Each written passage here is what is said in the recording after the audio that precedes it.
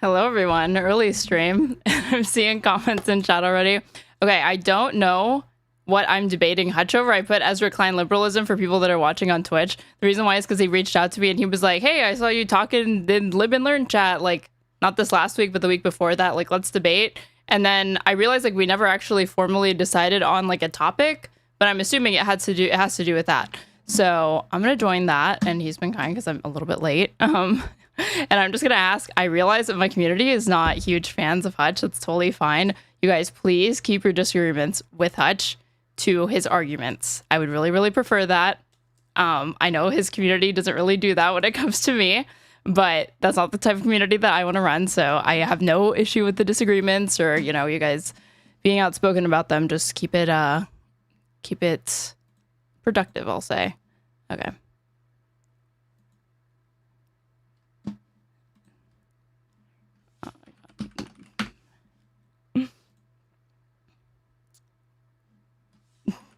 I have somebody messaging me like, "You're doing an abundance debate." It's not abundant. It's not an abundance debate. But let me join the video call. About expanding the Supreme Court. Yo. Hey, what's up, Aaron? What's up? We were having a conversation. We're solving the world's problems. Oh, I figured. It's been 24 hours and also 5 minutes. In a very broad sense, we're talking about the strategy of like should presidents like, okay, hold on. Should presidents meet people where they're at, like meet voters where they're at, or should presidents use their position to try to like passionately advocate for big changes? Right. Which is, I feel like, kind of analogous to the stuff that we've disagreed with on the past about like the role of the presidency. I don't know if we've specifically disagreed, but yeah. Really quick, what is the topic? Because I was realizing that we never actually like set a formal topic. You approached me in DMs like, "Hey, I saw you in Live and Learn chat. Let's debate." But then and then later I was like, "Oh, this topic is evergreen," and I sent that to you at like 6 in the morning after I streamed all night, and I was like, I don't even know what topic I'm referring to. So maybe you could clarify. You were in the Live and Learn chat when we were discussing like the EZRA KLEIN strategy, which I guess is a little adjacent to what we're talking about. The EZRA KLEIN strategy of like, should we run pro-life Democrats to expand our majority? I feel like you were in the chat. Oh, sorry. Go ahead. I was just gonna say real quick. I don't want to. I don't want this like to be a 2v1, and quite frankly, I need to get back to doing content. So if you want to like bring Aaron in on this and on the Supreme Court thing, and then I can fuck off in just a few minutes. That might be the best like natural segue. Okay. Yeah, let's do that then. Aaron. Josiah. You agree that the Supreme Court is fucked? Needs to be expanded and reformed, Supreme Court right? is indeed fucked. I mean, if you're asking me my true ideological position, the Supreme Court should be abolished pretty much, to the point that it be replaced with an institution that has like the highest legal authority, but in no way, shape, or form resembles the current institution that we have. I think it's a very undemocratic institution in the first place. That's not happening anytime soon. So in the meantime, before people like me grab the mic and say, let's get rid of it, we should probably listen to the people that are like, maybe we just reform it a little bit as a treat. You know? Yeah, Hutch and I are in our ongoing Batman Joker dilemma of he thinks I'm too aggressive and I think he's too reactive. And so we were using the example of basically how do we. Hutch doesn't want us to actively campaign on expanding the court, but he's open to Democratic politicians trying to help shape public opinion to make them more amenable to court expansion. And Hutch, I don't want to misrepresent you. Is that a fair assessment? Democrats right now should not run on, we're going to expand the court if you give us power. Right. Why? But you're saying that you are open to them trying to shape public opinion about it. Yeah, of course. If there's opportunities to do that. Yeah. And we were just trying to figure out what that would look like. I, of course, think that my default assumption is in order to expand the court, we actually have to talk about it and run on it. But if we can do it like an indirect way, I don't give a shit as long as the court gets expanded. So we were trying to nail this disagreement out before I dipped. Mm-hmm. Hutch, what's your reason for not wanting to expand the court, or you don't think it's like a good thing for them to run on yet?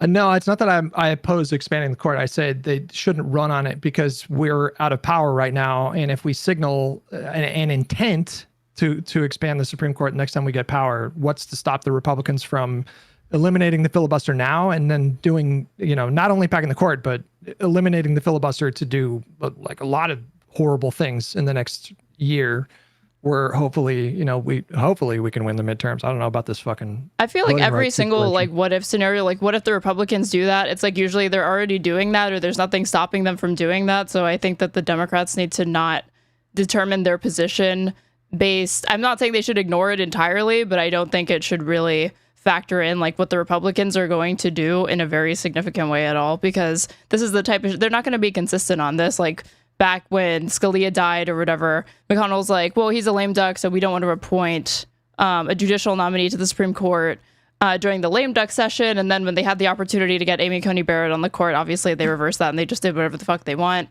And don't you have Republicans now calling for them to get rid of the filibuster? And like they've already, I think it was like Marjorie Taylor Greene. I realize like she's an outspoken voice right now and kind of like a lone voice, but you'll see these sorts of sentiments already pushing or like already coming from Republicans right now that are, to the extent that there's household name Republicans, they are putting this on the table as a thing that they want to do.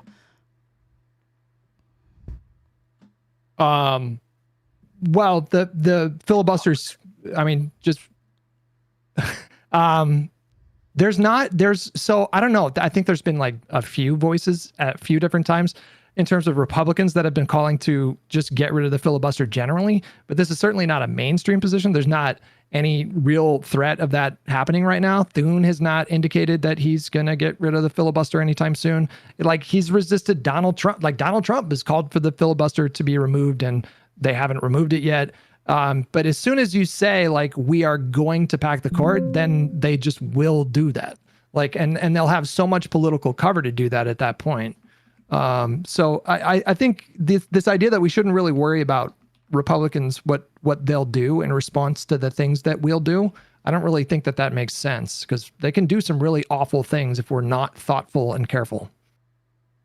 Sorry, what do you think about that? I feel like Hutch, it sounds weird for you to say it's like a fringe thing, but then you're saying that like, well, even Trump has called for it, which I didn't even realize. I mean in the Congress. We're not seeing any like push to get rid of the filibuster when it comes to the Republican Party in Congress. Yeah, I don't. We talked about this a bit, and I'll be super quick. I don't think the Republican Party has a principled attachment to the filibuster. I think they see it as a means to an end. I think historically speaking, they do not view the filibuster as an impediment to the lion's share of their agenda, because they care mostly about judges and tax cuts. And so when it came to judges, the Supreme Court in particular, they made an exception to the filibuster nuclear carve-out. So they fucked with the filibuster. There was no need for them to abolish it wholesale, because they could keep it in reserve and use it against Democrats where they pleased. And then for the shit that got in their way that they cared about most, they were willing to kind of like whittle away at it and chip at it. And I just think that that's how the Republican Party views it now. Like you have an increasing number of populists like Marjorie Taylor Greene who are just openly saying fuck the filibuster. But the reason that John Thune, who's the Senate Majority Leader, is holding on to it is because I think he just doesn't see right now that he needs to break that glass, and to get rid of it wholesale would mean that if and when Democrats ever get back in power, they would have a clear field.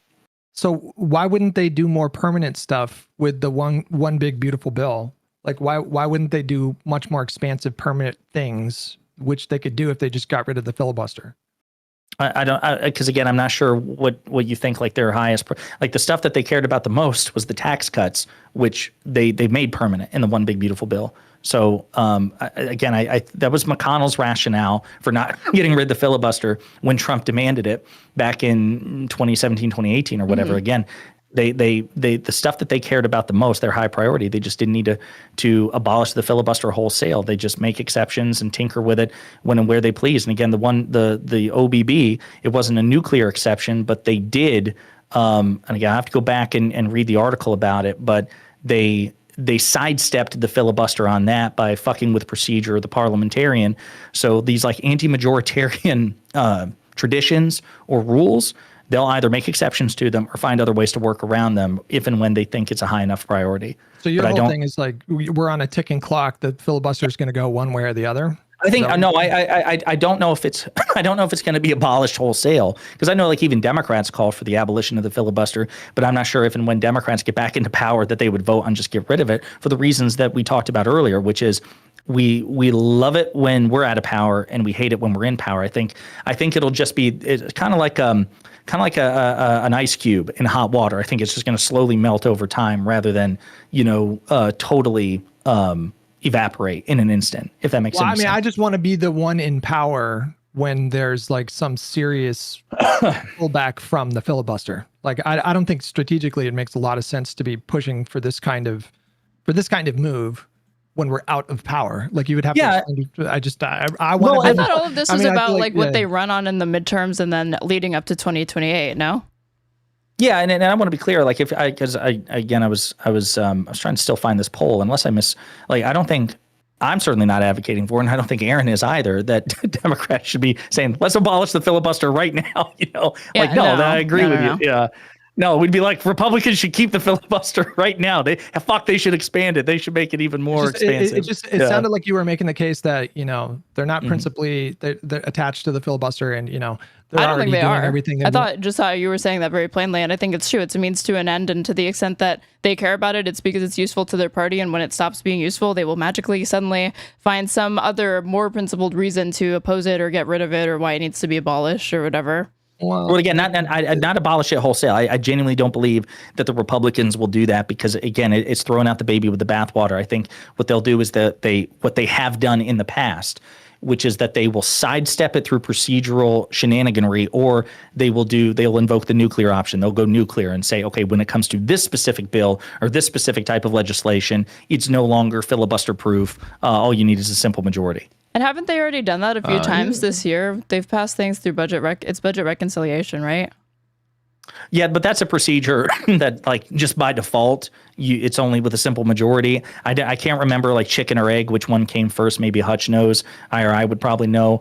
Budget reconciliation was devised after the introduction of the filibuster, and it was just a way for them to do, like more budget-oriented bills. And like Biden did a bunch of budget reconciliation stuff. But the point is they could do much more expansive legislation if they wanted to right now, if they just got rid of the filibuster. And what I'm saying is if Democrats run on, hey, we're going to do that, if you guys give us the power, that give us a trifecta, we will get rid of the filibuster and then do court reform. If you do that now, they will get rid of the filibuster tomorrow and just start doing much more expansive bills than what we saw in the one big beautiful bill. So tactically, I just think taking shots when you're out of power, when they have the power to get rid of the filibuster, just seems tactically stupid. I guess this to me seems sort of like fatalistic, to the point that it's like, since we're out of power, how does this not just apply to every single thing that Democrats could try to make a cornerstone of their campaign? Like if you try to make Medicare running on Medicare reform an issue, they're going to try to like cut Medicare even more, which they've already done. Or if you try to run on like transports or something like that, then they're going to oppose it. If you try to run on being pro-choice, they'll run on a really, really big like anti-choice push. Like they've already done and are doing these things. I feel like at some point you do kind of have to take the gamble of hoping that the position that you're going to posit will be popular enough, not only as a salient campaign pitch, but will actually win you your race. And then once you're in power, you can exert it and over the Republicans and their minoritarian rule. Real quick, I'm going to dip out. I've had to piss so badly for like an hour and a half. And Hutch, I just want to say again, this is part of the problem. This is what I mean. My day, just talking to you is so much fun. It ends up becoming an 8-hour fucking thing. Yeah, but the problem is like I have no impulse control when it comes to this. This is why I get one guide so easy. This is a problem. I just lack all discipline. And even the second video that I dropped, I realized I didn't put a description. I didn't put tags in it. I didn't put anything. Like I just went public because I was like, fuck it, I'm talking to Hutch. Let's just get the shit out here. So people often tell me I have a magnetic personality. So what you're demonstrating right now. Well, to be fair, it's not just you. Like this is the problem. Like when Aaron and I have conversations, they last 8 hours. The same thing with Pisco and like everything. Like it's just, this is a problem. And this is why I'm better though. Well, I guess I can't quibble with that. Certainly the sex appeal is unparalleled coming from you. But look, it's been fun. I appreciate it. You guys have a lot of fun. And I'm definitely on Aaron's side when it comes to core packing. Okay, All right. I just want to put that out there. Aaron, succeed where I have failed to persuade Hutch. I will do my best. All right. Bye, guys. Bye. Let me do a quick little call out here, and then Sure. Would you mind turning on your virtual camera for yeah, OBS? I can do that. One second. Awesome, Let me disable cam here, and then I go.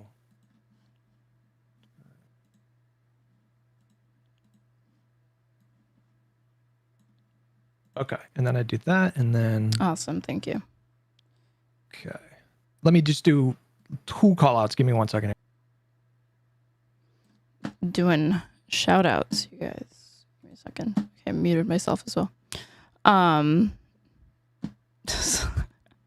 You guys, I don't care if you talk about the Hassan thing, but can we keep it on topic, please? About this debate that I guess I'm gonna learn what it's even about in a second. That's all I ask. Why? Give me a second.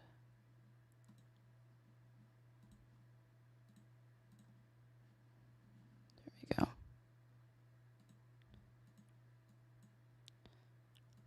Fucking with OBS stuff. So you guys can see Hutch. Okay, sorry about that. Okay, you're good.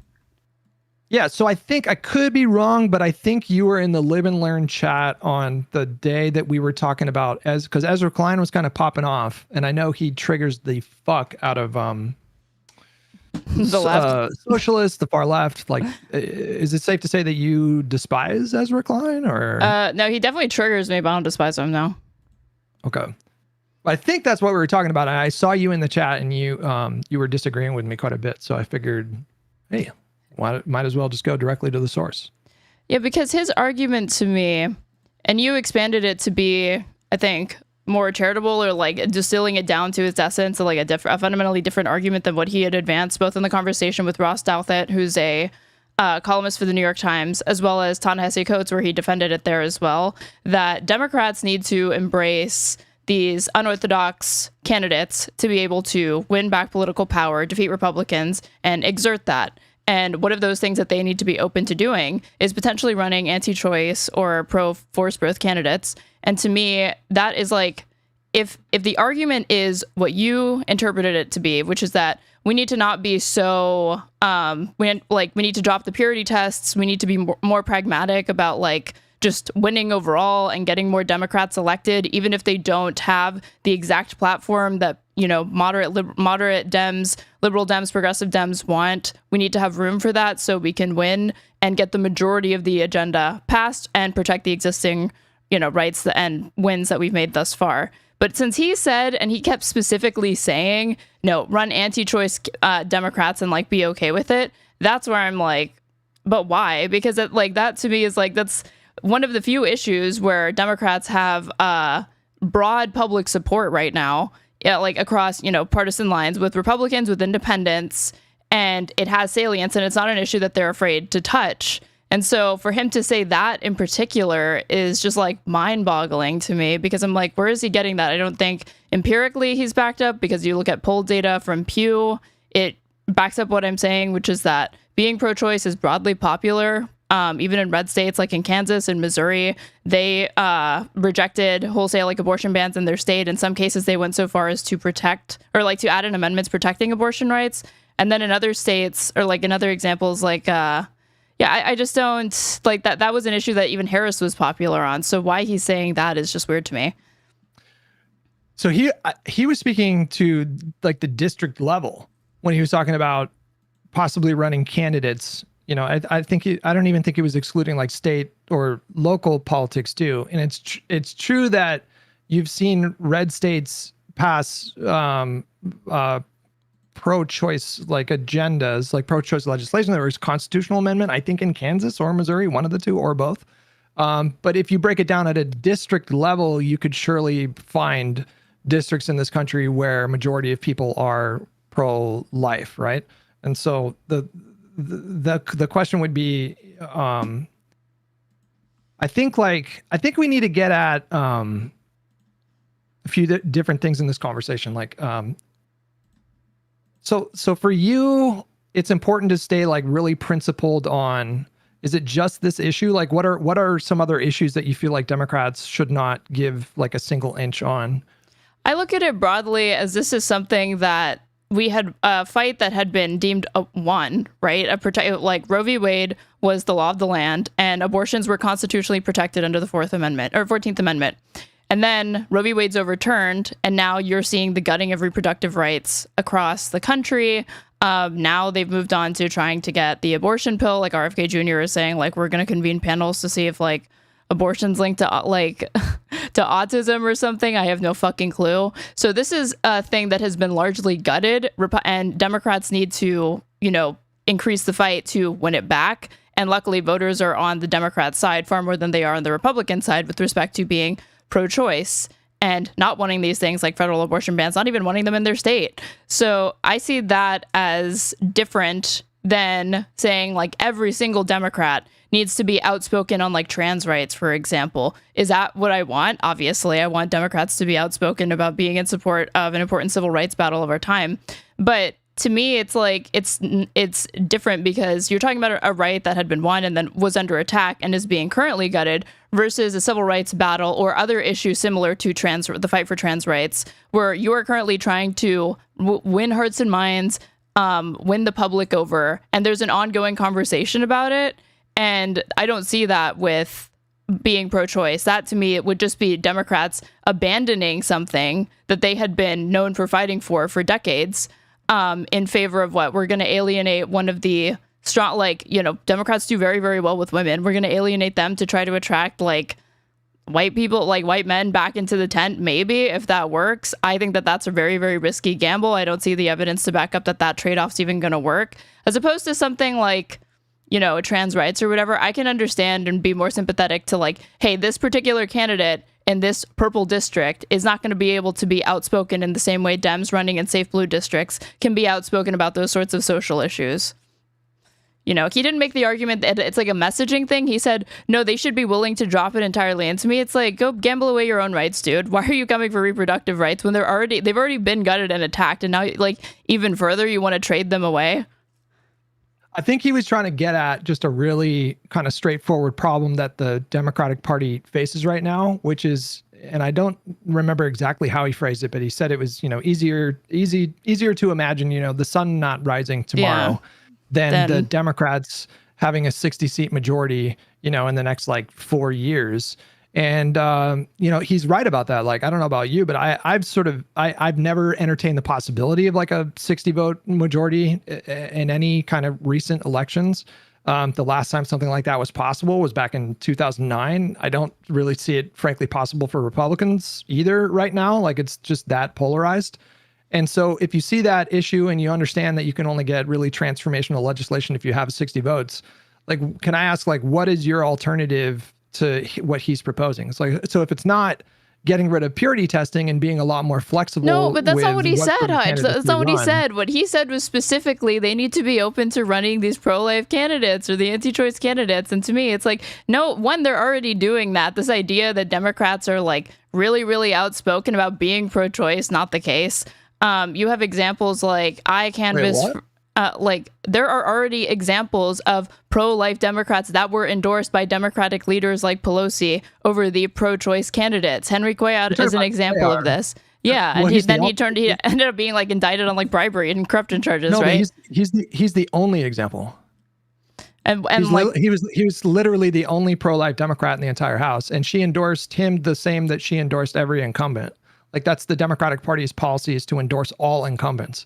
So she went back on that because she endorsed the Kennedy in a race where he wasn't the incumbent against Markey's reelection, I think. So one, Pelosi wasn't even consistent on that. Two, that Democrat ended up being, again, like indicted on bribery charges, and he voted with Republicans. He was honestly a Republican with an R with the D next to his name. I would have to look at his record, but I'm saying, like, you were kind of pushing back against the idea that the Democratic Party has not really been a strong champion of like codifying Roe or like being pro-choice, but the party went from having like over 50 pro-life Democrats in the House and over a dozen pro-life Democrats in the Senate when Obama was inaugurated to having one, so the party did move substantially left on this issue. No, No, And I said they think, hadn't been outspoken about it, not that they haven't been like pro-choice or whatever. That like they have it. If you find somewhere in like their campaign websites or something like that, I know that they list that like I'm going to secure reproductive rights. I want it to be safe, legal, rare, or whatever. But there were different times where Democrats had majorities in both houses of Congress back in the 2000s, and they did not codify Roe v. Wade. They did not repeal the Comstock Act, which is like an archaic law that punishes women for having abortions. Like there were different times where Democrats could have picked up the mantle of really advancing and cementing abortion rights in this country, and they just didn't. So this is actually kind of like a perfect, it ties in perfectly to what we're talking about, because the only time that, so you agree that codifying Roe would have taken breaking a filibuster, right? You can't do that through budget reconciliation, so it would have required 60 votes, right? And so the only time that Democrats have only had 60 votes in the last, I don't even, fucking 50 years or 60 years would be Barack Obama in 2009, right? And when that happened, the Democrats only had that 60 vote threshold for like 23 calendar days. There was a court challenge to Al Franken's seat in Minnesota, I believe is where he was serving. And so he wasn't actually sworn in until like 8 or 9 months into Obama's term. Senator Kennedy fucking died during that time. And so there was a process of like replacing him. And so they had a really, really limited window. And Barack Obama chose the first 2 years of his presidency to focus on two things, which was the economic recovery and the ACA. And during those negotiations that he was engaged with congressional Democrats, there were, as I just mentioned a minute ago, like dozens, so like several dozen pro-life Democrats who were serving in the Congress at the time. No, I know Obama said like it's not going to be a priority to codify Roe. He explicitly said that, I think, in 2009. No, but why do you think he said that though? Because like you said, there were at the time they had many more anti-choice Democrats part of the party. But I'm saying that there should have been attempts to codify it, and then you had the head of the party trying to discourage their attempts to do it. Well, so that, what does that mean? We went down this line because I said Democrats are the more pro-choice candidate-like party, obviously, over Republicans, but they've not been as outspoken about this issue as they could have been. And when it's been put to to these ballot initiatives, even in red states, there's actually more salience among this issue than I think even Democrats realized, even among independents and Republicans, and obviously among their base. So it was, to me, not something they should have been as cowardly on. So the reason I bring this up is because the reason I'll just skip all the fucking shit and just jump to the point. The reason why Obama said that was because he got a letter from those pro-life Democrats. Anybody can Google this. Like he got the pro-life Democrats that were serving in the House, they wrote him a letter, and it was basically saying that if 1 single cent of abortion funding goes into the ACA, if any federal funds from the ACA go towards abortions, we will not support that legislation. They were also sending him another clear signal. If you even think about trying to codify Roe, we're not going to support the ACA. So was it wrong for him to say that, or was he making a really pragmatic choice in the moment that led to the passage of the ACA? So your options are you don't get to codify Roe and you don't get the ACA, or you don't get to codify Roe and you get the ACA. Like, what is the better option there? No, well, that's not the dichotomy that's presented. If you're asking me, was it a mistake for him to say that? Yeah, I think it's a mistake for him to go out of his way to say that that is not a legislative priority for us. He could have just said nothing. And then there could have been a push from, bottom up for them to repeal the Comstock Act or try to push to codify Roe. He didn't do that. He didn't do that for no reason, though. Like, he was in tough negotiations to get the ACA over the finish line. And him making that statement was a gesture to those pro-life Democrats to try to help those negotiations. He didn't just do that just to like fuck with people. He did that. That was a political calculation. No, I'm not saying that he did it just to fuck with people. But if you're asking me, should he have done it? Should that be the thing that is like dangled in front of people? No, I don't think so. But that's what happened. The ACA gets passed, and now to hear somebody in 2025 make the argument, we need to go back to those sorts of politics. Like, if you want to argue about different ways to be more pragmatic to amass more political power and different strategies and tactics, I'm game. But what Ezra Klein argued is that they need to be open to running more anti-choice Democrats for some reason, even though we have, again, broad consensus on this. So why are we going to go back on that? and it's Well, popular. I said a moment ago, like surely you could find districts, like certain districts in the country that would be majority pro-life. Would you dispute that? I'm sure, yeah. But do we even know that that's going to be the thing? That's the difference for voters between them picking the Dem candidate over the Republican? No, we don't. I don't know if Ezra was like making a specific prescription in terms of like giving you specific districts, like here it would work, here it would work. I do think he was sort of getting at a larger point about sort of expanding what we consider to be acceptable members of the coalition. Like he was making the point very extremely with this one particular issue. But I do think he was getting at a larger point. If we want to imagine or reimagine like a 60 Dem senator majority, then he's saying that these conversations are necessary. So you would either have to demonstrate that you could accomplish that through some kind of different method, or you would just simply say like, I would rather not have a 60 vote majority if it meant having any pro-life Democrats. Like which one do you lean on there? Do you think there's an alternative to get to 60 votes? Well, like first, I think a lot of the backlash is coming not from people being like triggered at the idea of like, you know, unorthodox strategies for Democrats to win. It's again, the fact that he repeated multiple times, no, you got to try running anti-choice candidates, that people are like, where are you getting this from? Because again, no data for that to suggest that that's going to be the right move for Democrats to make, that he had not identified or spoken to a specific district where that could be the recipe to like flipping a seat red or something, or like from red to blue. And then I think so the backlash comes from not a conversation about pragmatism, because again, it wouldn't have been as controversial. I feel like it was a little bit of the Mott and Bailey from him, where he like stakes out this more controversial position of like, we need to be open to running anti-choice Democrats in 2025 for some reason. And then if he just backs up and he's retreating to the like, I'm just saying we need to be willing to embrace creative strategies to win, that's the safer position that nobody's going to disagree with. So that's why he got the backlash. I don't think it's people just being crazy and unpragmatic, but what the second question is about winning majorities, right? Like how are they going to do that? Yeah. What is your sort of path to 60 votes in the Senate? I don't think it's, you know, talking about compromising on issues where we don't need to before there's just a solid amount of evidence showing that it's an issue that Democrats cannot win on, even though it's been part of their platform. So they need to drop it or, you know, change up their position on it to appeal to voters in particular districts, in particular municipalities, states, et cetera, to be able to win back power.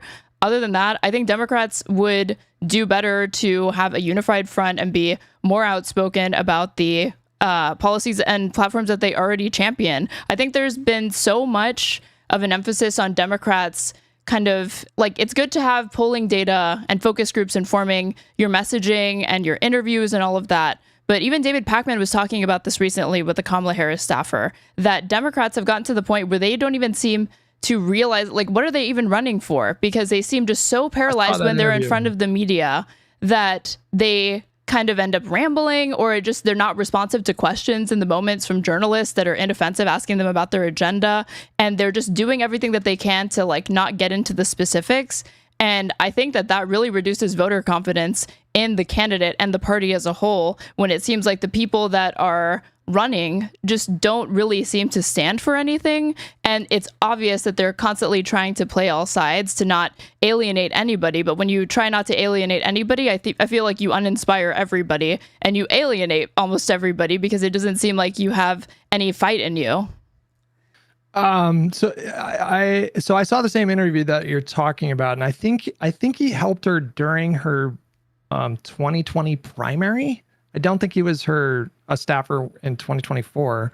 But he was sort of getting at what you're talking about, which is like there's this perception of inauthenticity that's sort of a problem in the Democratic Party right now, and I don't even necessarily disagree. But that's a pretty nebulous kind of strategy that you're putting forward here. So, like I asked you, what's your plan nebulous, to get like HUTCH. I'm saying that they need to look at the issues that are the most popular among Democrats, that poll the best if they're interested in looking at polls, and they need to be outspoken about running on those issues unapologetically. How is that going to help them in like Wyoming or Montana. You didn't ask me how I was going to help women in Wyoming specifically. You asked me how are Dems supposed to get more seats, and I'm saying this is how they can get more seats. They need to be authentic, come off as authentic, and have a platform that they run on, stick to, and are unapologetic with, and they're not constantly like worried, like, oh, I'm going to say the wrong thing and it be used against me. Like, stand for something and just run on that and go with it. I mean, so what states would you focus on? It's funny that we were talking about like West Virginia for like almost 80 years was almost solidly Democrats, and then you just made the comment that Ezra Klein made about like it's easier, like the actual quote is like it's easier to imagine the end of the world than like the end of capitalism or something like that. And he's saying it's like easier to imagine like, you know, X crazy thing happening instead of Democrats having like these majorities and stuff like that. West Virginia is an example that has turned hard red. It's like now I think the second reddest state in the country, but it wasn't always like that. As a longer tradition of actually being blue and being filled with like Dixiecrats and stuff like that were pro-labor. And in 2016, Bernie Sanders in the Democratic primary was able to win, I think, almost every single county over Clinton. And so his populist messaging and appeal to these, you know, micro-targeting these voters that had been left behind by like, you know, free trade agreements like NAFTA, by talking about strong unions or whatever, this was able to get a populist candidate who openly calls himself a democratic socialist to win in the primary specifically, right? You think Bernie Sanders would have been competitive in West Virginia in 2016? Yes, if he had secured the nominee, yeah. But he didn't. Okay, hold on. But West Virginia 2016 presidential election results. I just want to see what the margin it swung is. hard for Trump. In 2024, I think it was like a 40-point margin. Results. Hold on. Let me just look at this real quick. West Virginia, that was a 42-point margin. And you're saying that you think Bernie Sanders could have been competitive in West Virginia? Yeah. Because again, if he had gone on to become the candidate, because Clinton didn't do well in that particular state. That's kind of astounding to me. Do you seriously think that he would have overperformed Hillary Clinton by a margin of like? No, he did overperform Hillary Clinton. I think that, and then if he had won, he would have beaten Trump in that state. I believe it. Yeah. Because again, like you're looking at, it's only very, very recently that West Virginia has become this red. You know that, right? Yeah, I'm aware that West Virginia was a blue state at times. Yeah, like decades and decades. Right. It was mostly blue. So I mean, that's a pretty big claim what you're saying here. You're just casually saying that Bernie Sanders would have outperformed Hillary Clinton by a margin of at least 25 to 30 points to get a simple majority. I don't know about that. I'd say he would have won. I think that he would have won that state. Okay. Is that Hutch? The claim is just if Bernie Sanders had advanced to the general, I think he could have gotten West Virginia. That's the only claim I'm making. I'm not saying he would have won with flying colors. I'm saying I think he could have beat Donald Trump in 2016. But I'm saying that's extraordinary. She got 26% of the vote. So you're saying that he would have gotten it. He would have ran at least 25. Yeah, but you would expect that because she didn't win in the primary at all. In the majority of the counties in West Virginia, those Dem voters, to the extent that they were still active at that time, rejected her because she got horrible margins also with them. Well, where is the evidence of this happening like elsewhere in the country? Like where else are you seeing, you know, economically populist candidates do, or like really progressive far left leaning candidates do like really well in deep red districts and states? Like where is this actually happening? Where's the evidence that Ezra Klein that anti-choice Dems is going to help them win? And that's what all of this starts back on. He doesn't have the evidence for that. He's just, if we're being generous and he's only positing that as a hypothesis and a potential strategy or whatever, he's got no numbers. All the opposite supports him. Like again, Arizona voters passed constitutional amendment guaranteeing abortion access. That was 2024. Missouri voters approve Amendment 3, overturn state's abortion ban. This is November 5th, 2024. Ohio the same, Kansas the same. Right. I think his evidence is that the more moderate candidates in competitive districts have measurably, demonstrably done better than further left candidates. This is just like something that we have observed in the data over the last like 4 election cycles. And I don't think you can give me a single example of like a far left candidate performing well in like a deep red district or state. I just like, where is that? I don't have it offhand. I'm sure I could like go and find it or whatever. But I mean, like looking at Zoran Mamdani, if I told you just a few months ago, did you know that a young Muslim, openly democratic socialist candidate who is not a staunch, like openly pro-Israel guy in New York City might end up becoming the mayor pretty soon? Would you have believed that? Probably not. No.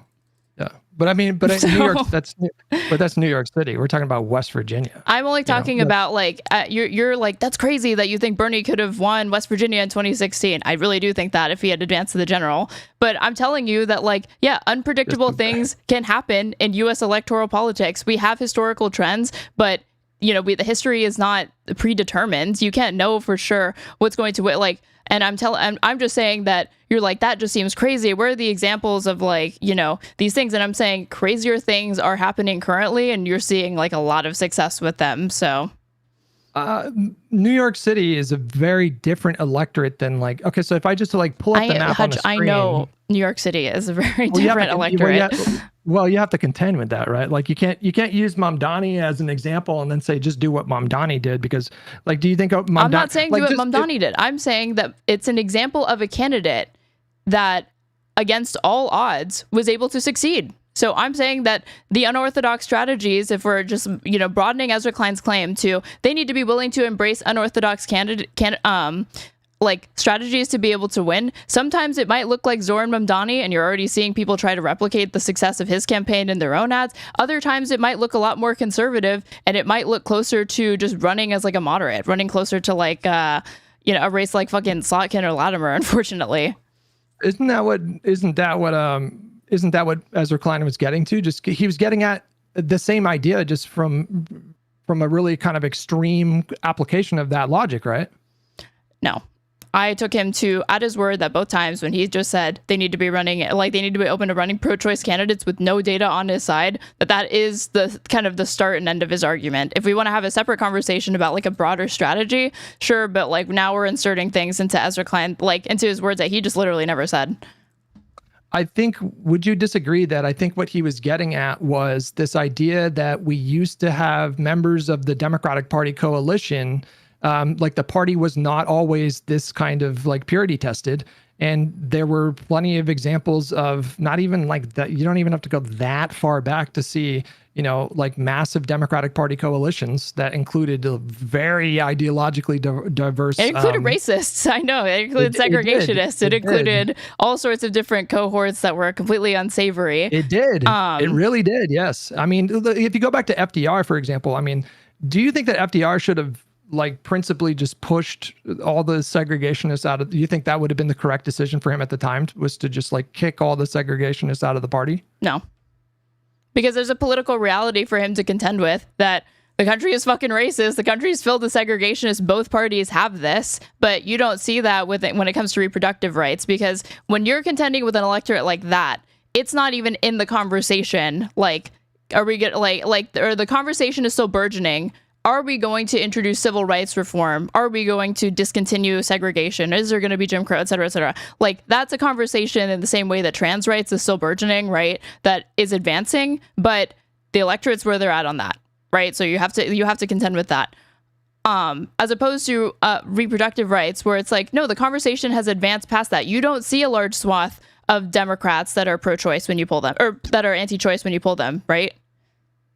It's like, I think around like 30% of Democrats. I'm not really sure. So it's like not even a plurality, because if it were 33, then you could at least say it was a plurality. You got 30% of Democrats. That number, by the way. It sounds like it might be a low priority for them. Or if they're identifying that way, is it like Biden, where like Biden says he's personally anti-choice, but then as far as his political decisions, he acts like he's pro-choice? Because that could be where those Dems are coming from. And then we don't even know, is it a priority? Because what Ezra is talking about is trying to, I thought, get Republican voters. That this is a wedge issue for them. Yeah. They're almost single issue voters, and it's important. So if we just like steelman Ezra Klein's, or maybe not even steelman it, but like, let's just say for the sake of a hypothetical, because I'm just curious to hear what your answer would be. Let's say Ezra Klein's strategy, like we could demonstrate that it would work. I'm not saying that we can, and I'm not saying that, I don't even know if what Ezra is saying is based on any kind of data. He could just be going off of his gut. I'm not really sure. But let's say there is validity to the strategy, and you could net like a not insignificant amount of seats in the House and the Senate if you were to throw institutional support behind anti-choice candidates in really red states and districts where that position might be the difference between winning and losing.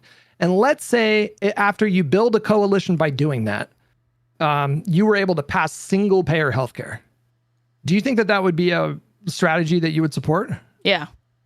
In the universe where the world is made of jello and also these options are on the table, yes, I would support that. But I don't think that's the world we live in. If that were the case, if that were the reality, if that were the paradigm, it would be less controversial what he said, and I would be more willing to hear him out, because we would have to be contending with the fact that just so much of the American population is not where I want them to be on reproductive rights, and there's still a lot of work to be done to win hearts and minds and to win people over to being open to expanding reproductive rights. But it seems like this is almost like open and shut among the electorate, and now it's just a matter of getting the law to reflect where Americans are at on it, because now the law is not actually in line with where the majority of independents, Republicans, and Democrats are on this issue. So I don't want to put candidates forward that are going to erode those even more than they already have been. So your issue is not so much with the strategy itself. You're saying the strategy is not viable because you see the issue of abortion as being just like a pure winner for Democrats across the board, like in every state and every district, that kind of thing? I don't know about every district, but at least at the state level, when it was put to a referendum in 2022, 2023, 2024, voters overwhelmingly, and like 60% of voters going to say, we are rejecting a statewide abortion ban, and in some cases we want to actually enshrine abortion rights in our state constitution, even in red states, which is very, very impressive to me. And if anything, it's an argument that Republicans should be more open to running the pro-choice candidates, because that's closer to where the electorate is at than Democrats being open to backsliding on this issue and running anti-choice candidates. Because the data is on our side with that one, don't you think? You might be right about that for sure. And I can think of one person. It's Suzanne Collins, right? Is a Republican who's like, she says she's pro-choice. I think Susan. Well, I don't know if she's pro-choice, but she was pro like Roe v. Wade. Yeah, something like that. But like, you know, she runs that way. But then what does she do? She gets into office and then she votes to confirm anti-choice Supreme Court judges and justices. So to me, it's like you ran on that. I think she voted against Kavanaugh and maybe Amy Coney Barrett as well. Let me see. Did she vote for all of his nominees? Collins, even if she voted for just one, vote for Trump's Supreme Court picks. But basically, as far as I know, she paid lip service to and like signals that like I'm more pro-choice or I'm more, you know, moderate when it comes to abortion. But then when you see the way that she votes, it's so much closer to an anti-choice agenda than it is to a pro-choice agenda. So if the other argument could be that Democrats should lie to people, signal that they're anti-choice, but then when they get in office, vote pro-choice, then it really is an aesthetic thing at that point. And I'm like, we can, I guess, talk about the ethics of like duping people to get into office and then voting against what you said you'd run on. I think that's principally wrong. But as far as what's good for me, I want to see reproductive rights enshrined. So if they did that, you wouldn't hear a complaint from me, because I think people need to get on board with reproductive rights. But if I could hypothetically, because I just want to know like principally where you're at, because it sounds like you're not as inflexible as a lot of other people who really do believe in like the purity testing, like the type of candidates that we run have to meet like a very certain minimum standard across like a myriad issues. But it sounds like you're more flexible on it. Because like if I could show you data to suggest that we could actually expand the races that we would be competitive in by like 25 or 30 races if we ran like a pro-life candidate in those districts or states. It sounds like you might be open to that, because a moment ago you said that you would be okay with that kind of a coalition if it meant single payer, right? If it meant single payer, and at that point, again, I think that just speaks to the fact that it's like for people to be, for Democratic activists to be demanding this purity test across all 50 states for an issue that's clearly not settled among the American public, that to me is like wish casting. I'm like, you don't have the numbers to be demanding this sort of purity test just yet, right? As opposed to, but like we do have the numbers with this. That's why it's strange to me. So yes, to answer your question, yes, if there was a large cohort of anti-choice but pro-single-payer Democrats, which I can't even imagine, but if that existed, I would work with them to pass single-payer and then never let up the fight for reproductive rights. You just do it at the same time and keep pushing, et cetera, until you're able to codify Roe v. Wade's, like win these back, right? But that to me is like, it's such a different, it's hard to even imagine this political reality. That's like saying, like, what if we dropped same-sex, like marriage equality, but we get Medicare for all? I'm like, maybe. I can't even imagine this, though. I can't imagine where these people are that want, like the Democratic voters specifically, that are anti-marriage equality, but are pro-Medicare for all. Where are these people? That sounds like an independent. It sounds like a Republican that could be flipped, or it sounds like a non-voter that has like is a black box as far as like trying to figure out what's going to be the one issue that motivates them to get to the polls and vote for a Dem. So Arkansas, for example, I think has a majority oppose abortion. Like 57% of Arkansas apparently thinks that abortion should always be illegal, compared to 41%. That's according to a Pew Research poll. And I have to assume that there would be other states as well. I mean, I agree with you that the issue overall is one of the strengths of the Democratic Party right now. And it showed up in really unconventional ways. But like when we look at, I think like Ohio and Missouri, like these are like R plus, 8 to 12 states, as opposed to Arkansas, which is like a R plus, 20 or 30 or whatever it is. And I think you could probably find other states that are deep red that are anti-choice, that are pro like banning abortion. So theoretically, I feel like you could probably find a lot of opportunities to run as an anti-choice candidate where it would increase your odds of success. I don't know. It's all very abstract. The anti-choice candidate that votes for single payer. Like, I want to meet this candidate. Who are they? Because it just sounds like a unicorn candidate in a unicorn district that doesn't exist. But if you could find me districts where like you keep seeing at these really local races, these kind of like heterodox or ideologically idiosyncratic Democrats that are like pro Second Amendment, they're anti-choice, but they're also very pro-union and they're pro Medicare for all. And they are like this kind of weird mishmash or whatever, and they're succeeding and they're winning. I would hear Ezra Klein out, but he didn't have a single example. I don't think did he ever at any point in the conversation with Ross Douthat and Ta-Nehisi Coates point to a specific candidate that did this and was met with success. I think maybe he said one. It was a guy, but I wasn't sure. I thought he was a Republican. No, it wasn't Cuellar. It was somebody else who's been elected in the last couple of years. I'll have to like go through it. And really quick, so Susan Collins voted to confirm Gorsuch, and then she voted to she provided a crucial yes vote for Kavanaugh's confirmation, but she was the only Republican to vote against Barrett's confirmation. Gotcha. Okay. So, I knew it was at least one of them. I don't know. I think you're kind of underselling a little bit the idea that there could be people that are religiously conservative but would be open to a program like single payer, some kind of like massive reform of healthcare, some kind of like expansion of the welfare state. That does seem to be becoming a lot more common these days, where you have people that are socially conservative. Yeah, but, the 30 Rock like meme. Yeah, we've been talking about that. But like that's becoming a thing, like for sure. And so, I mean, I don't think I'm qualified to break down each issue and sort of tell you like which issue would be stronger in which state. I'll leave that up to the pollsters that are much more data driven and they get more granular with the data. But the idea itself, like I appreciate it at the very least Ezra Klein for having this conversation so publicly and actually like provoking a larger conversation about how we see coalitions in the left-wing movement in this country, just like the broad left-wing movement. I mean, I don't think even you would deny, right, that like we have moved towards a much more kind of, there's a much more kind of strictly enforced orthodoxy, I think. That just wasn't really the case for, decades. Us not having that kind of orthodoxy was the reason why stuff like Social Security and Medicare were signed into law in the first place.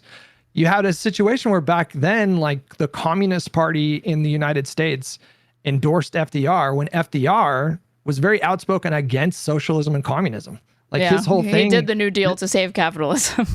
Right. Yeah, that was his exact express purpose. I mean, and then you had civil rights leaders, Black Americans who were living under Jim Crow still, who endorsed FDR, even though he was on the record against anti-lynching legislation because he knew it would alienate Southern segregationists. So, well, I take Ta-Nehisi's position on that because he says if that's what a politician has to do to be able to get their legislative agenda done, then I can understand that and I can accept that. But is it my responsibility as a journalist, as a voter, as a Black American to not criticize that decision at that time if I'm somebody living in FDR's America? I think not. He said, I think it's my job to continue to push the needle on that and to continue the fight for this and to not be praising them for this because that is not, they did all of those things in spite, while being met with opposition. Because I know he must have had support simultaneously from these pro-segregation, Dixiecrats, Democrats, or whatever. And simultaneously, he was probably also met with a lot of outspoken opposition from people who generally supported him, but thought he was dead wrong when it came to civil rights and that he wasn't going far enough when it came to being anti-segregation. But the coalition held. I mean, it was a very strong coalition. And the fact of the matter is like, I feel like the Democratic Party gets a lot of grief from I hear from like the far left because I feel like they're not big and people like you, like they're people. The big criticism that I hear the most from you guys is that they don't do enough with power when they have the power. And I think that this is a very and very oftentimes people like Obama are compared to like, well, why didn't he do what LBJ did and why didn't he do what FDR did? The fact of the matter is like, racist Dixiecrats were and segregationists were an essential part of the Democratic coalition for decades. And like that was the reason why they had a big enough mandate to actually pursue these enormous, like bold policy agendas. And that coalition collapsed over the course of like a few decades and with the implementation of the Southern strategy and the Dixiecrats becoming disillusioned with LBJ after he pursued civil rights. And we've never been able to rebuild that coalition. I mean, the fact that we got a 60 vote threshold in 2009 was just as much a product of the financial collapse as it was Obama being a generationally skilled orator. I mean, the fact is like you can build huge majorities if the fucking economy is about to like completely unravel, and like it really would have been catastrophic. But the difference is there's more opportunity there, and so like I just don't really hear a coherent vision for how to rebuild that coalition unless we're necessarily talking about meeting voters where they're at in red states. And being okay with that, not chasing these people out of the party. Okay, so that's the thing. We're meeting voters where we're at. We're like assuming that there's like a fixed number of voters, and there's not enough of a strategy that's geared towards trying to bring more people into the party. Because I realize it's mostly older people that vote. Unfortunately, I realize that's the case, but old people are not going to be around forever. And the Democrats need to have a base of new voters that they foster and they get registered to vote. Like you see, when you look across the aisle, you see young Republicans, right? Do we have like young Democrats? Do we have the establishment doing the youth voter outreach in a way that's actually reaching them to make sure that you are effectively grooming the next generation of voters to inherit the party? And what I see is not only Democrats clinging to older candidates, when if we didn't learn that lesson in the hardest way possible in 2024, I don't know what to tell the establishment Dems that they keep pushing forward like older Democrats that I realize have good poll numbers and they have high favorability and it may even have a good chance to win. But at what point do we start saying like, no, we really need to start introducing some younger candidates into this party because we need to not have people die in office. We need to have people be confident that like they're voting for like healthy candidates for one. And we need to, I think, expand ground game when it comes to building out things kind of like left TPUSA, basically, right? I think it's overstated the extent to which TPUSA was actually reaching like younger people, because when you looked at like how like I saw like a YouGov poll that came out recently asking like Zoomers and millennials their opinions on Charlie Kirk, and for millennials it was tepid, for Zoomers it was like negative. It was awesome when it came to older people, but I was like, I don't know, but a big part of Turning Point USA. It was, I think it was 30%, I think, college students that were polled had a positive opinion of Charlie Kirk, and 70% that had a negative opinion. I don't know what those numbers look like for kids that are in like the trades. But not if that college, 30% was all registered to vote for Republicans because of TPUSA, then at that point it almost doesn't matter that it's not even a plurality, because it's like, well, holy shit, he's funneled them from his org to the party. Now they're voting. Now they're exerting political power, and they can win. Right. I don't think we saw a surge in turnout for the youth vote, though. I think that the reason why the parties don't focus a lot of their resources and time on young people is just they just don't vote in large enough numbers to justify that kind of budget when you could be spending that money on, But that brings it to my point. We need to bring them in. We need to do the work of it. It's not going to happen from one election cycle to the next. It is going to be very, very slow. And you want, like, at some point, it seems like people start to vote. like people do start, like, part of the young people or whatever, at some point, even if it's less than 50%, do eventually realize like, I need to start voting for the president. Like, this stuff impacts me. It's my civic duty, whatever the reason is. Maybe when they have a family, they eventually vote. And when they get to that point, if you've laid the groundwork in their like early 20s or whatever, then at the point where they finally vote when they're 33, at least they're going to be a Democratic voter. And it's going to be so hard to capture that in a poll or in data that's not like this longitudinal study following a very specific cohort of people that went from being non-voters to eventually voting for Democrats, and to be able to like truly link it back to a democratic institution or org or grassroots effort. But I do think that they need to take the chance and assume that if they do things that are like deep canvassing, tried and true ways of like having personal conversations with people, with young people, in areas that they need to like, win some ground back from Republicans or that are purple and they could flip blue. I think that that's what Democrats should be investing in for all candidates, but especially for young people, because they need to bring non-voters. I think that's who they need to really focus on. Yeah, I don't even know if I necessarily disagree with that kind of strategy. It just depends on like how much of the resources that you have are you allocating to that kind of stuff. I'm not really qualified to say what the percentages should be, but I think like, I don't know, going back to the point, I just feel like there is a lot of strong evidence to suggest that candidates who more meet the general population where they're at are typically the ones that do better in elections. Like, this is just a measurable trend. And I hear this theory floated a lot from the people that are like to my left that I have conversations with, that if you send Bernie Sanders into West Virginia, for example, you're not even the first person that I've heard suggest that we can possibly flip West Virginia blue if we just deploy, people like Sanders to go in there and run on these economically populist sort of agendas. Yeah. There just really isn't a lot of evidence that that's true right now. And but you just said that you're seeing this trend of socially conservative, economically liberal people. No, but like that would be in service of Ezra Klein's theory, right? Like, I would not bristle at the idea of I thought you were saying that if you're just repeating what he said. Okay, I thought you were saying that you're increasingly seeing this emerge as like where the average median voter is at. And I wouldn't say socially conservative. I'd probably say socially moderate. Well, let me just ask you, like, why do you think the Bernie wing, the sort of like the Pramila Jayapal wing of the Democratic Party, why do you think they've been kind of stagnant over the last like 6 or 7 years? I mean, there was kind of I think a big surge in 2018, and it's kind of leveled off.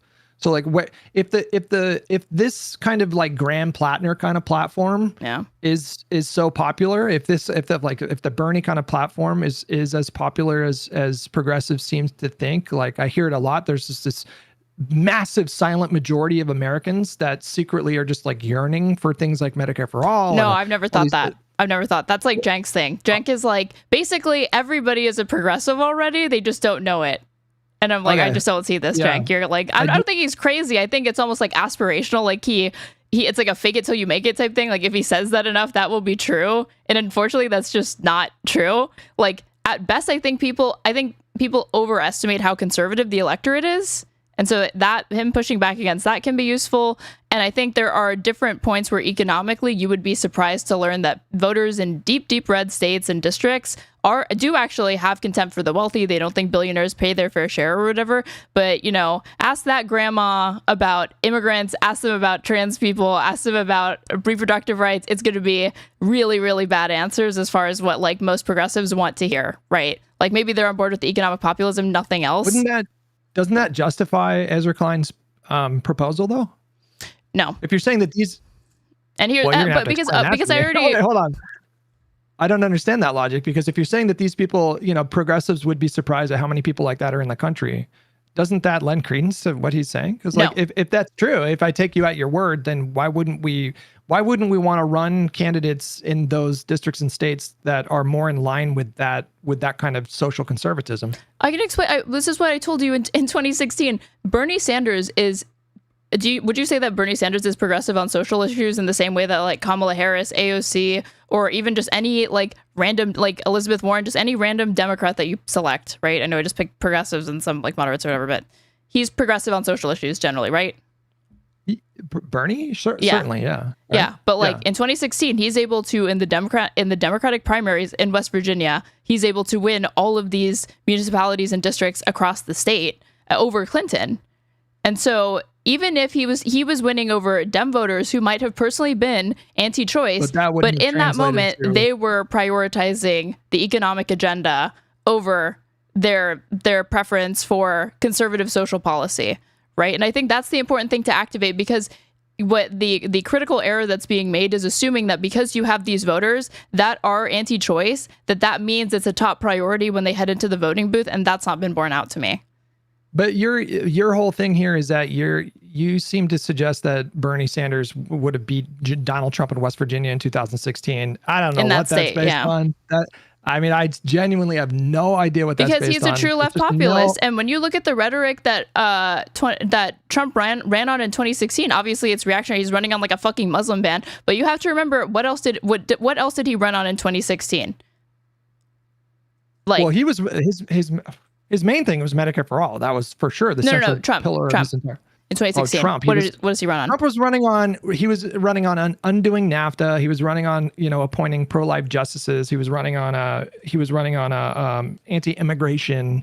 You know, like he had nativist like 5 sentiments. or 6, like he had like 5 or 6 things. But it was like mostly he was like talking about like the unfair trade deals, getting rid of Obamacare, repeal and replace Obamacare, build the wall, exactly. like these sorts of things. But we would call that like maybe it's vulgar, but like a right-wing populism was emerging, right?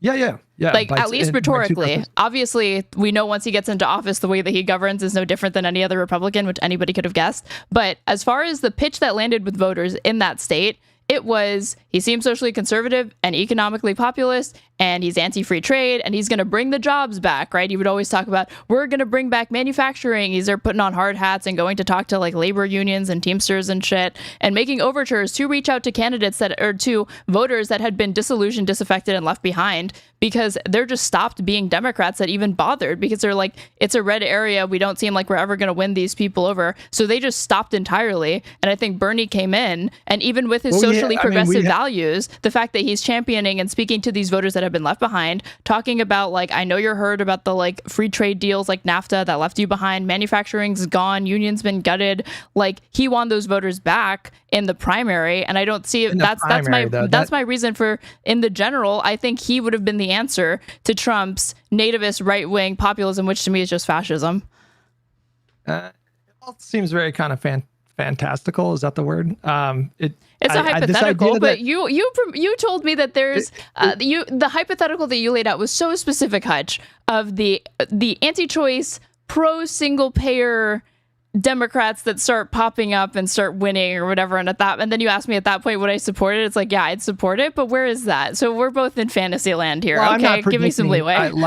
I'm not predicting that that's where the party needs to go, be like anti-choice but pro. No, you're just posing like this insane hypothetical for me to answer and say, if that were the case, answer it. So to me, we're doing counterfactuals. I'm doing a counterfactual. You're doing a crazy hypothetical. But the purpose of that question is to get to whether or not so you say you disagree with Ezra Klein. Is that purely based on strategy or is it based on principle? And by answering that question, you told me you're not opposed to the principle of expanding the coalition to include unconventional people.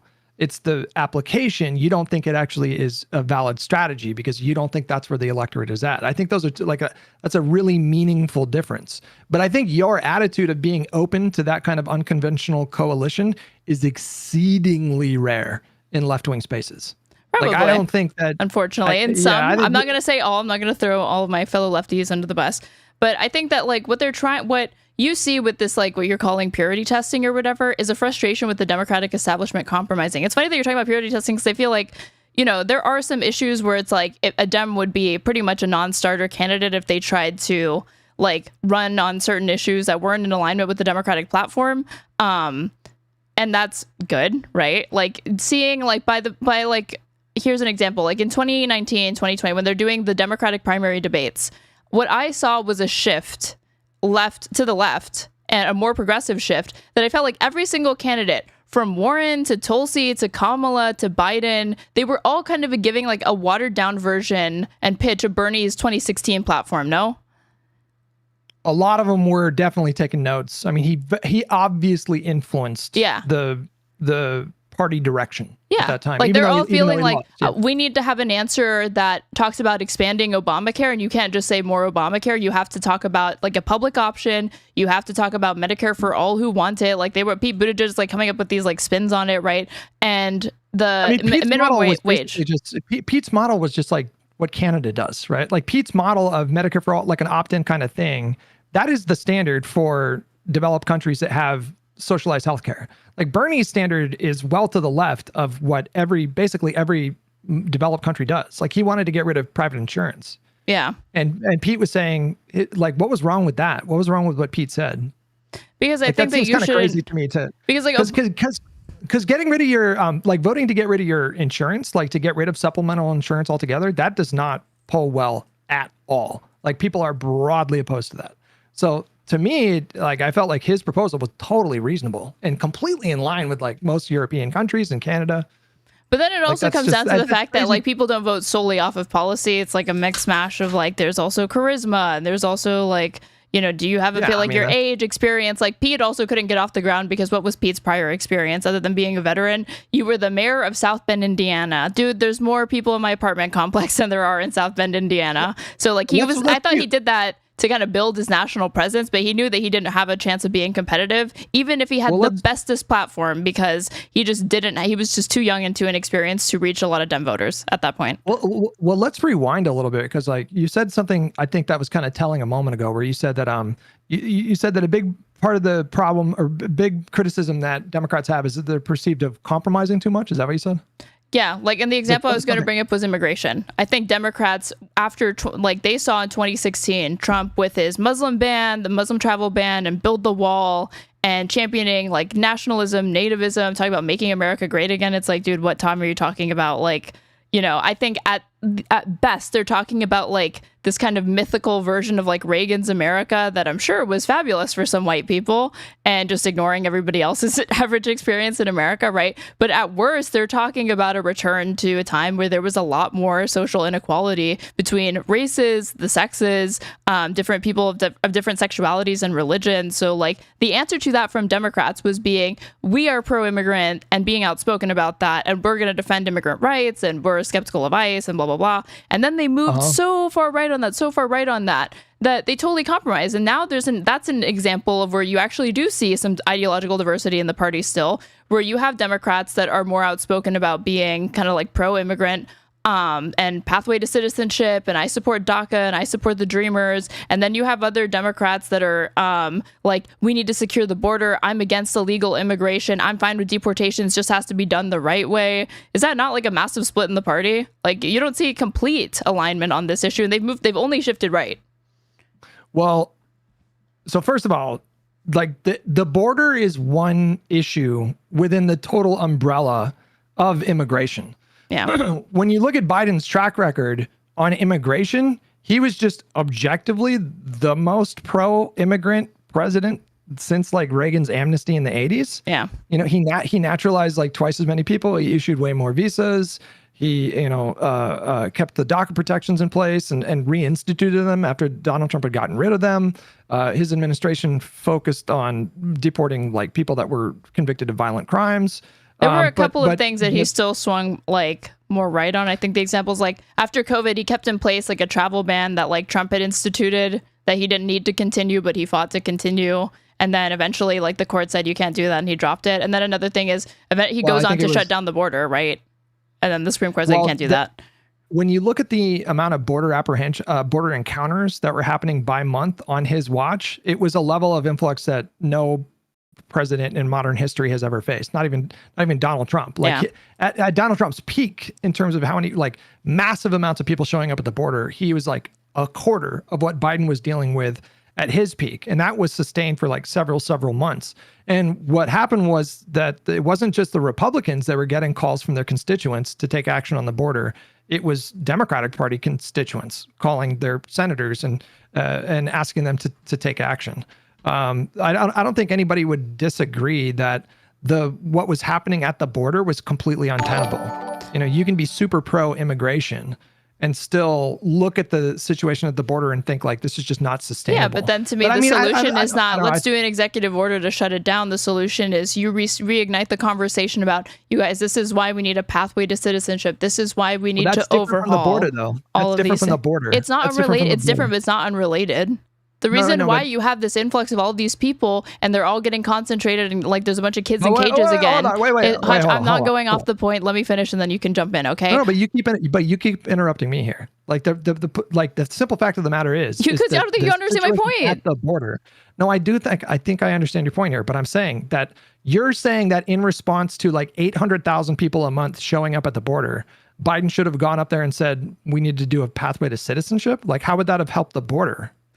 What would you have done about the border? That's when Democrats have to actually do the work of explaining how these two things are related, which I was trying to do to you, and then you said I interrupted you. Let me finish. I'm saying that the reason why they should have reignited that conversation is because those two things aren't unrelated. The reason why we have such a difficult time managing these influxes of all of these things is because they don't do education to explain to people there's push factors and there's pull factors when it comes to immigration, right? And these people are fleeing destabilized countries. So that's a push factor that we can try to intervene using like foreign aid, USAID. And then there's pull factors where people are incentivized to come to this country because they want to work, right? And you explained that's a good thing, right? We want there to be more economic participation. These people are a net positive to the economy. That's good for you. That's good for prices in the United States. But the reason why we're having a difficult time managing all of these people and why you don't need to be scared is just because we need to have the administrative processes in place to be able to accommodate influxes like this when you see spikes in immigration, which, like you're saying, unprecedented. I don't know, like what polling you're looking at to think that would have So you're saying I'm not as looking president, at polling. This is again. I'm spitballing well, I feel like here. You should, right? I didn't say that I'm closed off to listen to looking at polling. I just said what I just told you is what I think ought to happen, and I can I'll bring polling in to inform how I go, the finer points of it. But broadly speaking, that would be my strategy.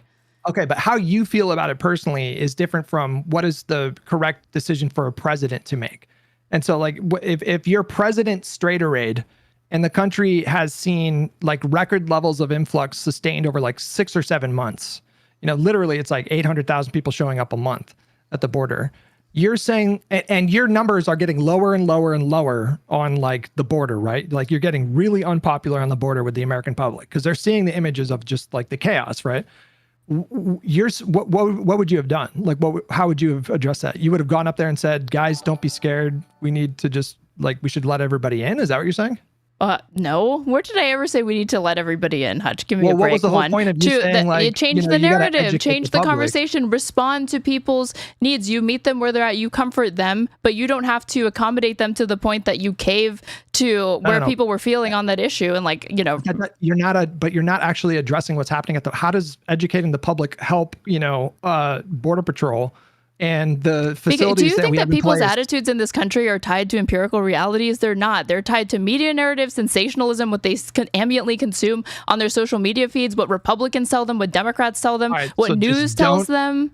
So don't do anything like. Can you please contend with that point, Hutch? Jesus Christ. I am telling you that you are acting like the average person, the average voter, has a completely rational assessment of what is going on in this world. And they're not, I'm saying you're assuming, I didn't say that you explicitly argued it, that you sound like you are, because you're like, they're seeing all these people come in at the border, right?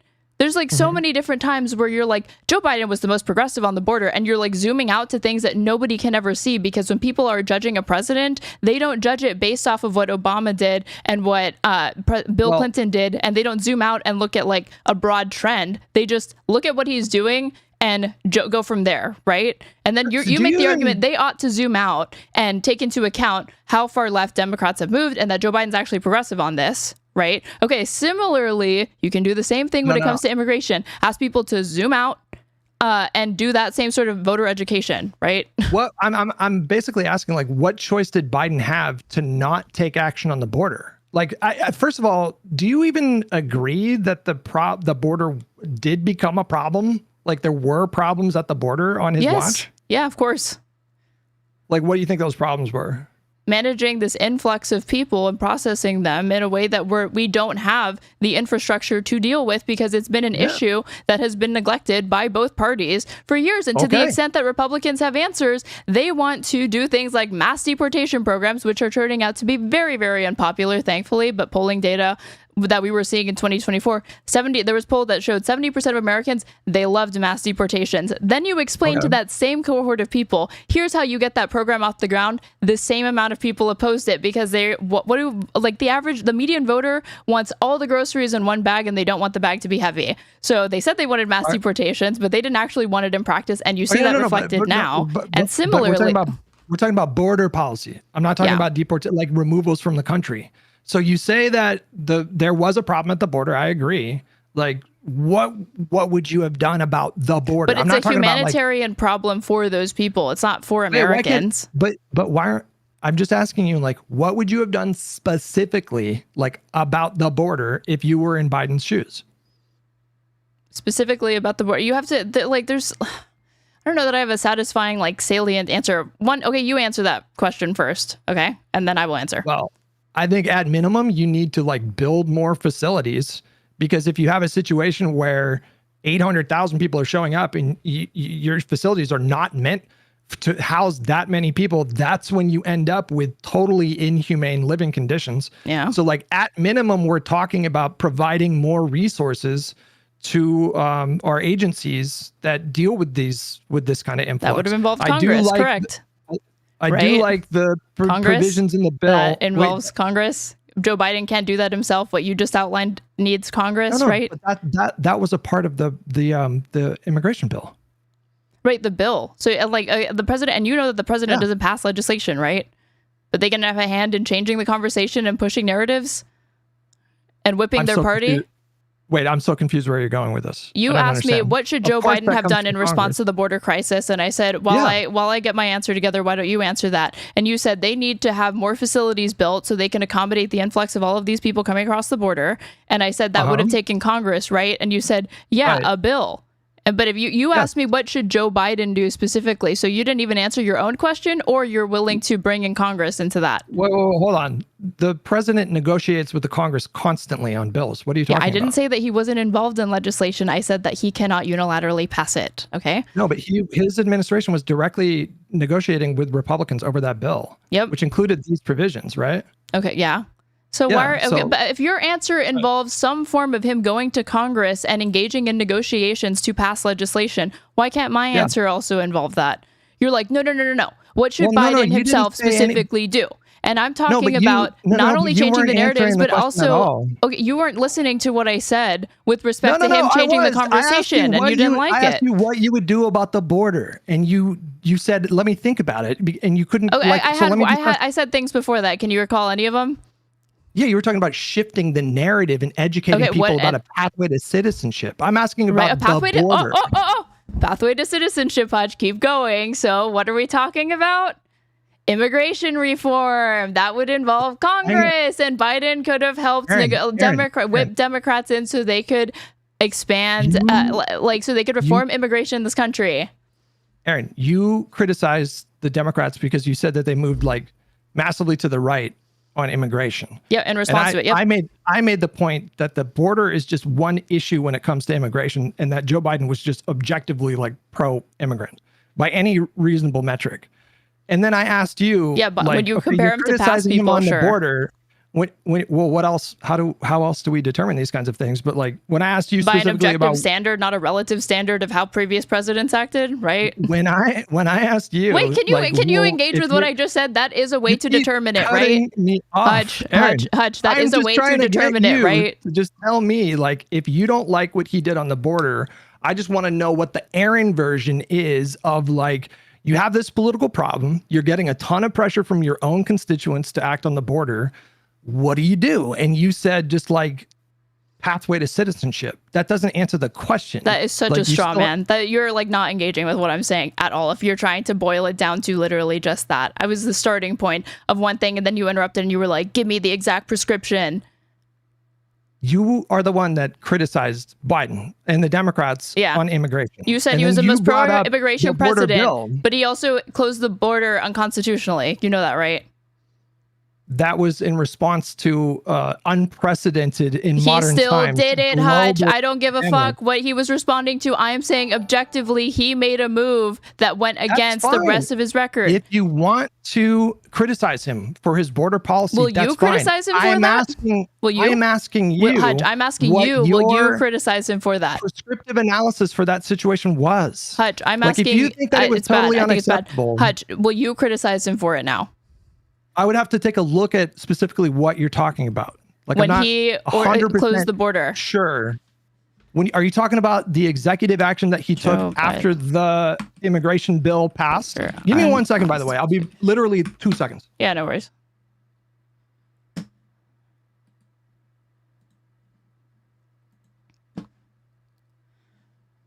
Go away.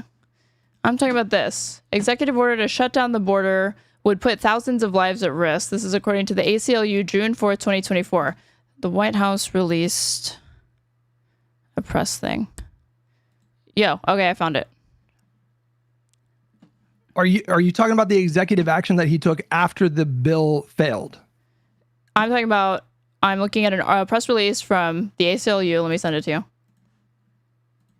so you can pull up what I'm looking at.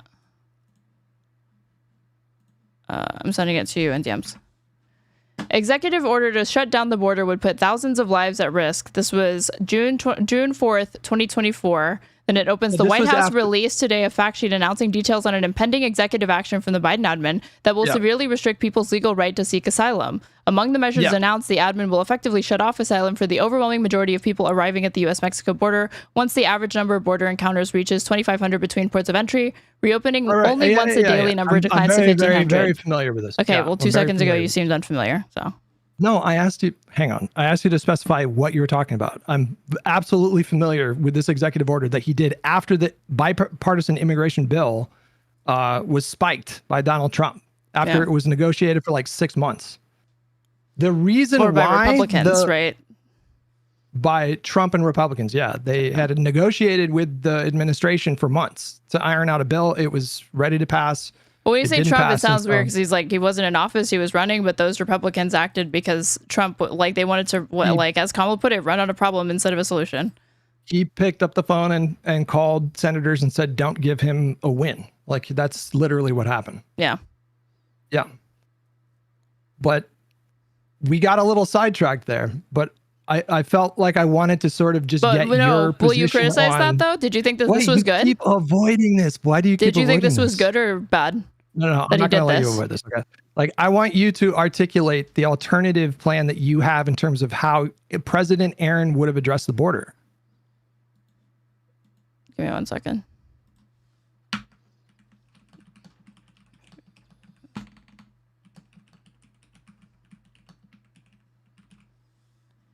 Okay.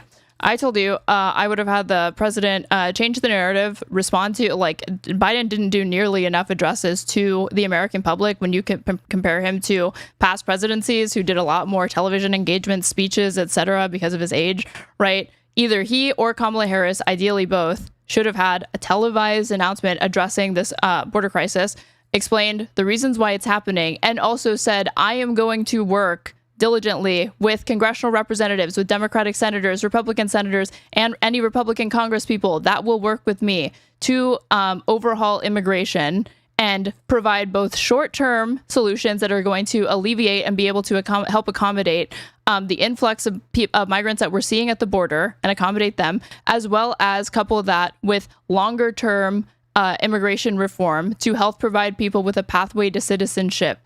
Because the conversation ends up including that, because people, again, it's this, like, immigration and the border, it's like a broad thing under what people just deem to be like the immigration conversation.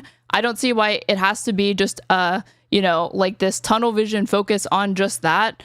It can also be saying that, like, hey, these two things are not unrelated. We need to do both at the same time if we want to address what's going on now at the border and help prevent it from happening in the future. Wait, hold on. So when I look at the provisions in the bipartisan bill, so I feel like he did a lot of what you just laid out. Like, I feel like they did get up there and they talked about the need for comprehensive and compassionate immigration reform. But the political reality that they were dealing with in late 2023 and early 2024 when they were negotiating this bill was a divided government where Republicans controlled the House. And so you had to negotiate with them if you were going to do any kind of bill, right? So, like, it's going to be a bill where you're going to get some of the things that you like and they're going to get some of the things that they like. If it was just a unified Congress and they had enough to break a filibuster, or they just got rid of the filibuster, then they can do all kinds of stuff. But he was forced in a position where he had to negotiate. That was the bill that they came up with. But you're accusing, like, the Democratic Party broadly of, like, moving super right on immigration. But I don't think they did, because that bipartisan border bill had just completely conceded to a ton of Republican demands on it, and then they didn't even vote for it. They didn't even secure the votes that they needed to pass that bipartisan bill. So now all you've done is shifted the Overton window on that specific issue for no material gain, because Republicans don't want to hand Biden a win, because he will have been seen as fixing the border crisis and reforming immigration. And so that's why Trump said you can't give him this. And he's not wrong in the sense that, like, Americans would see that as a win for Biden. I think the point that I'm trying to make here is that there are certain political realities that are really difficult to ignore when you're in a leadership position. And I think that you're choosing to ignore the enormous amount of pressure that he and the entire Democratic Party were facing when it came to immigration. And I think your theory of the case is that you just have to make a convincing enough argument and you can just change everybody's mind. Like, Green Lantern theory of politics. You think I'm falling right into what Ezra describes, or what? A bit, yeah. Novel, Hutch. Yeah. Okay. I think that the issue with that is that Ezra KLEIN makes salient points in that, but I think he also severely underestimates the amount of power that a president can have in not only shaping the narratives and conversations surrounding any issue that's pressing in American politics, but also through executive action. And that's ultimately what Joe Biden resorted to doing once he was stopped at Congress, right? But he ultimately took an unconstitutional action. And now that I've answered your question, I'm going to ask you, did you approve of Joe Biden's executive action to shut down the border that put these people trying to seek asylum at risk? I understood the political realities at the time. And so I understood that that was something that he didn't really have a choice to act on. He had to do something. There was really no option for him. So not you to do supported anything. it. And you said it. You said a moment ago Wait, that Hutch, yes or no? You supported it then? Yes. generally, yeah, I did. Yeah. Okay, that's all I was and asking. you said- And I don't you think said that comports and with you him said a being a moment ago. super pro-immigration president. Yes, there's other things in his Well, record I'm not going to ignore or downplay, but this you specific said that you would action wanna is a stem backsliding on that. You said that you would want to take an action as president to stem the flow of the influx, right? I think those were your exact words, right? You would have to manage them. address to manage those levels. That is what the purpose of that shutdown was. You understand that? Like, the reason why we get so many people show up at our borders because we have an asylum system where if they meet a certain kind of criteria, they're allowed into the country while the claim is adjudicated. But right now, those laws were written when they were not dealing with like this kind of influx. So like, how would you like manage the flow of people showing up at the border without addressing like asylum? I don't know how you would do that. I don't think you can do that. Well, I mean, Biden felt that he couldn't figure out any other way other than to bring forth an executive action that was unconstitutional. So ultimately, when you say you support him taking the action, you supported him taking a risk that he probably knew was going to be found unconstitutional. You think he didn't know that before he signed the executive order? I don't know if it was found unconstitutional. I don't know if it was ever challenged. It was found unconstitutional. His executive order was found unconstitutional? I don't think that's true. It might not have been related to this specifically, but there was a different thing. Hold on, give me a second. I think you're talking about like Title 42 or something. I don't know what you're talking about, but I don't think his executive order was challenged in court and overthrown. Give me a or second. overturned. Give me a second. Let me see. I swear it was. Hold on. But principally what I'm asking is, do you support Democratic presidents resorting to measures that are likely unconstitutional to address acute political problems that they're facing? I mean, I don't certainly know enough about the law to opine about the unconstitutionality of things. I leave that to the Piscos and the other legal commentators of the world. Like, do I think presidents should be doing unconstitutional things? No, I don't think so. Okay, but I can't articulate like why. Well, I'm not even. That's why I'm saying in just a broad, abstract sense, not speaking to a specific policy. But when Democrats are facing an issue where you're seeing the poll numbers, their approval ratings tanking, their poll numbers tanking on a specific issue, they're not able to whip congressional votes to get legislation passed to address it. So all they're left with is executive actions. And at that point, do you support a Democratic president to undertake, like, signing executive actions that they are being advised this is likely unconstitutional to address an acute issue? Yes or no? I don't. I'm sorry. So your legal counsel is telling you this is likely unconstitutional? Is that what happened with Biden? I'm asking you in an this is a hypothetical question, Hutch. Not specific to Biden, a Democratic president. I don't know who it is. Just I'm asking you, do you support them? Hutch, I'm trying to explain the question to you. Yeah, I take your point. I understand. If any president is advised by their own legal counsel, the White House counsel, that something that they're doing is unconstitutional. Likely unconstitutional. Then broadly, I oppose doing that. But would you concede that there would be times where maybe it would make sense? So like I've heard the Live and Learn guys many times suggest the idea of like the next Democratic president should just like do things that they anticipate would, they would use the immunity ruling basically to like stretch that out to see like just how far they could take it, just to make the point that the ruling was unconstitutional or the ruling was ridiculous. Like you've heard that logic, right? Yeah. I don't support that. So, no.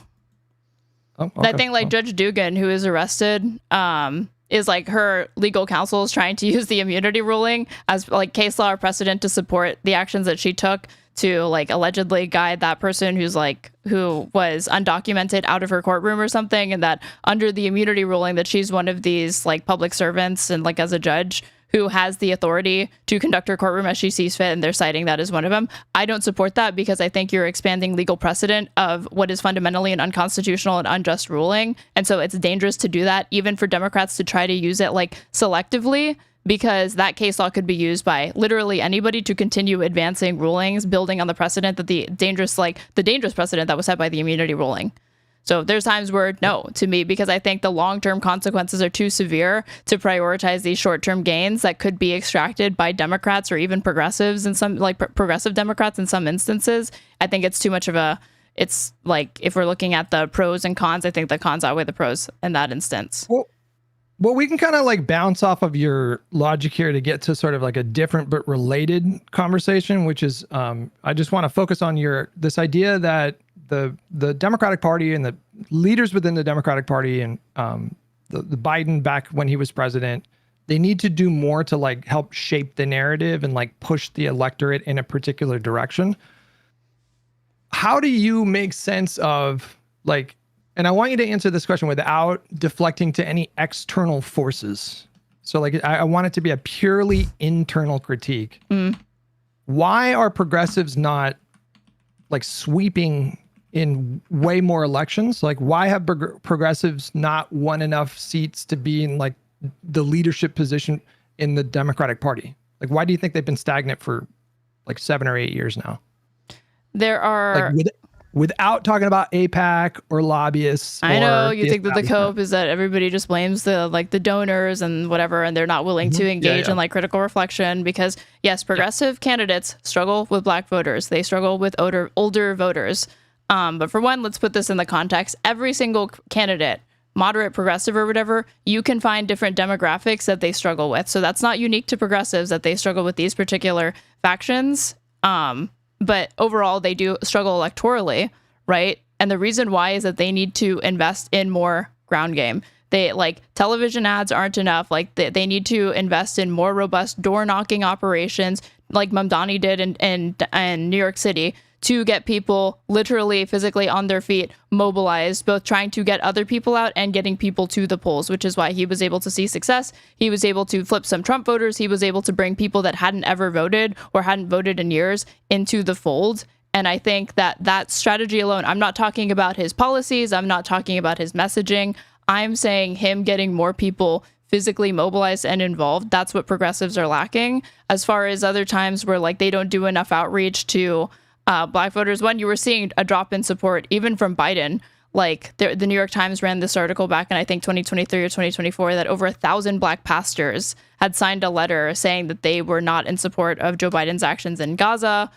They were becoming increasingly critical. He was losing support with them. Kamala Harris was losing ground with black men. That's why you had Obama go out there and try to do specific outreach on her behalf as a surrogate for to get more black men voting for her. And he straight up just said, I think you guys are kind of sexist. Like he was willing to do that sort of outreach to like try to get votes. I don't know that that's the best strategy, but that's what he did. Progressives need to do those sorts of things to micro target those communities as well to get them on board. At times, like you look at these races where they've lost and they struggled with those, it's because they literally just didn't do enough outreach. So they need to invest in outreach and messaging, literature, canvassing to those specific groups, and try to court endorsements as well from community leaders.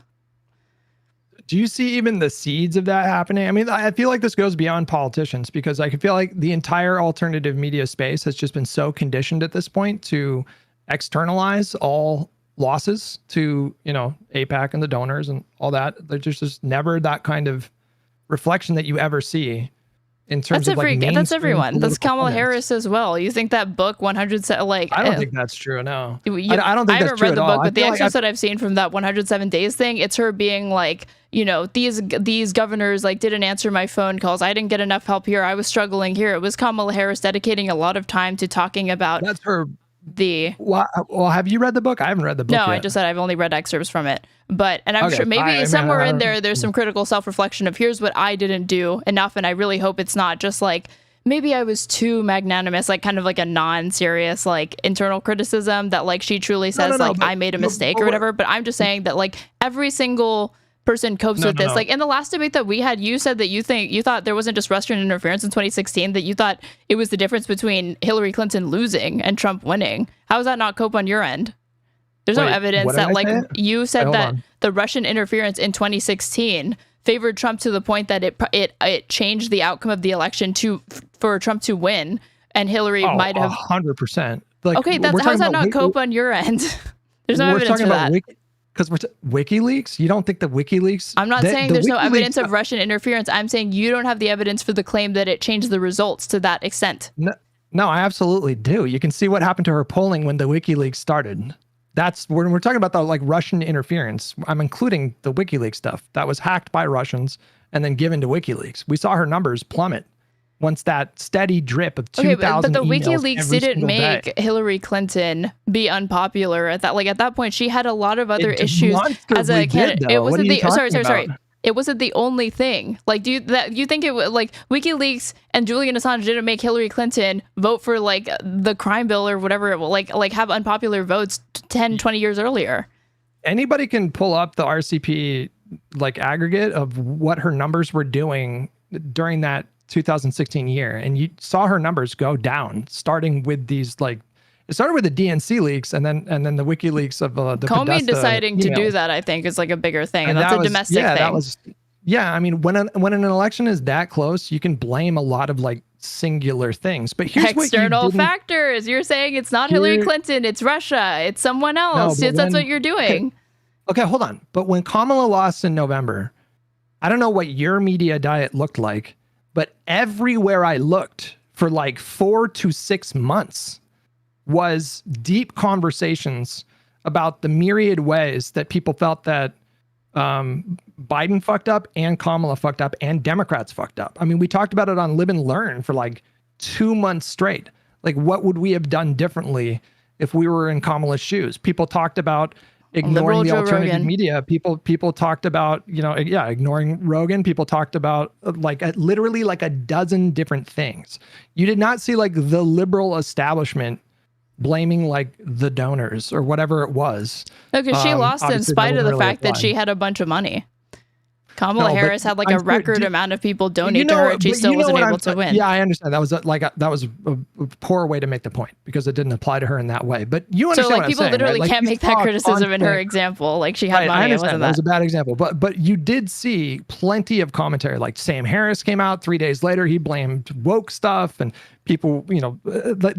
She was getting it from every angle, and liberals were having this conversation without blaming. Like you couldn't really blame the left on that election because it was a more convincing election than the previous two in terms of like 2016 and 2020. I mean, it was a pretty resounding victory. It wasn't like a landslide, but you couldn't really blame one thing or another on Donald Trump's win. But you know what I'm talking about, right? Like you saw liberals breaking down Kamala's weaknesses as a candidate, certainly Joe Biden's weaknesses as a candidate. Like nobody shied away from having those conversations. Yeah, but every time you bring up the fact that her refusal to distance herself from like an increasingly unpopular administration, what ends up happening, it's never just yep, you're right, she should have done more to distance herself. It's an immediate, you have to understand the position that she was in. It's very difficult. She had no choice but to run the campaign the way that she did. Wait, really? So they're very hesitant. Yeah, I see liberals hesitant to grant this all the time. They'll say, "True, you, Hutch." I've seen you and other people on Live and Learn say this. That, no. Well, if you want to say right now that she should have done more to distance herself from them. No, we all talked about the fact that Joe Biden calling her and saying no daylight was insanely narcissistic, egotistical, and selfish, and that he fucked her, and that she would have benefited from distancing herself. How should she have done that? She should have differentiated herself by just simply saying what she would have done differently on this or that issue. Okay, but she just refused to do that. Yeah. I swear I've heard you in the past say like, again, they grant it, but then there's all this, you have to understand it's very difficult, that she's in a rough spot, that she, like, I've heard Pisco say this or whatever. He had like a whole debate with Prime that like why she's in a difficult position, being literally part of the current sitting administration, why she can't differentiate herself too much because you're in this like kind of catch-22 position of like, if you shit on your record too much, then it sounds unconvincing to voters like why they should vote for you. If you're saying they have a terrible agenda, and then like, I'm not saying it's easy, but I'm saying that there are liberals that are unwilling to even grant that she should have done that. They look at that and they were like, she did the best that she could. That was some like, she maybe shouldn't have made that one comment, but in general, she can't like throw it under the bus too much. I don't know if I saw a single liberal say that she, shouldn't have differentiated herself more. That's to me one of the most consistent flaws that people point to make the case that she could have done better. I don't know. That's just me. But anyways, I see that, and like- I also see I see that, like you said, Sam Harris blaming the oh, did he say that she was too woke, or did he say that woke people were the reason why she lost? Because he was saying the Democratic Party just broadly was too woke. I mean, he was blaming literally the trans issue, which was just insane. it's not tethered to reality, because she didn't even mention that, right? And then she didn't even win. Again, I won't say that she turned her back on them entirely, but she stopped mentioning it, and then that didn't even get her an electoral advantage because she didn't win. But anyways, I don't see that kind of internal critique. I mean, you tell me, in terms of big left-wing voices on alternative media, how many times have you ever heard any of them talk about Bernie Sanders struggling with black voters? That specifically, I mean, I'm sure there was an interview that Ezra Klein sat down with a guy who runs Data for Progress back in 2020, and they had an extended conversation about Bernie's loss. And it was data driven, and he has some recommendations. Hold on, let me see if I can't find it. Is Sean something? Let me see if I don't know this guy's name. I mean, the big kind of progressive voices on social media, like Kyle Kalinske and, Jank. I don't know if we can call Nathan him J. Robinson at this point.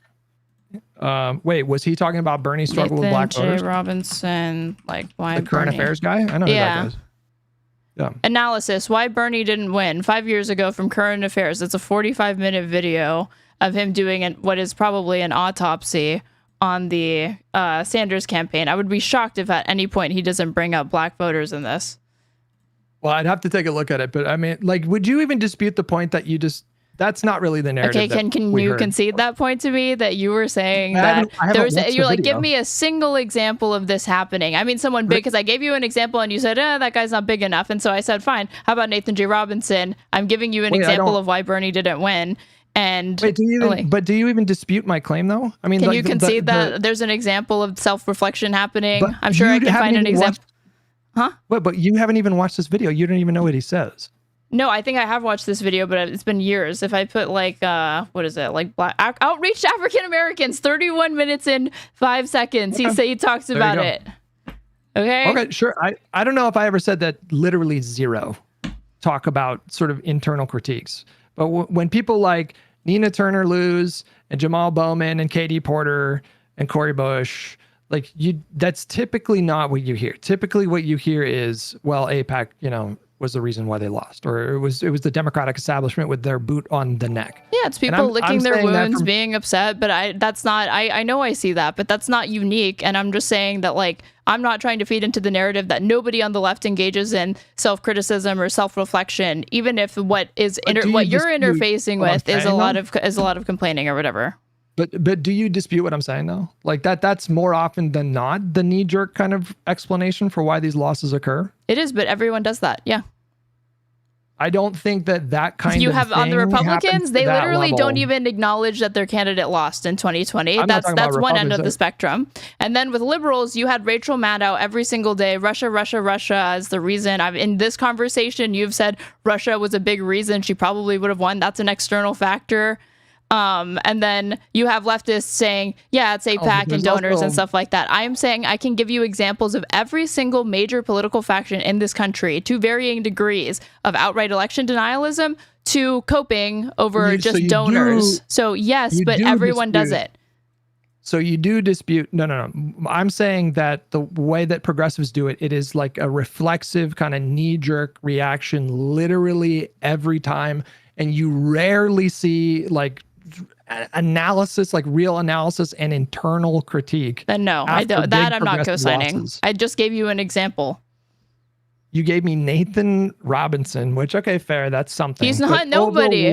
He runs one of the largest left publications, and you said literally every single.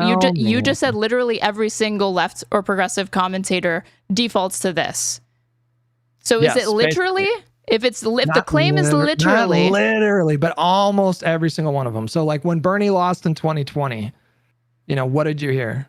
Did you hear about his shortfalls with black voters when it came to the overwhelming? No, the conversation centers around, again, people being upset about that. But you said that they don't want to engage in any criticism ever. Rarely. They very rarely do. And okay, that's what I'm disputing. I can find examples of this. You can find me individual examples, but I'm talking about a cultural trend. Okay, And well, I'm I saying can't as speak to your someone specific who- grievances with the left online, which I know you No, have a but you hate see voter what for. I see. I know you see what I see. I don't see what you know- see, brother. I don't spend my time scrubbing When Hassan bots Katie for Porter- clips of like him when abusing Katie- his dog or doing deep dives on What does Majority that have to Report. do with I don't do anything? that. What does that have to do with anything? You just said you see what I'm seeing, and I'm saying no, Hutch. I don't see what you're seeing because your timeline, I think, looks a lot different than mine. Because what you choose but to we focus on all is different than saw. what I focus on. We all saw, like when Bernie lost in 2016 and 2020, we all saw what was discussed in terms of like the progressive media pundits at the time. And almost none of them were talking about the demographic shortcomings that he faced in both 2016 and 2020. When I did not see any kind of serious analysis, I still don't see a lot of serious analysis. I feel like every time I ask a progressive why they don't win more races, I always hear the same thing. I'm just telling you anecdotally, I've had dozens, hundreds of these conversations. And every time I ask the question, it's AIPAC, donors, establishment. Well, what if I Like told you every anecdotally I've had the single exact time. opposite? What would you say to that? You have people like diving into like granular data Yes. to talk about Anecdotally, shortcomings? thousands of conversations Sure. like this, Hutch. What would you say?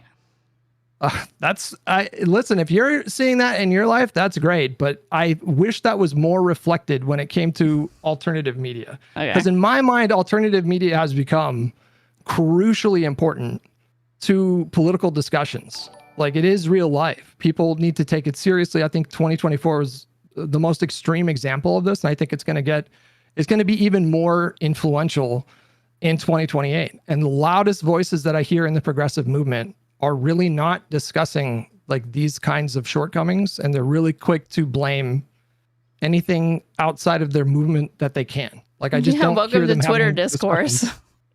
That's why I said I it's just- not specific. Like I know, like I'll grant that I see this, right? That there's this knee-jerk instinct, but I already said, and I think that you're unwilling to grant that liberals do this and Republicans obviously do it. Like everybody does this. It's to varying degrees. I think that you're hyperfixating on the left's tendency to do it when I'm not interested in hyperfixating on them because I don't think it's endemic or only specific to them. I think after every single loss, everybody's licking their wounds. Everybody's blaming other people left and right. After Hillary lost, everyone was like, this country's too fucking racist and they're too sexist to let a woman become the president. This is bullshit. Voters let her down. I saw the same thing with Kamala Harris lost, right? Like, it's just not unique to the left.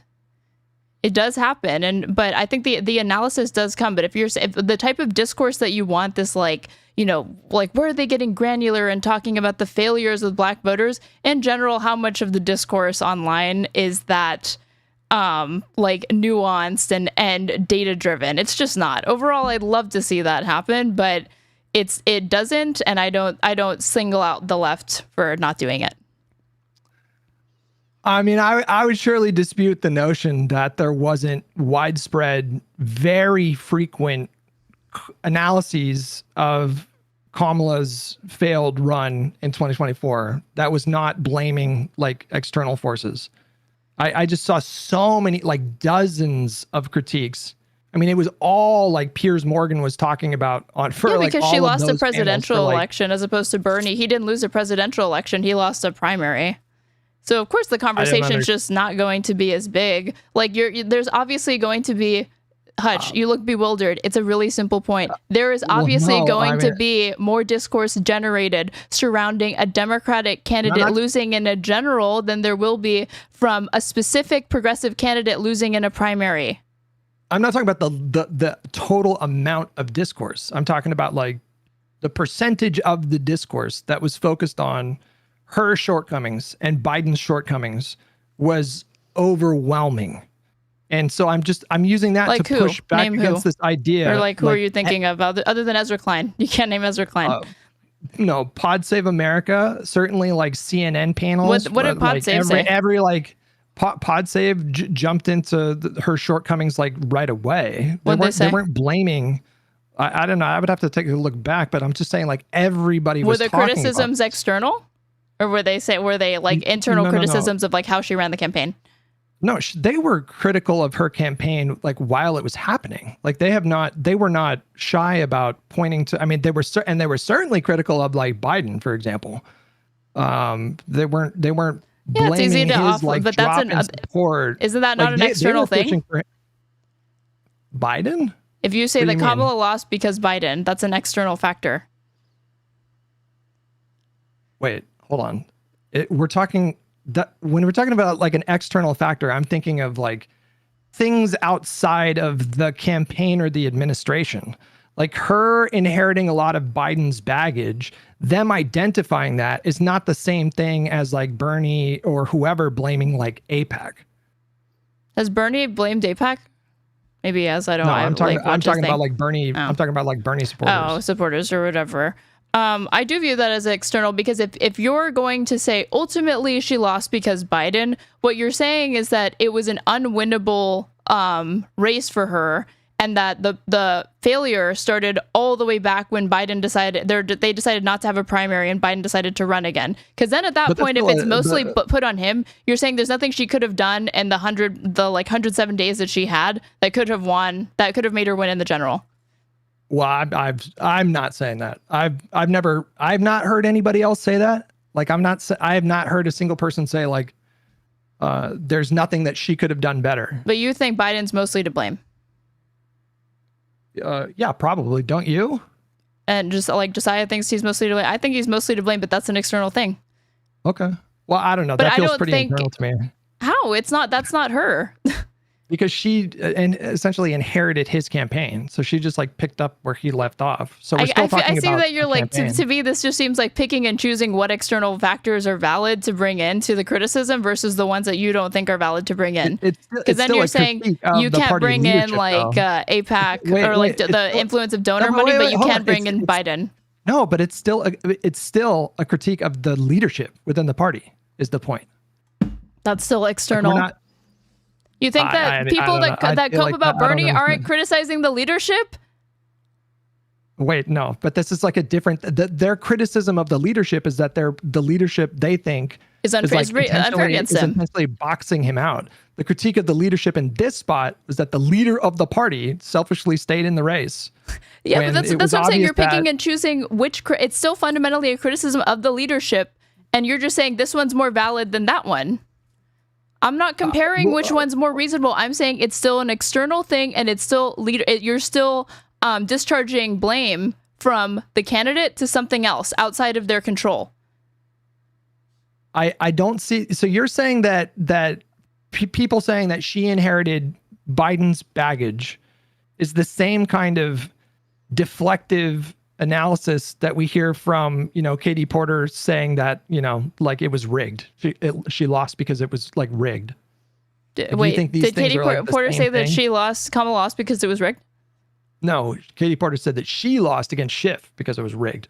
She called it rigged in California. Okay, no, I don't think it's exactly the same. I'm not comparing the severity. Well, I'm saying no, you're not. You're saying that they wanted to, like you said at the beginning of this line of questioning, you're like, let's talk about, let's do some reflection on why progressives lose. And it cannot be pointing to external factors like donors or AIPAC or anything like that. Mm-hmm. Right? That's where we started. Okay, now I'm saying, I mean, I'm not comparing, I'm not saying that they're the be. same thing. I'm saying that fundamentally, at its essence, though, you are still discharging responsibility from the campaign, from the candidate to something else. And you're doing it to Dem leadership. You're saying Joe Biden. You're saying it's unfair because she's inheriting this. You're just saying I have better reasons to discharge responsibility from Kamala Harris than Bernie supporters do to discharge it from him. She inherited a campaign. Like it's a totally. I don't understand how we're treating these things as being similarly deflective. But that's what you ultimately are doing. It's an external. Like if he passes the baton to her, you could look at it as like one campaign, right? Like Biden was campaigning for whatever, like a year, and then she was the one that campaigned for like the last like 3 months. You know what I mean? Like I don't know how to analyze that. And I think your criticism or whatever point you're trying to make would have more weight to it if I never made any attempt to unpack the individual's mistakes that I think she made, which I did like right away. There was no instinct for me to to try to like shield myself from confronting like You're her built shortcomings. different. You know about the Green Lantern theory, and you know about the data, and that's good. And I want people to have data-driven conversations and reflection, like postmortems on these things. Okay, I'm saying that's Hutch. If you did that's awesome. If you agree, that's great. I want that. No, well, we agree with the prescription. I don't know that we agree with the diagnosis. Well, I don't know what we're diagnosing. What do you mean? Because you're saying you need me to validate your feelings on that, the online left, like the Kyle Kulinski, that Hassan, the Majority Report. Don't give me that face, Hutch. You know exactly what you want me to validate. Do you think that there's an entire media ecosystem that exists to coddle progressive candidates when they lose, and that they don't engage in self-reflection, unlike the liberals and the Democrats that are willing to be self-critical? And I'm saying, no, I'm not going to validate that, because I see those issues with Dems, or with the left, but I see them with Democrats as well. And I see them with Republicans, and I'm not going to single them out. They position themselves as like the outsiders that are speaking truth to power, that would deliver, transformative legislation by, going out there and educating the masses. Were it not for the establishment shills who are basically 99% Republicans and the corporate donors in AIPAC who are preventing them from winning. That's the overwhelming kind of sentiment that we hear from progressives and have heard for years now. And until that changes, I don't really expect they're going to turn things around and have more success. Why would I believe that if there's no kind of tendency to, ask like difficult questions, like why are we struggling more with like black voters? Or is there something that we can do differently to improve those numbers? No, yeah, they need to do that so they can win. But like it's like money is not always the answer, in the same way that, again, Harris had no shortage of money and she still blew it. So like that like criticism and internal self-reflection. I just thought of a great example though. Hold on, let me pull it up and I'll send it to you, and I want you to read the comments on this. It was a David.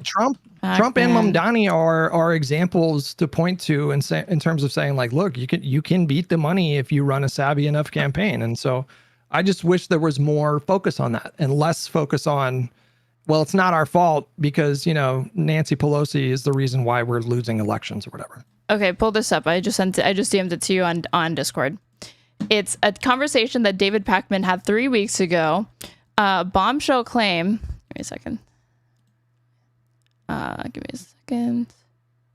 Trump did not win 2024. Trump did not win 2024. Election manipulated. And then the summary. Nathan Taylor, Executive Director of Public Engagement for Election Truth Alliance, joins us to discuss discrepancies in the 2024 election and how to bolster election integrity. And he doesn't say, like, the title's a little bit clickbait, right? Saying that, like, oh, we know, or like, that like Trump didn't actually win. Okay, but I've watched this. It's a good conversation. He talks about they did like a statistical analysis showing election irregularities that show that there actually may have been some sort of interference that's worth investigating. He doesn't have enough evidence to say definitively, oh, Harris lost because of this, or it was rigged for Trump, or anything like that. But he was saying you were seeing the same sorts of abnormalities in this particular election that you see in other elections that we know there was interference, like in Putin's Russia or like in Uganda. Yeah. And when you look at the comments, pushed back, right? Huh? I'm pretty sure Pakman pushed back against this idea of like rigging. Like, I could be wrong, but I'm pretty sure I watched this video. The guy never makes a claim that it's rigged for sure. He just says it's the basis to do an investigation because these election irregularities are concerning. Right. Which I'm totally fine with them looking into. But if you look at the comments on this, right? If you look at the comments, again, this is a huge liberal channel. One, this clickbait, it is in and of itself talking like it's a straight up lie. That's not even what he says, right? But all of the comments, look, Trump publicly thanked Elon for fixing the voting machines in Pennsylvania. The minute Trump said, you won't need to vote again, I knew there was a problem. Wait, but to be clear, I never made the point that you can't find examples of liberals or even prominent liberals that similarly are averse to purely internal critiques. I never made that claim. I said that the problem of this aversion to internal critique, I think, is much more widespread in progressive spaces, because I think they have established a narrative over the years that they're getting rat fucked. That's like the overwhelm. I mean, you and me had a conversation the last time we had a conversation, and you were making the case that Bernie got rat fucked in 2016 and 2020. You weren't talking about like his shortcomings with black voters. You were talking about like he got rat fucked. It wasn't fair. It was stolen from him. And well, you asked me about that specifically, so I could talk to that. I spoke to that specifically. But if you asked me for a general postmortem, I obviously would have brought up that he didn't do enough. Like, I remember reading articles in the New York Times saying that, like, okay, but that's a different claim than saying I'm unwilling to have the conversation about it. I answered specific questions that you gave me surrounding his loss and these online narratives, which are like a little bit abstract and nebulous, and it's also stuff that happened like in 2016 and 2020, so like 5-10 years ago in some instances. So I'm shooting off the cuff. But if you ask me for an autopsy of why Sanders lost, I'm not just going to discharge it to the donors. And I don't think you should use our conversation as an example, or like just, oh, the DNC has it rigged against him or whatever. Like, those are like some things I'm willing to talk about, but like I would obviously do something that's comprehensive and talk about, yeah, he needed to do more outreach to Black community leaders. He probably should have gotten into churches more. There's like a lot of active Black voters that are highly religious. That could have been beneficial, and there could have been inroads there. MLK was like talked about like socialism and being anti-poverty, and he was obviously religious. Like there are these ways that Bernie could have done more outreach to get more Black voters in the South, right? And potentially won. Like, I'm willing to do all of that. I'm just saying that like it didn't come up or whatever because it's a very specific, granular thing, and I didn't know that you were interested in Straighter Aid's autopsy of the Bernie Sanders primary from 2020 and 2016. But it would include I'm a bit incredulous, to be frank, at the idea that you don't know what I'm talking about when it comes to the like progressive tendency in terms of like how these people talk about these primary losses and election losses just predominantly across the board. I'm a bit incredulous at the idea that you don't know what I'm talking about. Is this like a? I've told you that I somewhat know what you're talking about. It's not to the extent that you're saying it, but I just said that like I'm conceding that to you. Are you willing to concede to me that it's not specific to the left? That liberals, Democrats, and Republicans all engage in this as well. Republicans the worst of all. You can find some level of this, like anywhere you look in any kind of circle. But we're talking about the prevalence, like the prevalence of the dominance of that narrative from progressive circles, I think, exists in a way that you are not going to find in terms of like liberals. Like when liberals got when we had like a bad House cycle in 2020, there was a lot of like internal critique about like where the party was falling short and why we had lost seats in an election where we picked up seats in the Senate and won the presidency. And certainly in 2024, I've seen nothing but like a constant, steady stream. I've seen some of this like nonsense with voter machine clickbait shit. Like I've seen some of that, but I've seen like volumes of analysis with 1,000 different opinions about how liberals and the Democratic Party has lost touch with voters without deflecting to blame to one thing or another. And I think that exists in a way that you just don't really see largely from progressive spaces. And But your main example is Kamala Harris, when we know that they literally cannot make the claim that she was fucked when it came to money because she just had a ton of money. So that already precludes the possibility of that being some cope that Kamala Harris supporters who are upset that she lost could even bring up. Say, for example, like absent any kind of blame on like the woke left. I mean, I know that that's what Sam Harris made or whatever. But you saw plenty of examples in mainstream media and in alternative media of people talking. People wouldn't shut up about like the alternative media like absence. That was like the main thing they were talking about for like 2 months. That's a purely internal critique. Like her decision to not go on Joe Rogan drove entire news cycles. And I just I feel like you just don't see that when it comes to progressive candidates. Because again, if I made this claim that like liberal, all these liberal commentators, Pod Save America, Ezra Klein, all they end up doing, like David Pakman, I'll throw him in there or whatever, Brian Tyler Cohen, Adam Mockler or something. I don't know. Like I'm trying to like Midas Touch, that they just mostly coped about her election loss. They said that she did the best that she could have done, that they have some criticisms around the edges, but for the most part, they say that that these voters were stupid, or they blame like third-party voters and Gaza. They have external reasons for saying, or they blame Biden, right? If I made this claim, would you ever just accept it? I don't know when like people like Adam Mockler and Midas Touch blame Gaza? What do you? I didn't see that. I'm saying that okay, what you're laying out here is you're like there exists independent online left media like Crystal Ball and Hassan and Kyle Kulinski, Majority Report, that when Bernie loses and progressive candidates lose, and you ask them why, they just start to cope. They do. Yes. They point to external factors. Let's say let me invert it, and I say that same narrative, but I'm like liberals do that when it comes to Hillary Clinton and Kamala Harris. Would you ever accept that? Well, I never made the claim that you're never going to find that kind of external blame from liberals. But overall.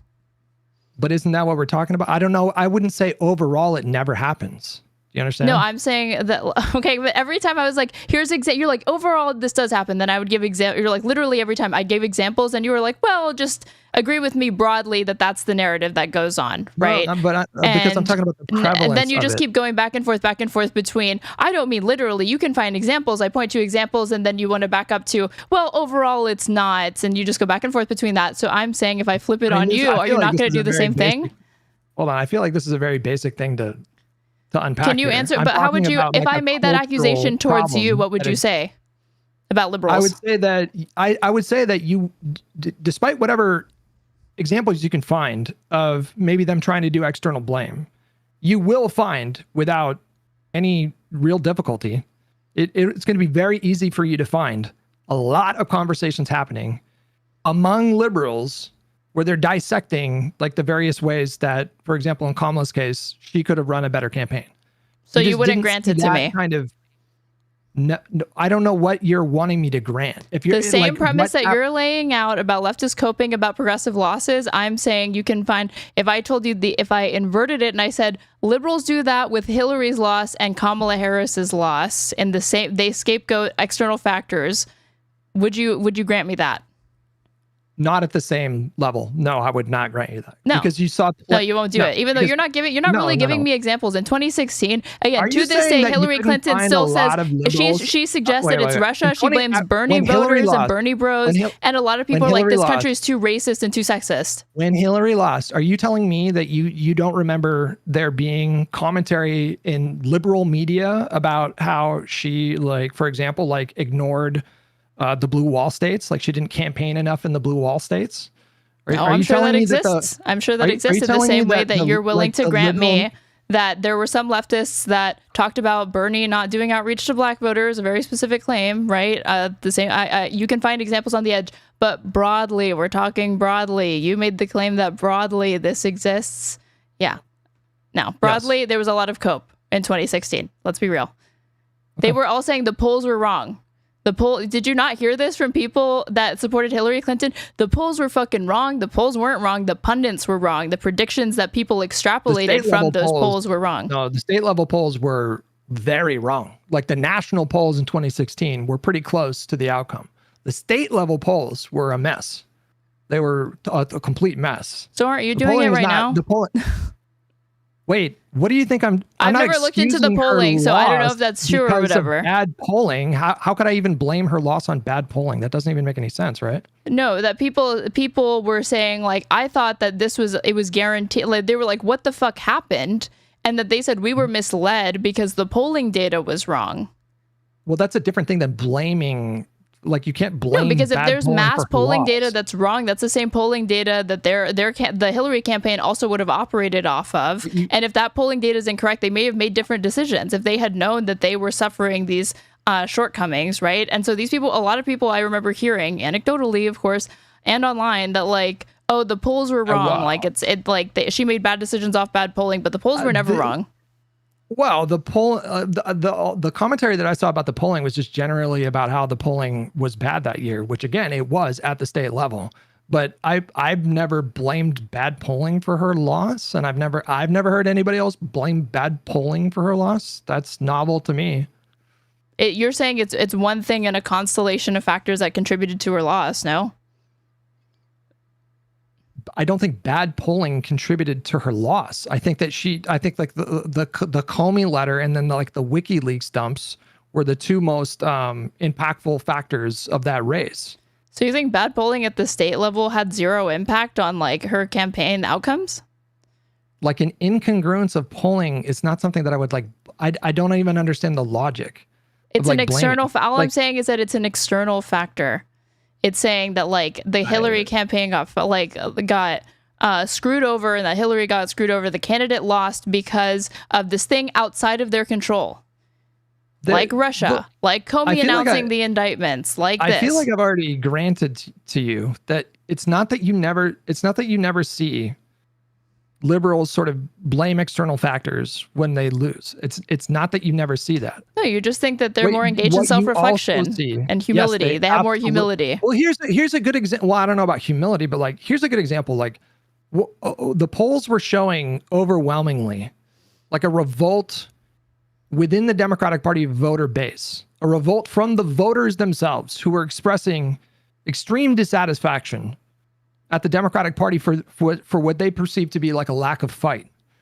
And what have you noticed in the last like 3 months? You know, like there has been a shift, a tonal shift, a rhetorical shift when it comes to prominent Democrats to try to meet those voters where they're at. I mean, it's what's like an example of this? The foundation of this would be like the premise of Gavin Newsom's entire social media strategy for like the last 3 days. I mean, we see candidates like Graham Plattner and Tallarico or whatever borrow from Mamdani, who's kind of tapping into that like that fight mentality. But the point is like very, very clearly, like the Democratic Party and the leadership and a lot of people within the party are trying to like meet those voters and demonstrate like, okay, we need to show them that like we can fight. And I don't know if you necessarily see that a lot when it comes to progressives after they face like a loss. Like what I overwhelmingly hear is the narrative. Like they got rat fucked. Like they rat fucked us. If only they would just like step aside and just give us power, then we would, you know, redeem the party and we would have FDR level supermajorities. Is just what I constantly hear. I guess I just see these as like dissimilar, that like to see a shift like rhetorically on Gavin Newsom's Twitter or like Graham Plattner, who's not actually, he's running as a Democrat, but he's not won yet, that really can be like considered like, again, you're seeing these small changes. Like you see Zoran, right? You see Graham Plattner, and you see like, again, Gavin Newsom picking up that fight, but the leadership, like Schumer and Hakeem Jeffries, I see them being very, very conservative to the point that you've got EZRA KLEIN saying, no, you guys ought to let the government shut down and exert the pressure and power that you still have to negotiate for. Isn't that what they're doing now? They're doing that, but like, is that always, are they doing it to the best of their abilities? Are they being maximal about it? Is it landing with the greatest impact that it possibly could? I think this shutdown fight is going really well for Democrats. Don't you? Yeah, but it could be going better, I think. Just because I think a lot of that has to do with there's polling data that shows that just in general, anytime there's a government shutdown, people blame the party that's in charge, not the opposing party, for the government shutdown. So Democrats already have a natural advantage with voters, given that that's the case. And I don't think that I think that it's been good, but it's not been as forceful as I would hope. They were making a big point, like the Medicare thing, like talking about healthcare, right? How the government, like the shutdowns impacting healthcare and stuff like that. I think there have been times where I don't think that they've used the media as efficiently as they possibly could. Like, I thought there was too much emphasis on like the racist AI video that Trump tweeted out on Truth Social with Schumer and Hakeem Jeffries. Do you remember this? The thing with the sombrero? I don't know. I have like a really big issue with this because I watched a Emma Vigeland clip the other day and it just triggered the living fuck out of me because she went on MSNBC or CNN. I think, was it MSNBC? It was MSNBC.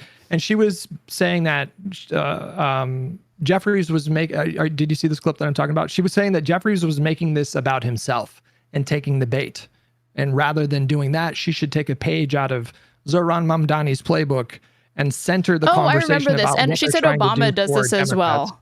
That like anytime that somebody tried to like attack Obama on his race or like Kamala like on her sex, like or on her race, like Trump tried to make these attacks, and then like Mamdani, that they do a good job of like kind of nipping it in the bud, but then they pivot back to like talking about their agenda, how they're going to help people, etc. And I think that she was disappointed in the same way that I was to see Jeffries, like, I think he was like, Trump, say that to my face, right? Right. Yes, that's exactly the clip that I'm talking about. The problem is that the 22 seconds that preceded that clip, he explicitly like tied the entire centered the entire conversation about healthcare. And Emma Vigeland also, she cited one particular clip that was separate, a different one, where, you know, there was one quote about him saying something about bigotry or whatever, but in the full context of the quote, he explicitly said, Donald Trump is trying to bait and distract us, and we're not going to let him distract us because this is a fight about healthcare. So she obviously got like Facebooked by a 22-second clip and didn't see. I mean, she was just like comically wrong about that. But I don't know about you, but every time I've seen... Well, wait. When you say, but like Facebook, isn't that the majority of the way that people are consuming this? Like, they're not consuming a news segment in its entirety. The clips that go viral is what... But she covers news, right? There's more of a responsibility for her to be more comprehensive in her coverage, right? Like, if you're going to go on MSNBC to have a conversation about something that Jeffrey said, you should watch the whole speech, right? Like, yeah, at minimum. Of course, I agree. And I think that, like, you should bring it to people's attention that, like, oh, they're only focusing on that. But if the criticism from her is that you're providing the media the opportunity to shape the story surrounding the beef that, quote unquote, between Hakeem Jeffries and Trump, and him calling out Trump saying, say it to my face, then that's a failure of messaging.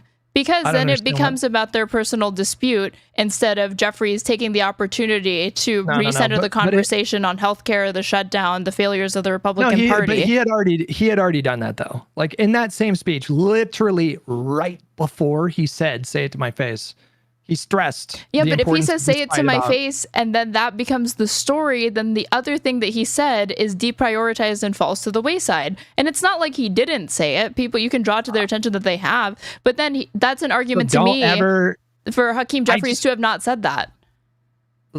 Are you saying that if Zohran Mamdani said something like, I want Donald Trump to say it to my face, that you would have smoke for him saying that? If it led to the conversation being moved off of the shutdown to their personal beef, I would be critical of that.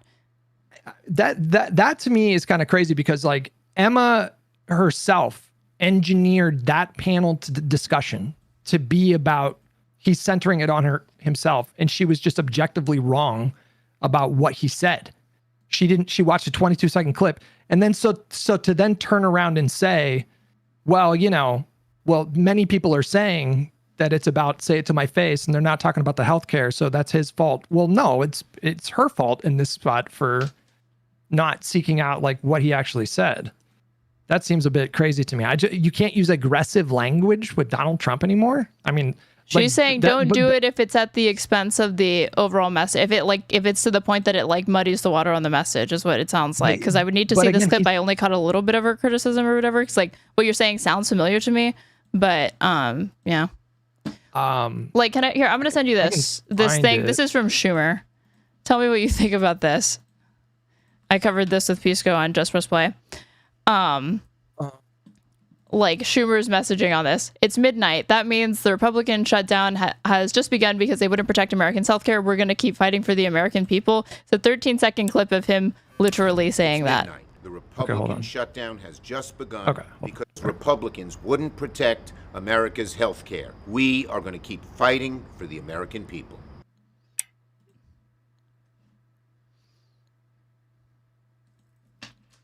Wait, I'm sorry. Did he not do the exact thing that you're asking him to do? He's just kind of cringe because he's old.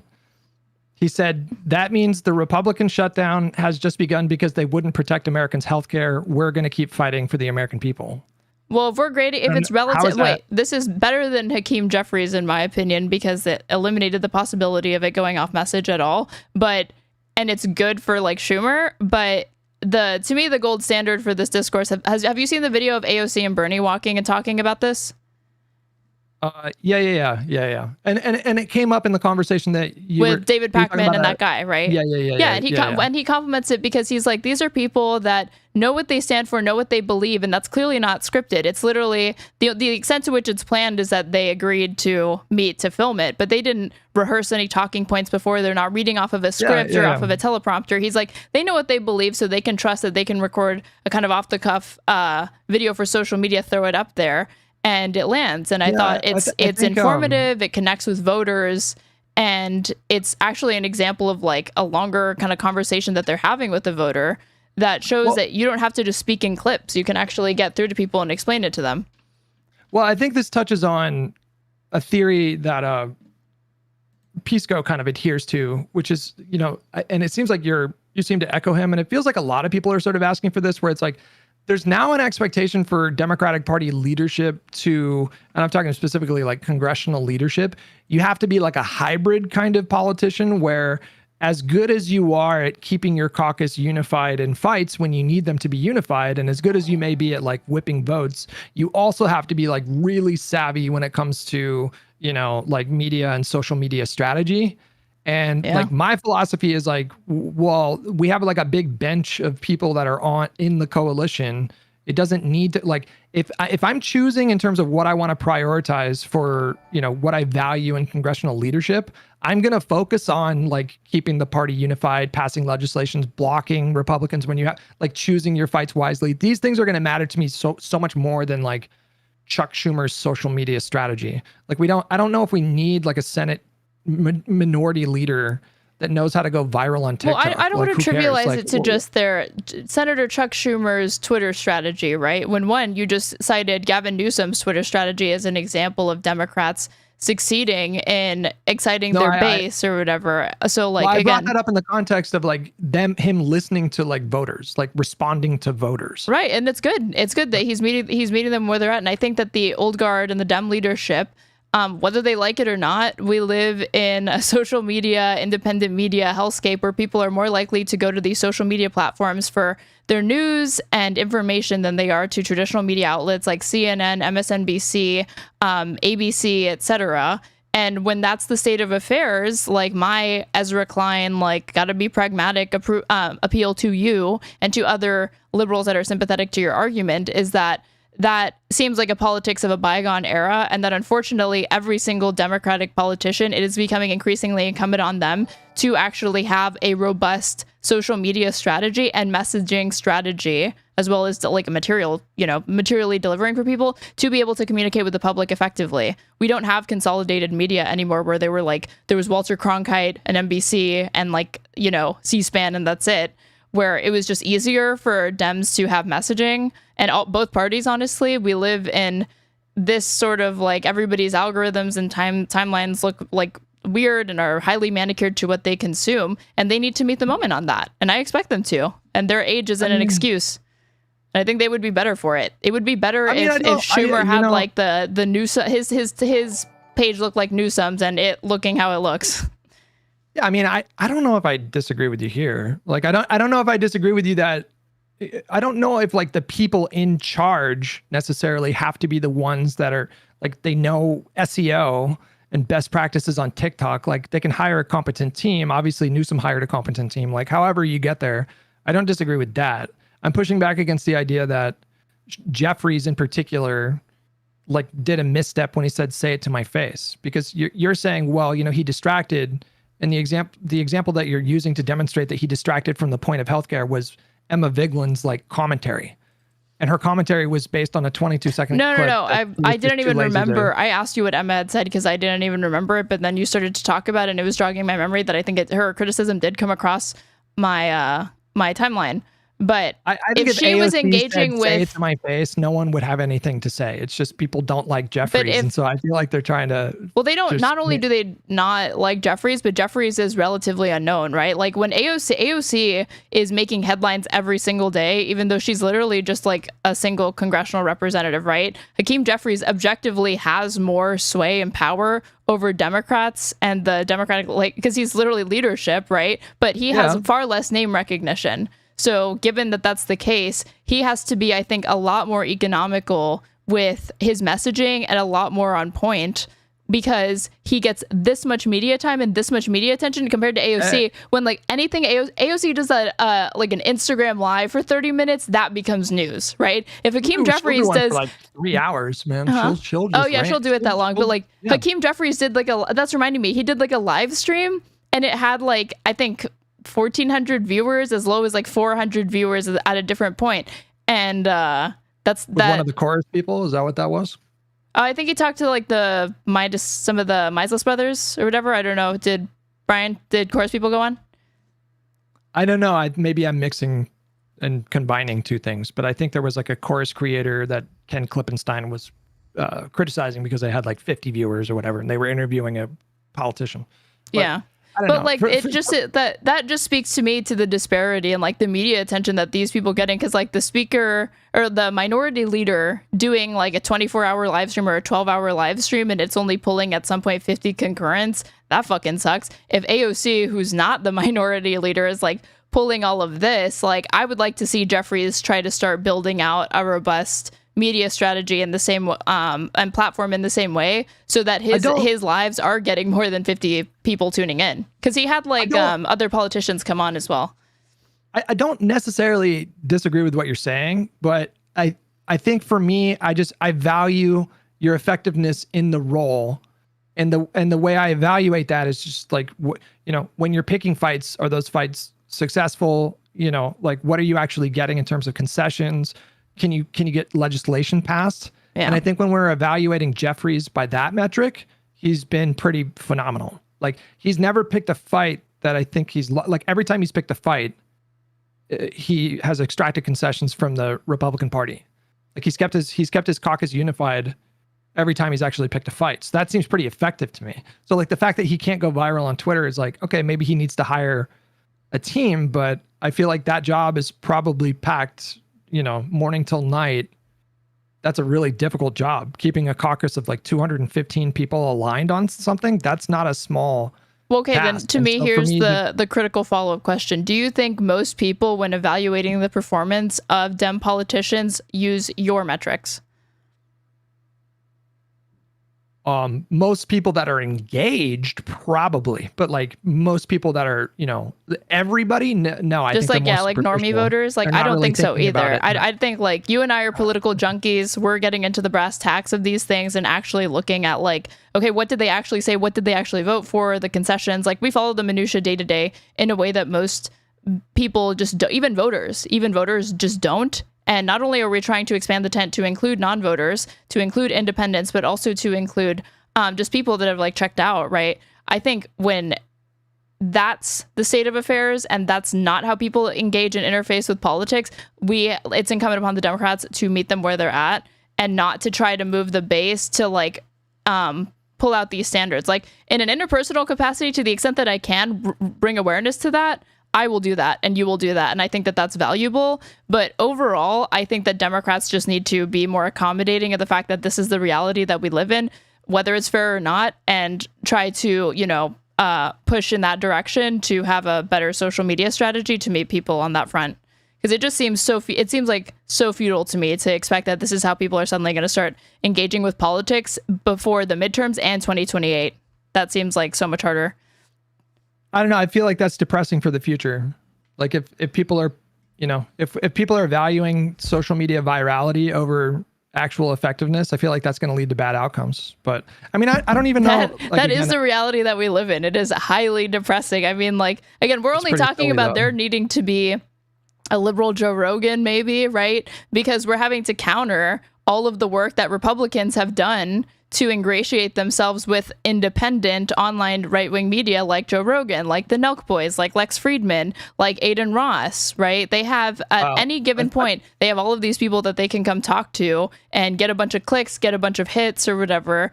If Dems could have a similar apparatus, I thought that's what Chorus wanted to do. Wouldn't that be good?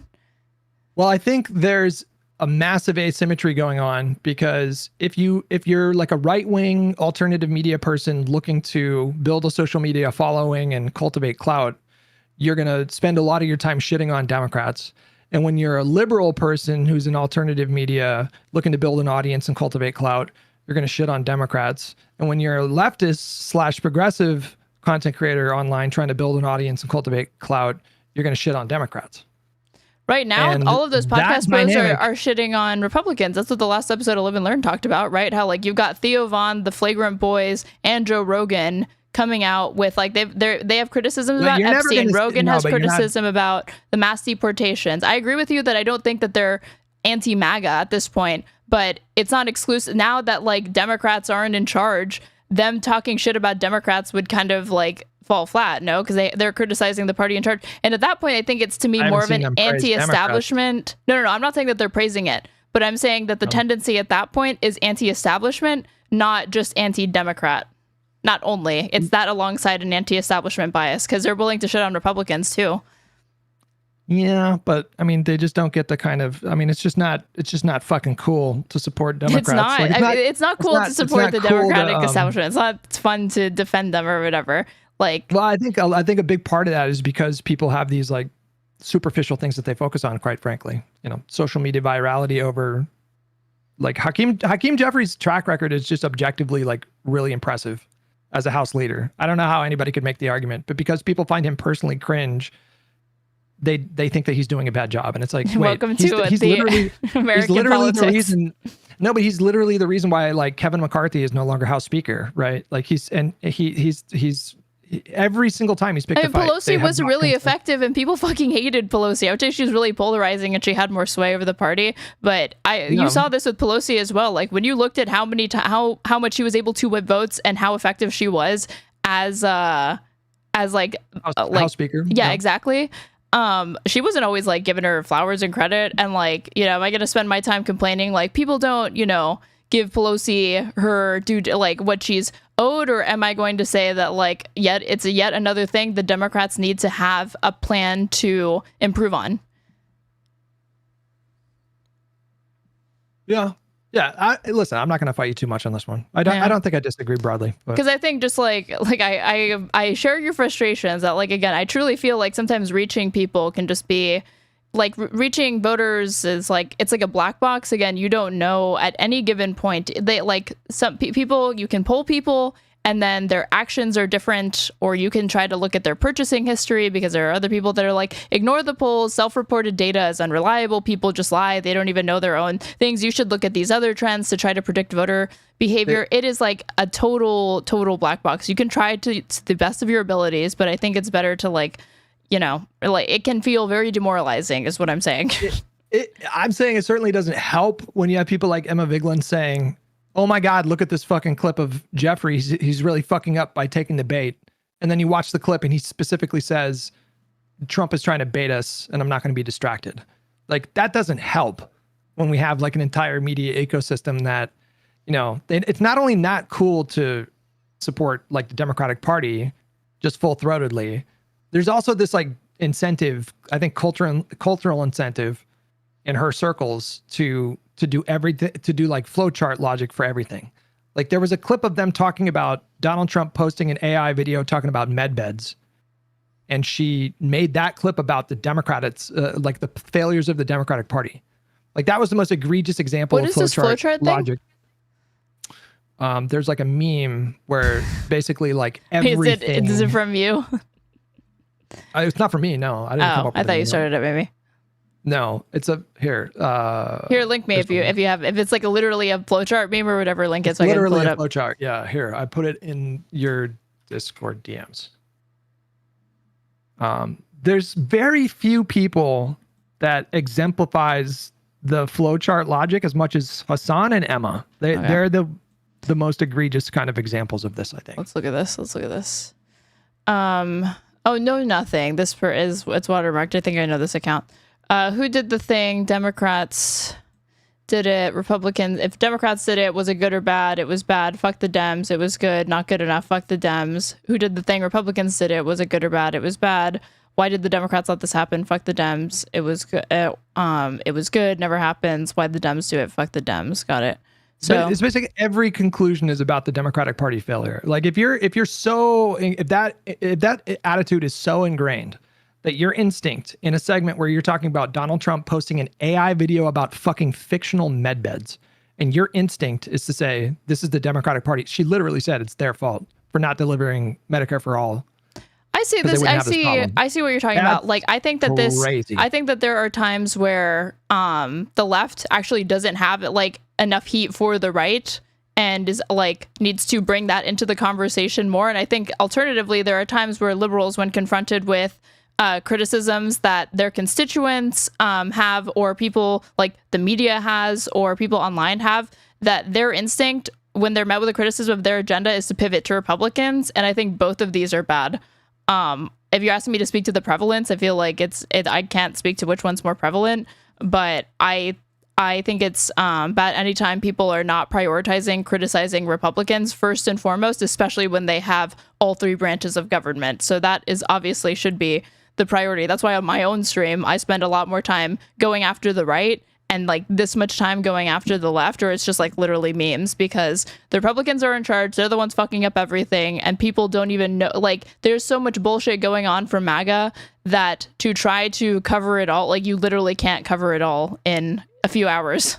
Like I saw a tweet from Pisco that was like every single week there's like 3 or 4 Watergate level scandals from Republicans, and it lasts like 2 seconds. So I definitely agree with you that there needs to be a concentrated effort from creators on the left to call out the right more. But I feel like that's like, if I go on to like Majority Report's channel or Kyle Kulinski's channel, like, am I going to not see enough heat for Republicans? I feel like that's definitely not going to be the case.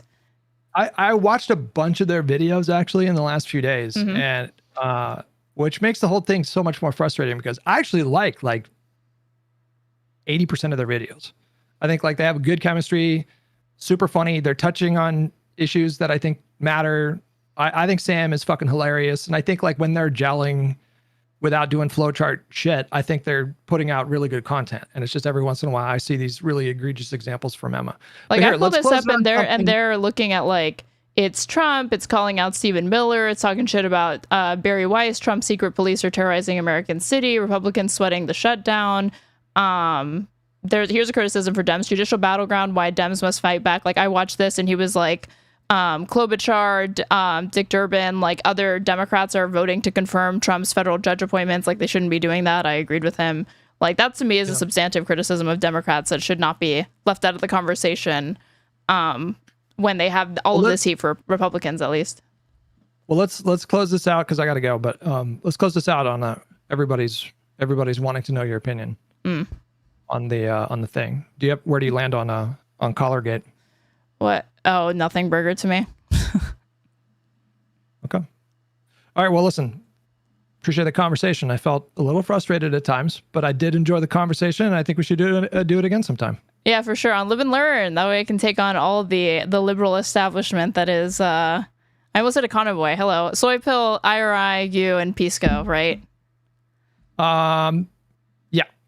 Oh, and Josiah. Duh. Sorry, he hasn't been around the last few episodes, so I forgot. No, I would love to have you on. I'll talk to the boys and we'll get you on one of these days. Yeah, it can be a 1v5 or whatever. It'll be fun. Oh, you'll have backup. Pisco's there.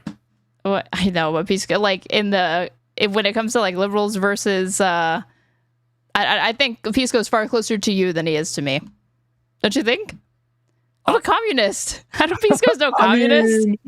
I don't know. I feel like me and him argue every episode. So have I properly radicalized Pisco already? I feel like I would know this and I would be boasting about it if I don't think he's a leftist, but he's definitely heavy in the fucking he's just he's he's all about the fight. Like he thinks Jeffries and Schumer need to go because he had similar critiques about like their inability to, be good messengers and stuff like that. And yeah. I don't know. Like he's I don't know. We'll see. Yeah. We'll see. We'll have that conversation one of these days though. But shout yourself out to my audience. If they want to find you, where can they find you?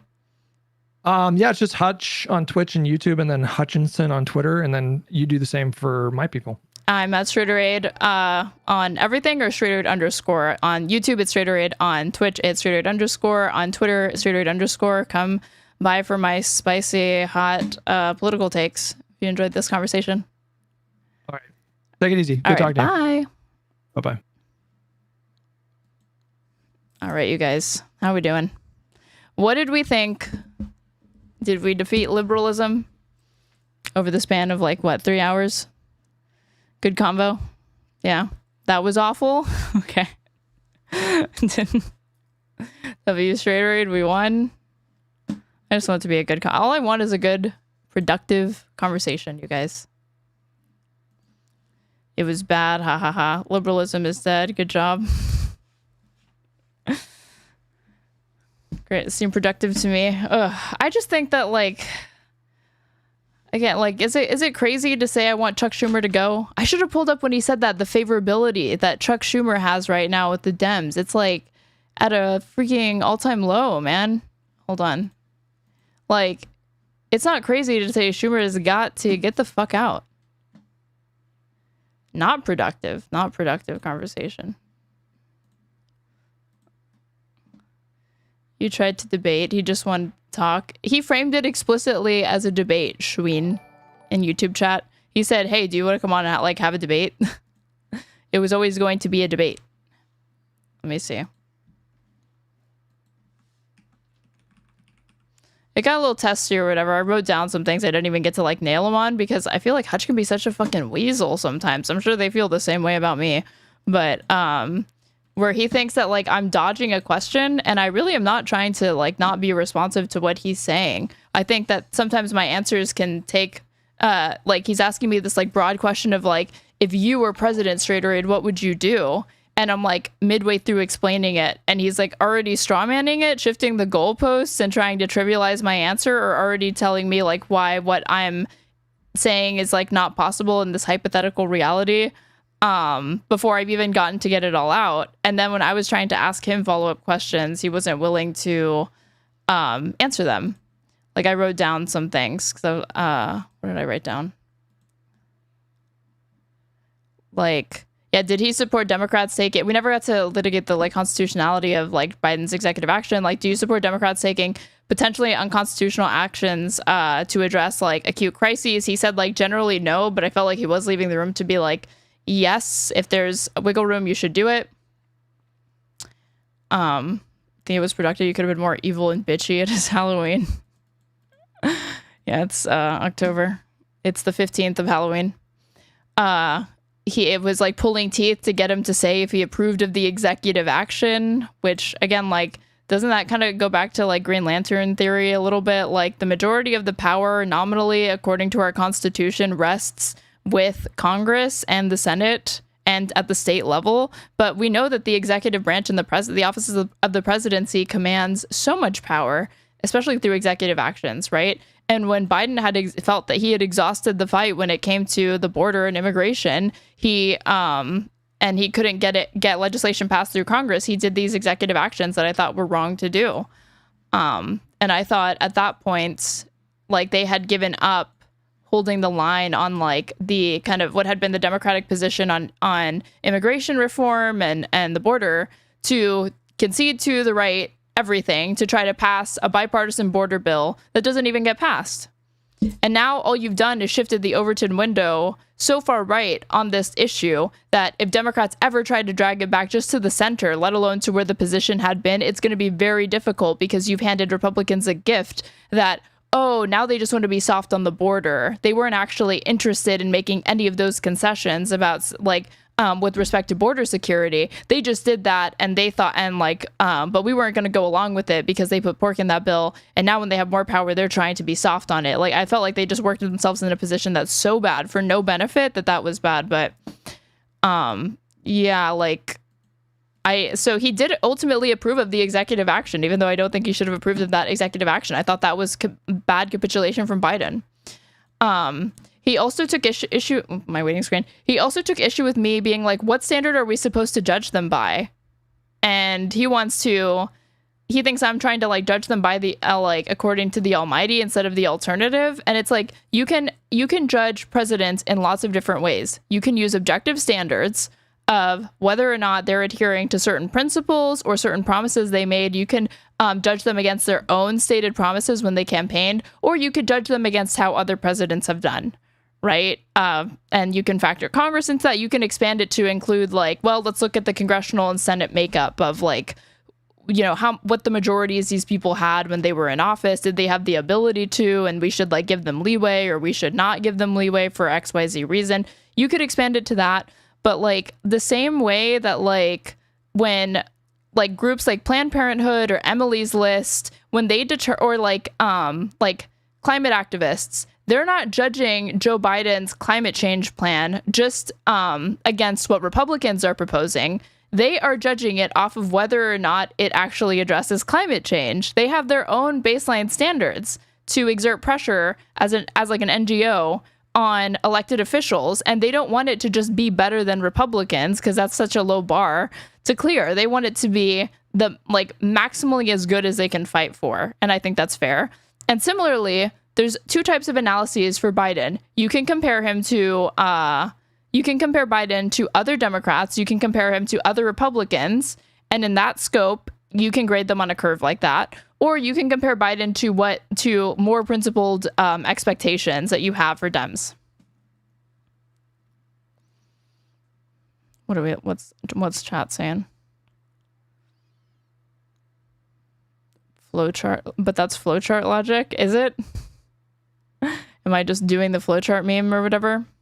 The other thing is, like, you would expect there to be a lot of heat from Democratic voters against their own party, or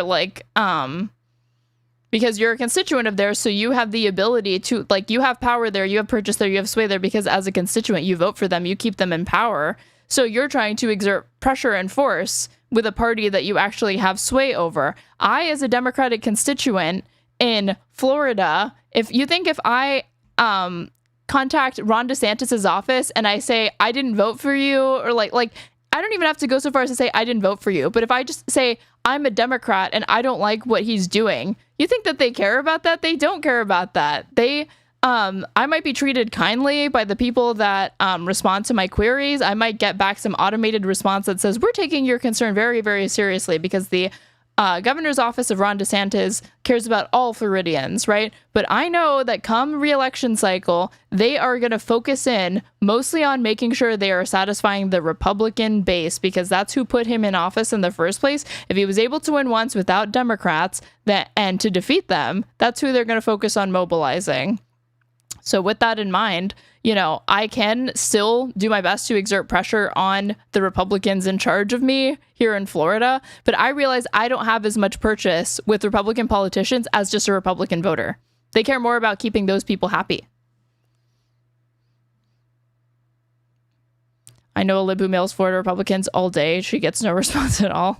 Also, wouldn't surprise me if it's going through snail mail or whatever, that they're not going to respond to snail mail, maybe, but... So Americans view Trump, Vance, and congressional leaders and parties more negatively than positively.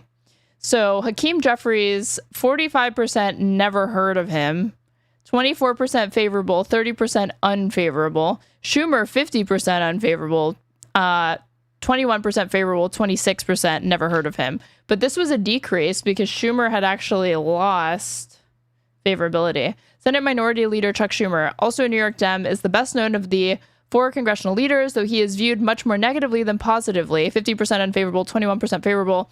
Around a quarter of Americans haven't heard of him, while only modestly changed from earlier this year. Views all these politicians have ticked more negative since then. Let's see. Schumer's rating among Democrats has grown substantially more negative over the last year. In May 2024, when Democrats held the Senate and Schumer was a majority leader, 47% of Democrats viewed him favorably, while 26% had an unfavorable view. If you're a commentator saying, I'm not satisfied with Chuck Schumer, you're not saying anything radical. You are in line with where the majority of the base is at that point, if that's what you're saying. You are saying that, he's not meeting the moment. And he could be doing more. And I think there's obviously room for that conversation alongside having a bunch of hate for Republicans. The whole reason why somebody is saying that about a Democrat, they're not saying that because they want them to be more moderate. They're saying that because they feel like they're not showing up to the fight against Donald Trump. And I've said this before, where I feel like leading up to an election, leftists unfortunately have the tendency to downplay the threat of MAGA and kind of make some false equivocations sometimes between Democrats and Republicans that I don't think always exists. There's not enough daylight between these two parties in the way that I would like to see, obviously, but there's meaningful differences. They shouldn't be ignored, and people ought to do everything that they can to keep Republicans out of office, and that includes voting for Democrats. And where you can in different municipalities, vote for the more left candidate, vote for your preferred candidate in the Working People's Party or in the DSA, if you have a DSA candidate running and you're in these blue districts or blue municipalities where that's possible.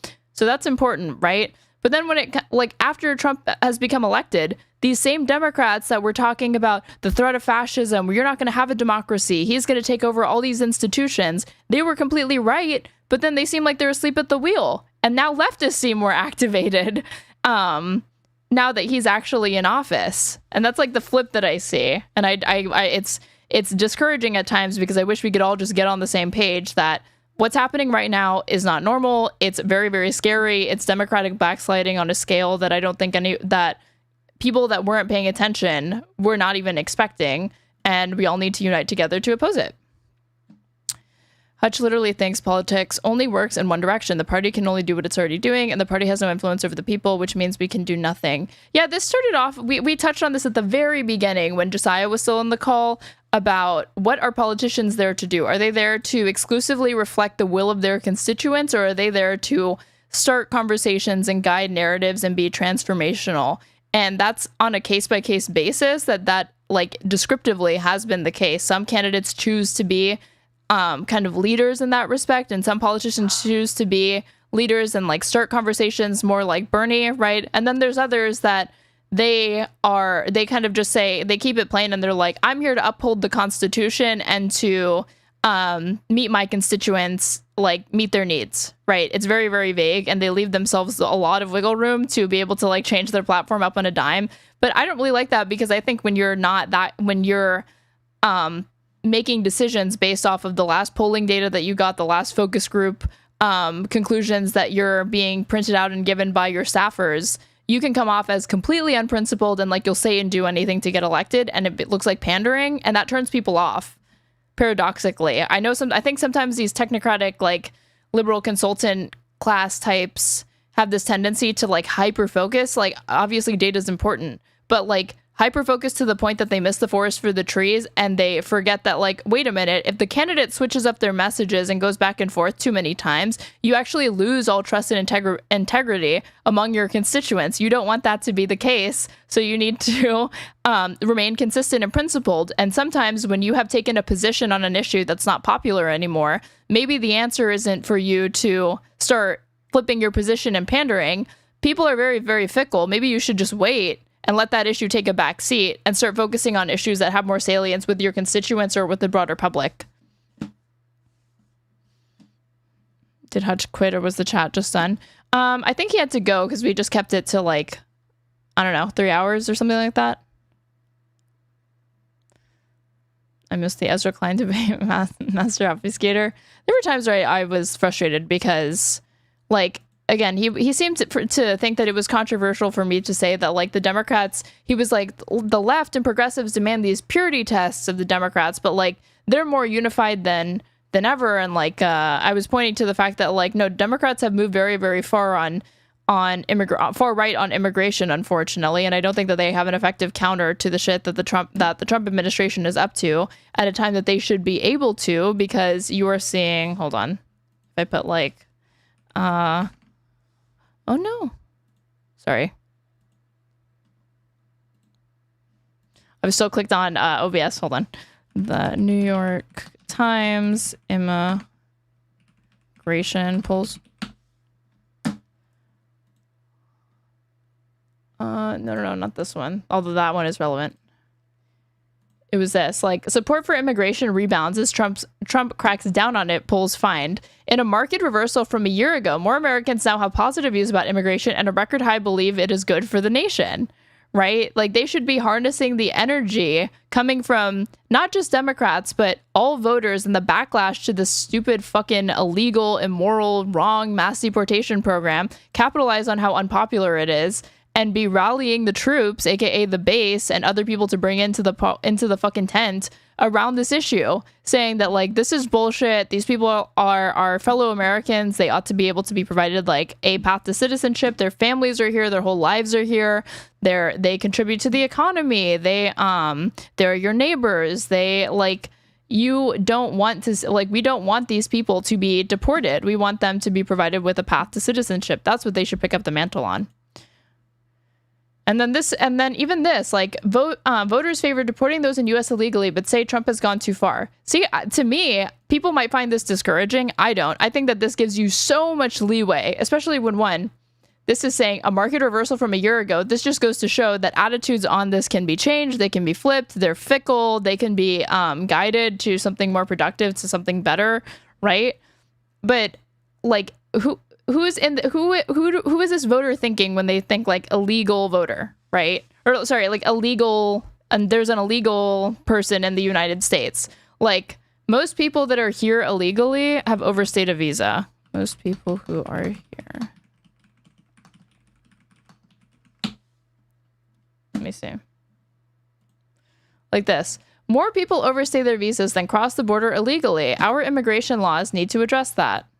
So this was January 23rd, 2019, talking about the fact, like, when they pulled these people, are they talking about these sorts of people that are here illegally? Are you somebody that's been in the country for like 10 years legally, but then a paper of yours expired for reasons that are beyond your control or because of the bureaucratic nightmare that is our immigration system or lack thereof, and now you're illegal overnight? Like, if you could get into these, talk to these people, it's like, do you consider somebody who's overstayed a visa but has been in compliance insofar as they can be with the law, with having a green card, with with staying up to date and like going to immigration court appointments? Like, is this person truly an illegal to you? Or like, is that someone who should be deported, or is that someone who should be given a path to citizenship?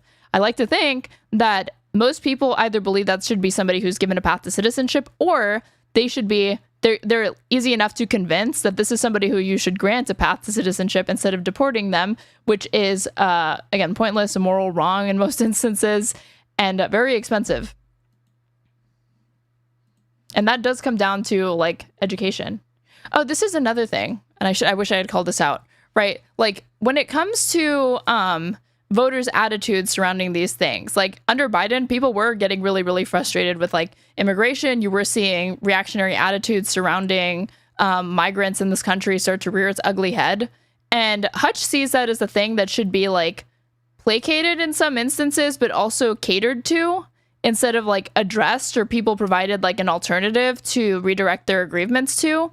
But then when it comes to his frustration about like, why are people demanding that Chuck Schumer and Hakeem Jeffries have like a social media platform, when he acknowledges that most people are engaging with this stuff ambiently on their social media feeds? Why is that not something to like, that's where he wants to put in the work to like defend Democrats and defend their record and educate people on like, actually these people they have better records than you realize, and they are really, really effective in their role as like minority leader, and they're good at whipping votes. Like, I don't understand why you're willing to have the fight on that front, where to me, it seems so much more obvious that Democrats should just develop a better social media strategy and meet people where they're at, build up robust independent media outlets that have like more Dem-friendly perspectives to them, as opposed to attempt to like reverse a trend that I just don't see reversing, which is try to like, like reverse how people consume their media now. Just seems like very, very, difficult to do. One seems far more easy to do. And like, just because like it doesn't naturally follow that if somebody has like a bad take on this stuff, right, that or like they have these views on it, that they ought to capitulate to it immediately, because people are so fickle. Voters are fickle. I guess I should have also said that like when we're talking about embracing like having an anti-choice candidate run in certain races or whatever, like what issue could have made him bristle and been like, oh, what Ezra Klein's saying is kind of crazy? Like, what if Ezra Klein had said, we need to run an anti-vax Democrat in a district that is going to go red if they don't do that? Or a Democrat that says that the 2020 election was actually like they kind of flirt with like election conspiracies. Or a Democrat who doesn't just oppose trans equality, but actually opposes equal marriage. Like, would he be open to making that trade-off? Maybe he would. And then he would say, luckily, they won't be able to get that through because they just don't have the numbers to be able to push that. And hopefully it's low priority. But then that's like my argument also, that if you could prove to me that this would be an effective way for Dems to like get more seats and ultimately like make strides in healthcare and improve the economy and like build out labor unions, then do it. But Ezra Klein didn't provide any data for that. All of the data that we have actually goes against Ezra Klein, because again, like voters in Kansas in 2022, voters in Kansas decided to keep abortion legal in the state, rejecting an amendment. August 3rd, 2022. Ohio votes in favor of amending the state constitution to enshrine abortion rights. This is November 7th, 2023. Missouri voters approve Amendment 3, overturns state's abortion ban. A leader of Missouri's abortion rights campaign emphasized that while Tuesday's victory was hard fought, the path to regaining abortion access in Missouri will be too. November 5th of last year, 2024. Arizona voters passed constitutional amendment guaranteeing abortion access. November 6th, 2024. And, like, not only that, this actually won with, like, flying colors, I'm pretty sure. I don't know if they show it. Let me see.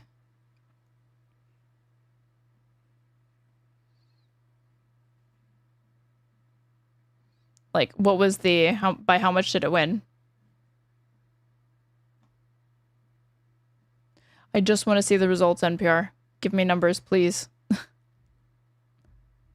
I guess I literally don't have the results. I thought, I'm pretty sure I saw somewhere else that it was like 60% approved.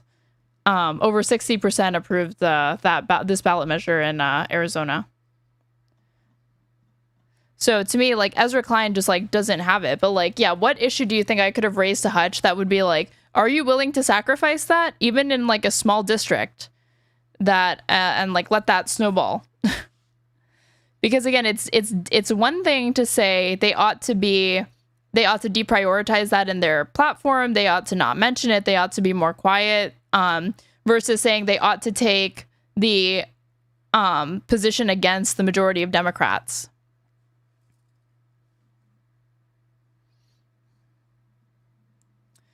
Harris said, don't rush the vaccines, and they came for her. Yeah, I remember that. Ezra Klein does not care about facts, causation, or intersectionality. Nope. He kept talking about how FDR took support from segregationists. I really wanted you to ask him if he would support segregationists in the party if that meant we won elections. Fuck, I should have asked him that. Exactly. That's exactly what I'm getting at. Like, where does this end? You know? Like, what I've been saying is, like, honestly, we should be fucking handing out the apology forms to any, like, queer activists, trans people, trans activists, and I don't mean that in a pejorative sense, I mean that in a positive sense, that we're saying, like, hey, you ought to hold the line when it comes to trans rights, because you better believe if you drop the ball when it comes to fight, like, if you stop fighting for equal rights for LGBTQ plus people in this country, they're coming for you next. Well, guess what, bitch? I got a fucking uterus, and Ezra Klein's already coming for it, or saying, I'm going to drop the protections for that if it means a Democrat could win, and there's going to be some gains from that. I don't want to live in that country. I'm glad to see the swift backlash to it, and thankfully, the majority of the electorate is already not on the side of Ezra Klein, and I don't think that we ought to be micro-targeting those sorts of people anyway. I think it should just be deprioritized in those areas, and Dems, I guess, should be quiet about it. Because you see it, like, as soon as the fight becomes too hard, people want, like, Democrats get the like, oh, I guess we gotta drop the fight for this, guess we gotta drop the fight for that. And I don't like it.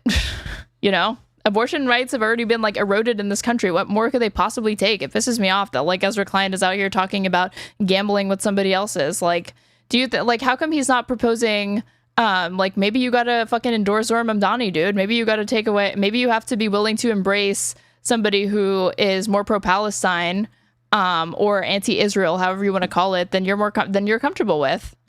Like, why are we talking about you see far more clarity with the polling on that than you do on reproductive rights. Is Klein actually receiving meaningful pushback? I think he's receiving pushback, but, like, in some ways from all the right and wrong people, because I think Ezra Klein does like to trigger the left. I feel like most of his existence at this point lately is to, like, on top of trying to get Substack clicks, but is, like, to trigger the left specifically. And so he gets that. But I don't think that he's interested in listening to those people. I don't think that he's interested in listening to Ta-Nehisi Coates. I think he would much rather have a coalition with the Ross Douthat's of the world, with the Paul Ryans of the world, with other Republicans and, like, anti-Trump Republicans and, like, you know, Mitt Romney type Republicans than he would, like, with the left and progressives, honestly. I could be wrong, though. Where's Oliver G in chat? He's, like, my Ezra Klein defender.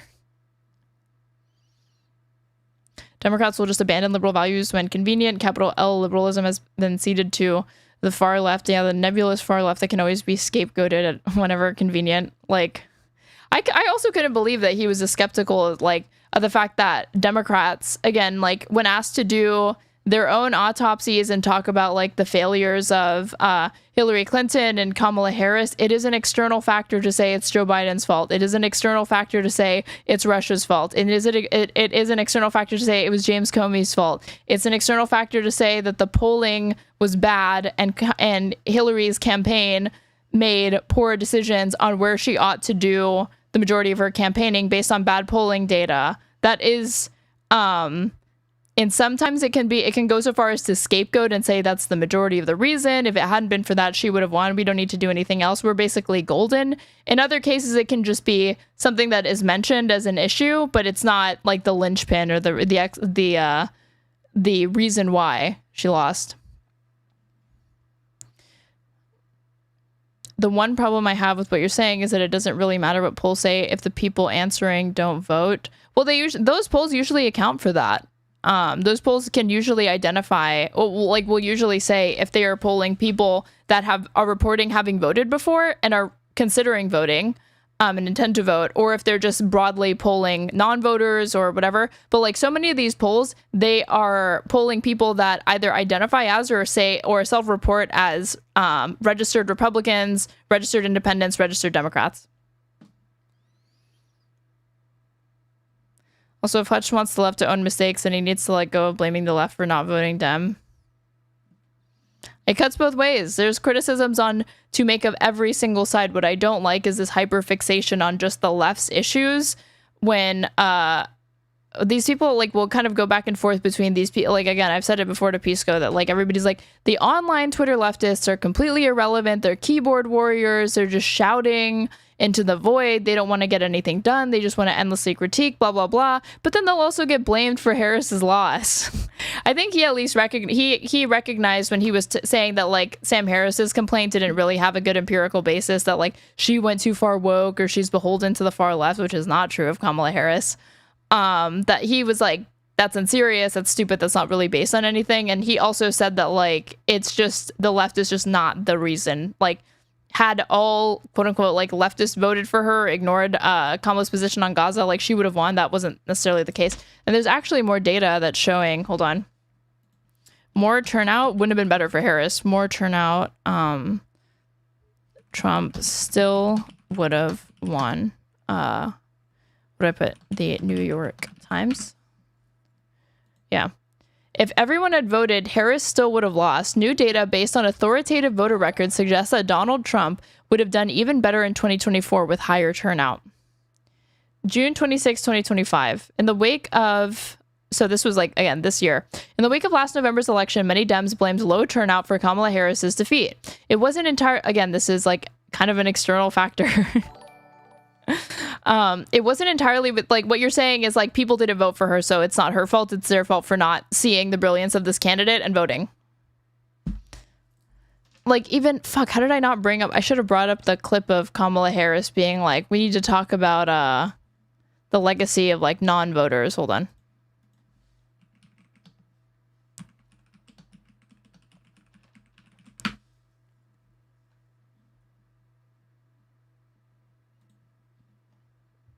It was this, because she had, like, protesters come up to her. Harris slams protesters during book tour. You want to talk about legacy? Let's talk about the legacy of mass deportations, of not voting, and Donald Trump.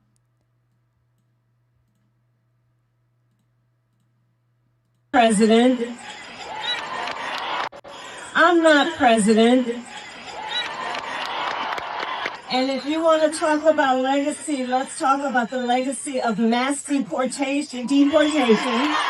Dude, she sounds drunk here. Holy fuck.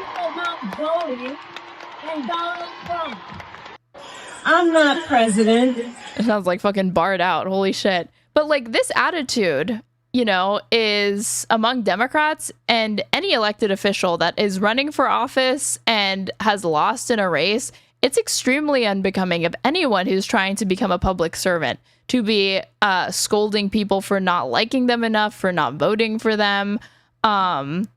Like, you know, this is not the face I make when I'm trying to expand the tent. I gotta be honest. This is also not the face I make when I'm trying to engage in like self-criticism and self-reflection. Harris was just gone for months writing this book, clearly, and now she's on this book tour. Like, you really see where their priorities are when they lose. Because when, like, where is Obama?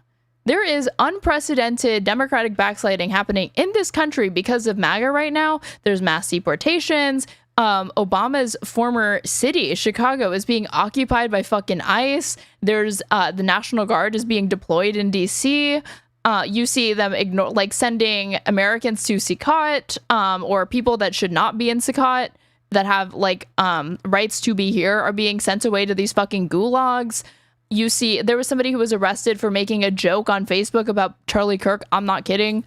Like, where is Obama in all of this? Like, he spoke up against Jimmy Kimmel. That's good. But he's not been outspoken about this in the way that you would expect him to. Or Kamala Harris. Like, she was gone. She took a hiatus. She said on a late night show that, like, after she lost, she just, like, ended up spending time with her family. Okay, like, self-care. Right? When Bernie lost, he made use of his platform. He wrote a book. Explaining what his platform was. It was called Our Revolution. He went, he's doing the Stop Oligarchy tour. He never stopped fighting for Americans. Every single day, I feel like Bernie Sanders wakes up, and the majority of what he's thinking about is, how do I help bring Americans more healthcare? How do I save reproductive rights? How do I get more people to vote against MAGA? Like, he's constantly thinking of ways to help working class people, to build working class power in this country. And even though I'm so disappointed on him when it comes to Gaza and the genocide, I will always have respect for the fact that I think that Bernie genuinely cares about people's Americans' well-being in this country, and is willing to fight for that, and makes use of the platform that he has earned from 2016 and beyond, and does what he can to exert pressure and power and make progressive strides in this country, as opposed to these establishment Dems. Like, this is what you get when they come back on the scenes. It is so disappointing, and it really just shows you that, like, you know, they truly fit the definition of like a career politician. Like, are you in this because you want to help people? Or are you in this because it's all about you and you want to be a big celebrity? You want to be the next Obama? Do you actually care about what you say you care about? It's also why, you know, Bernie's like, you know, any sort of ad that would have been like, Bernie Sanders cares about they, them, Kamala Harris, or Trump cares about you. I don't think that would have that would have been like, fucking, you know, Teflon Bernie, man. Like, that would not have stuck to him. And the reason why is because Bernie has integrity. Bernie has been consistent for decades and decades. He has the same message, the same stump speech. Once you've heard like 3 Bernie Sanders speeches, you basically heard them all. He says the same things repeatedly, and he has like a small message that he's trying to get out there. He wants Medicare for all. He wants a Green New Deal. He wants better labor protections, and he wants an increased minimum wage. It's always the same shit, right? What's Harris's stump speech?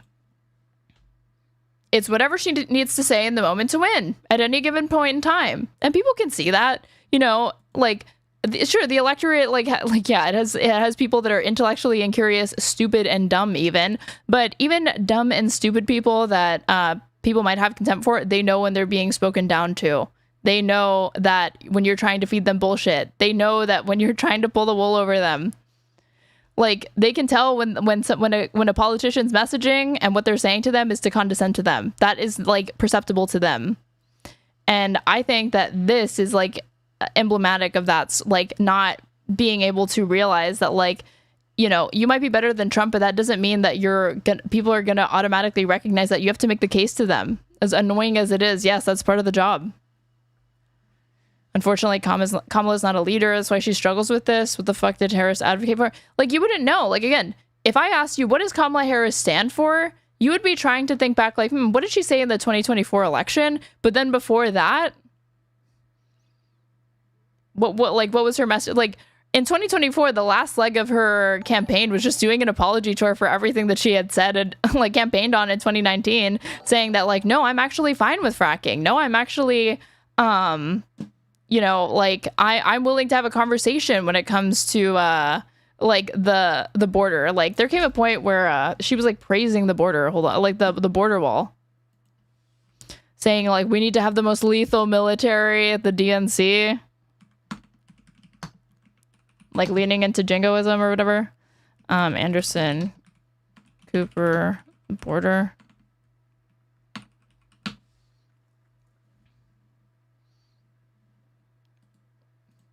Is it this one, maybe? Down, people cross. She says, like, if she says, like, good idea, maybe.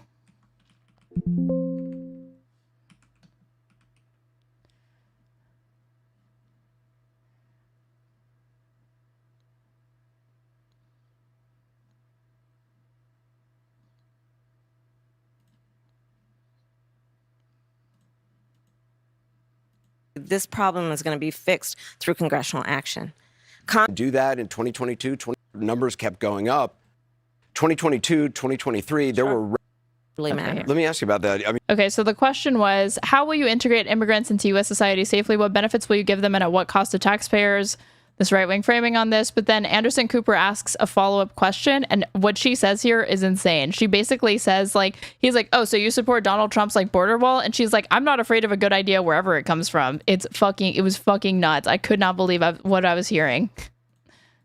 I mean, you talk about the bill that Donald Trump quashed, that was in 2024. You talk about the bill he tried to get passed in 2021. That wasn't able to get passed. 2022, 2023, there were record border crossings.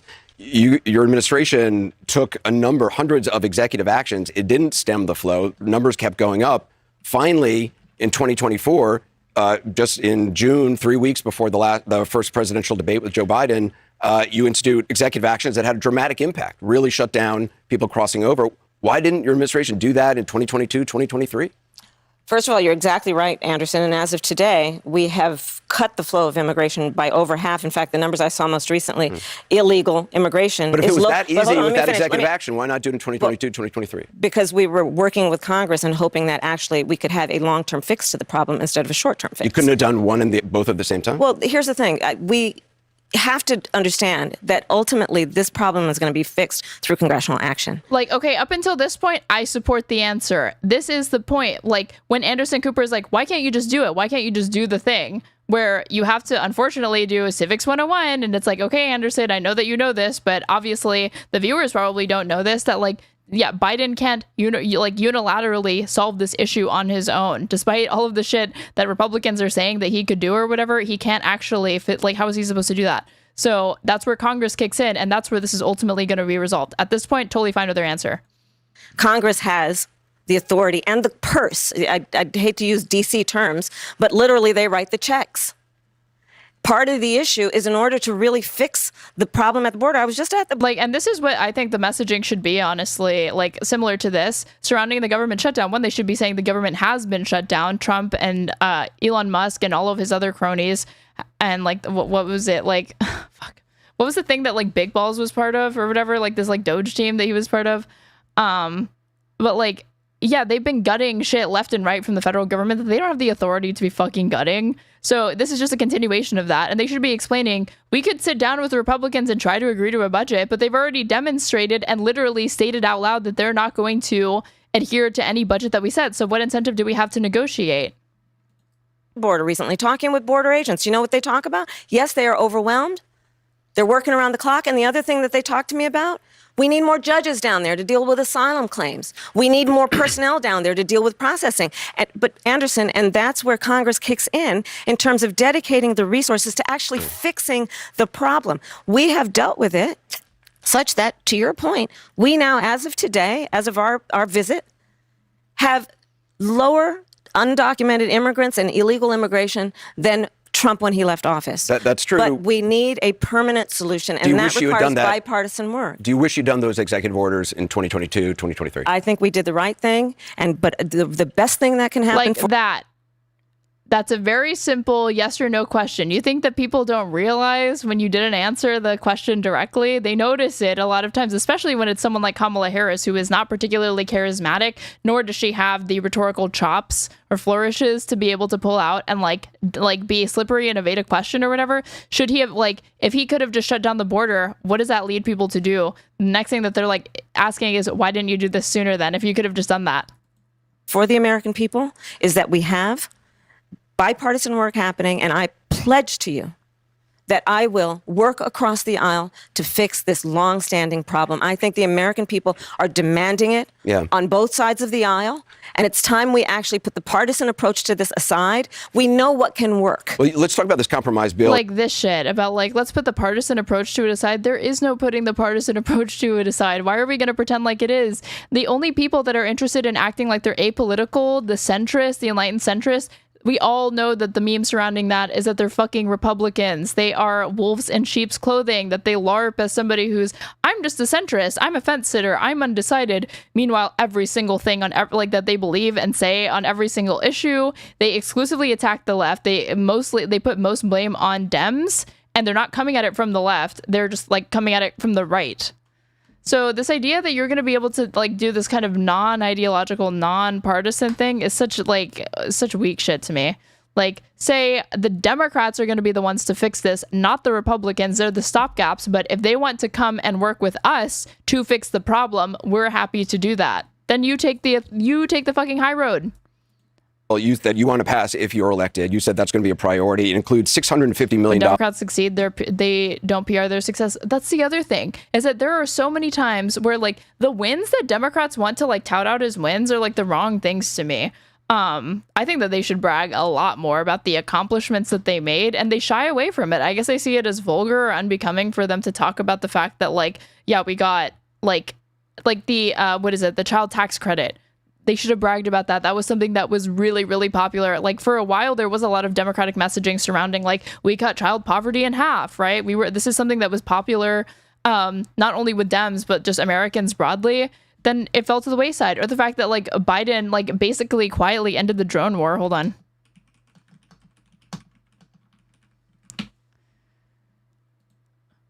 Biden nearly ended the drone war and nobody noticed. Why is the White House so silent about the significant achievement? This was written by Ryan Cooper, published December 1st, 2021. Our infamous drone war has largely faded. Let me make this bigger. Largely faded from the headlines. Aside from one strike that went horribly wrong during the U.S. evacuation from Afghanistan, there has been vanishingly little coverage of what's going on with the signature American tactic of the war on terror, remote-controlled death robots. So I was rather taken aback to discover President Biden has almost totally halted drone strikes and airstrikes in general around the world. It's a remarkable foreign policy reform, but also a remarkable failure of both government communication and media coverage. A hugely significant change in foreign policy has happened, and almost nobody is paying attention. Why is nobody paying attention? Because if Democrats don't talk about it, you can't expect the media to go around touting the fucking accomplishments of the Biden administration. That's not the purpose of media. The purpose of media is to inform people. And it's not news if there's no Democrats talking about it, because that's just a statistic on a paper until you actually, when you have a mic pushed in front of you as an elected Democrat, draw people's attention to it and brag about it. Not long ago, the drone war was subjected to fierce public debate. It started under former President George W. Bush, then became a favored tactic of former President Barack Obama. He'd come to power on the strength of his record opposing the Iraq War, but was, at bottom, a devoted imperial chauvinist. Obama went to avoid being bogged down in new overseas occupations, except in Afghanistan, where he idiotically boosted troop levels to no positive effect, but never truly questioned U.S. global imperialism or the military-industrial complex. Don't disagree with anything here. This is obviously an opinion, but I agree with these opinions. And the key point is, like, why didn't they brag about this? It's insane. Or the fact that, like, Biden administration curtailed the flow of fentanyl to the United States.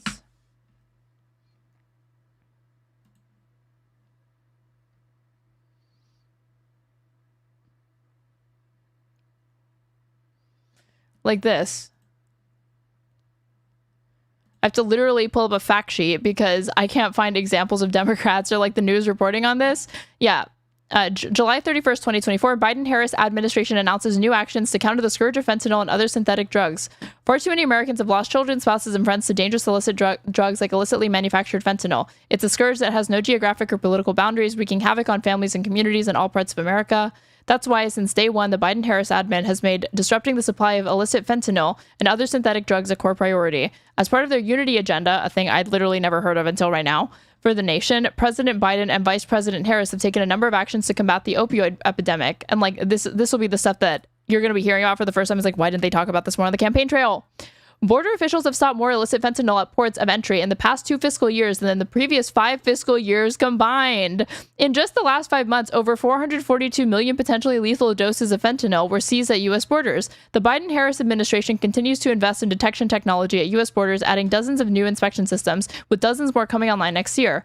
The Biden-Harris administration has made Naloxone, a life-saving opioid overdose reversal medication, widely available over the counter and has invested over $82 billion in treatment, 40% more than the previous admin.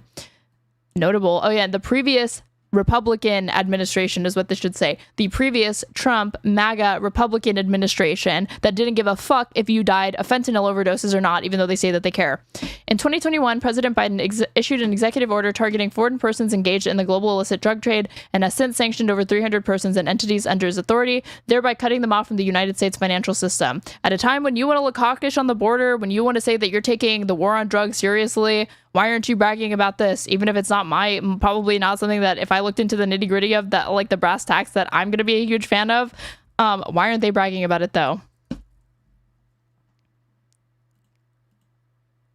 What is it? Dollars in funding for the border wall. That's something Republicans wanted. That was part of the compromise. Under Donald Trump, you criticized the wall more than 50 times. You called it stupid, useless, and a medieval vanity project. Is a border wall stupid? Well, let's talk about Donald Trump and that border wall. So remember, Donald Trump said Mexico would pay for it? Oh, painful. Come on, they didn't. How much of that wall did he build? I think the last number I saw is about 2%. And then Biden was the issue. He was running from cameras. That was the other thing. This is what happens when you have a geriatric president who literally cannot communicate with the public because he's too fucking old. And when it came but that's if you can't have Biden doing it, then get Kamala Harris out there and have her talking about it. You could increase her favorability, get other Democrats. Like, he wasn't the only Democrat to do this sort of communication. For him to do a photo op, you know where he did it? In the part of the wall that President Obama built. But you're agreeing to a bill that would earmark $650 million to continue. LOL, isn't it ironic that Trump was posing in front of the checks notes, the part of the border wall that Obama built? Like, I don't like this shit. This doesn't resonate with me, but they already had my vote at this point. You building that wall. I pledge that I am going to bring forward that bipartisan bill to further strengthen and secure our border. Yes, I am. And I'm going to work across the aisle to pass a comprehensive bill that deals with a broken immigration system. I think Jackson's question, part of it was to acknowledge that America has always had migration, but there needs to be a legal process for it. People have to earn it. And that's the point. Like, bitch, what are you talking about? People have to fucking earn it. Do you know how many kids are dragged across the border here and they don't have any fucking say in the matter? What do you mean earn it? What is there for a 6-year-old kid whose parents have come here and either overstayed a visa and didn't get them papers like they should have, or they don't have the money to be able to secure like this kind of stuff in the time frame that it demanded, or they were literally just brought over here and then kept here? What do you mean earn it? This is why, like, this sort of language should not be used by Democrats. This is the opposite direction. You are priming people to think that it is inherently a threat anytime somebody comes to the border and tries to become a citizen, wants to become a citizen of this country, wants to work in this country, wants to seek asylum in this country because they're fleeing war-torn conditions or impoverished conditions or corruption.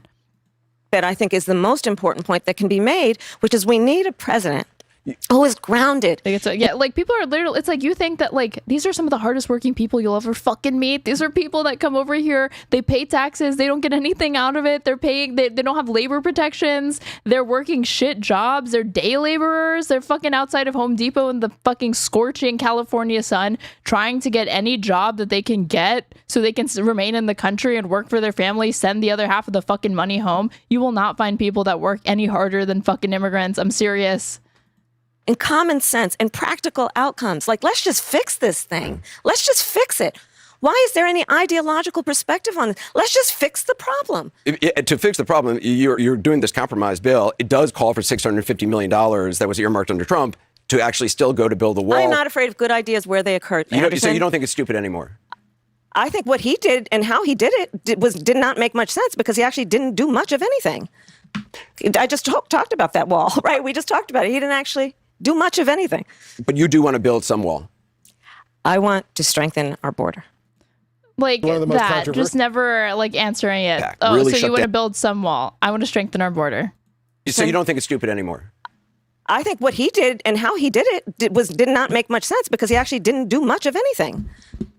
I just talked about that wall, right? We just talked Like about when she says he didn't do much of anything, she's saying, oh, he's not harsh enough. He's not hawkish enough on the border. Like, what the fuck? This is a Democrat. he didn't actually do much of anything. But you do want to build some wall. I want to strengthen our border.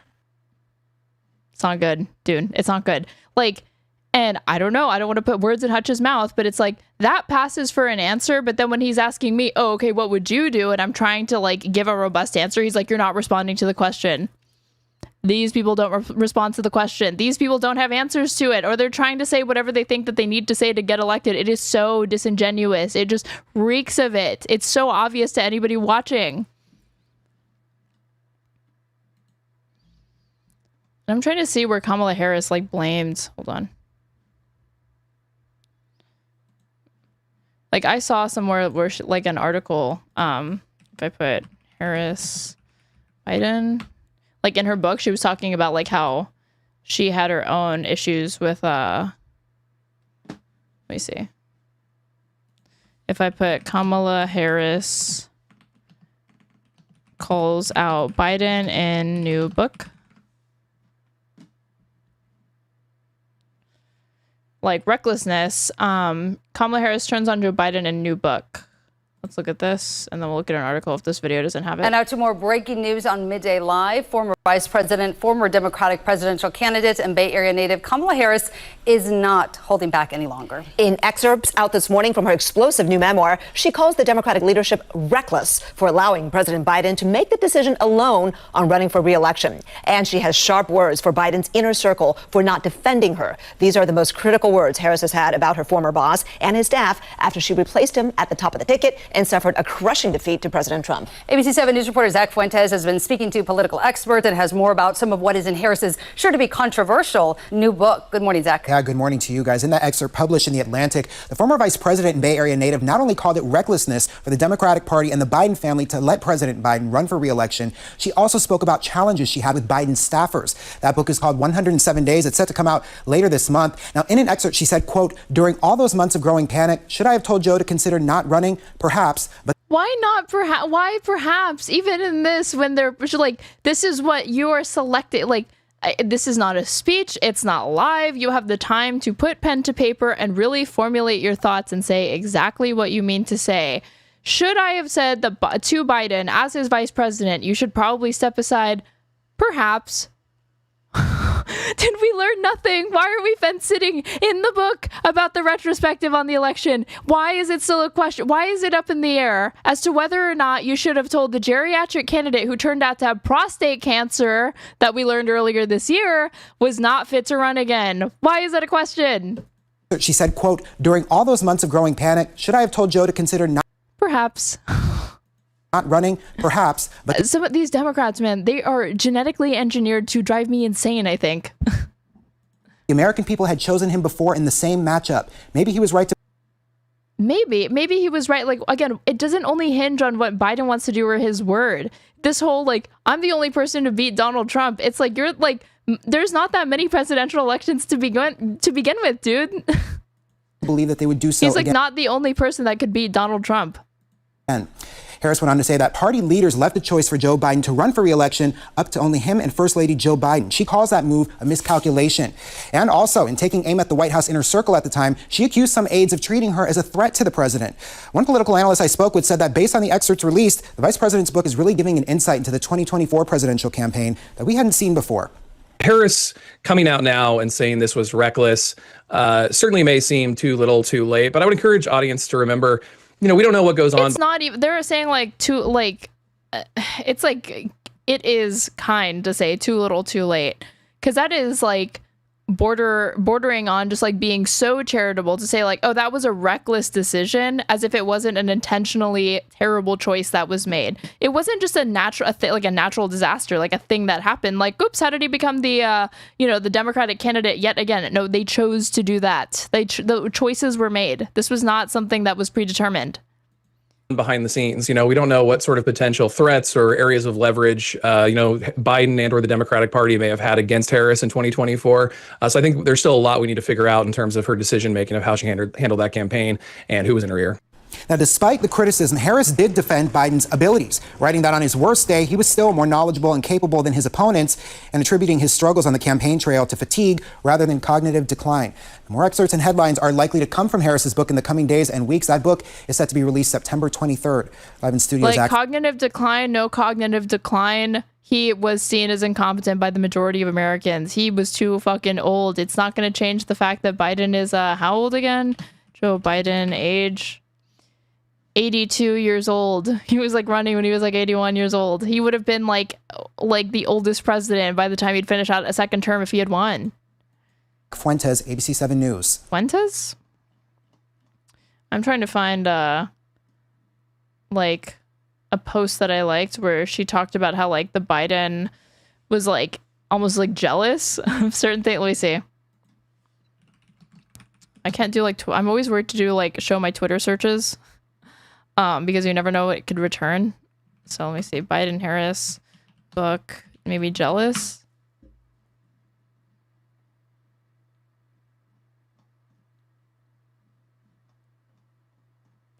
She said basically the Biden White House was you're taking too much attention off of him.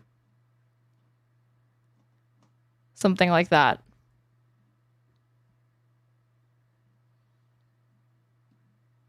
Maybe it was this. I think I found it. In the first excerpts from her new book, Kamala Harris shits all over Biden and his team for his decision to run for re-election. As we just saw, I think that this is a very fiery way they're reading too much into this. She also accuses they would say anything other than adoration is shitting all over Biden. She also accuses the Biden White House staff of adding fuel to the negative narratives that spring up around me. And of all the people in the White House, I was in the worst position to make the case and he should drop out. I knew it would come off to him as incredibly self-serving if I advised him not to run. He would see it as naked ambition, perhaps as poisonous disloyalty, even if my only message was, don't let the other guy win. That's a huge indictment of Joe Biden. Okay, so at least this is actually more scathing or whatever. But the fact that she was maybe, but then if this is the reason why, you're not talking about the fact that oh, well, even if he drops out, then who's going to run? Are we going to have a primary? It wasn't decided at that point. Do you know how difficult it is to run a campaign against any Republican candidate over the span of 2 years, let alone try to cobble one together in 100 days? To bring up logistical barriers to winning, that makes sense to me. But to say when it's oh no, Biden's ego is the reason why I don't think I could get through to him, that's terrible. It's Joe and Jill's decision. We all said that like a mantra, as if we'd all been hypnotized. Was it grace or was it recklessness? In retrospect, I think it was recklessness. It was malpractice. It was malfeasance. It was negligence. It was intentional. The stakes were simply too high. This wasn't a choice that should have been left to an individual's ego, an individual's ambition. It should have been more than a personal decision. She's correct. Again, that you can say too little, too late. It was just after 5 p.m. in Houston, and the president would be addressing the nation from the Oval Office later that evening. I watched it at the hotel that night. It was a good speech, drawing on the history of the presidency to locate his own place within it. But as my staff leader pointed out, it was almost 9 minutes into the 11-minute address before he mentioned me. I want to thank our great Vice President Kamala Harris. She is experienced, she's tough, she's capable, she's been an incredible partner to me and a leader to the country, for our country. When Fox News attacked me on everything from my laugh to the tone of my voice to whom I dated in my 20s or claimed I was a quote-unquote DEI hire, the White House rarely pushed back with my actual resume. 2 terms elected DEA, top cop in the second largest Department of Justice in the United States, senator representing 1 in 8 Americans. Because she was a senator from California. California has a fuck ton of people in it. Lorraine Bowles, my chief of staff, constantly had to advocate for my role at events. She's not going to stand there like a potted plant. Give her 2 minutes of remarks. Have her introduce the president. The fact that this has to be advocated for, bizarre. I said the quote-unquote plan with exaggerated emphasis in air quotes. Fox News, the New York Post, and Newsmax went wild, claiming I'd faked a French accent. This was total nonsense, but the White House seemed glad to let reporting about my gaffe overwhelm the significant thaw in foreign relations I had achieved. Worse, what is she referring to here? Worse, I often learned that the president's staff was adding fuel to negative narratives that sprang up around me. One narrative that took a stubborn hold was that I had a chaotic office and unusually high staff turnover during my first year.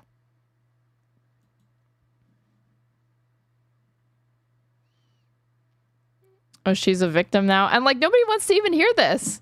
Nobody even wants to hear it because, again, it is you talking about the failures or whatever, even if they're true, even if they're valid, Queen. Guess what? It is just interpreted as, like you being a pushover. So, but like this, honestly, it makes her look like a pushover. Like, have a little more respect for yourself. Like, you're scapegoating blame. Where's the self-reflection coming in at this, like, in this book? You know, is there any point where she's really, really critical of herself or whatever? Like, I think it wouldn't, like, I should have asked Hutch, like, isn't it more important to hear that from the candidate themselves when they're writing books, not just the media apparatus that exists around them? That seems probably paramount, no? Let's see.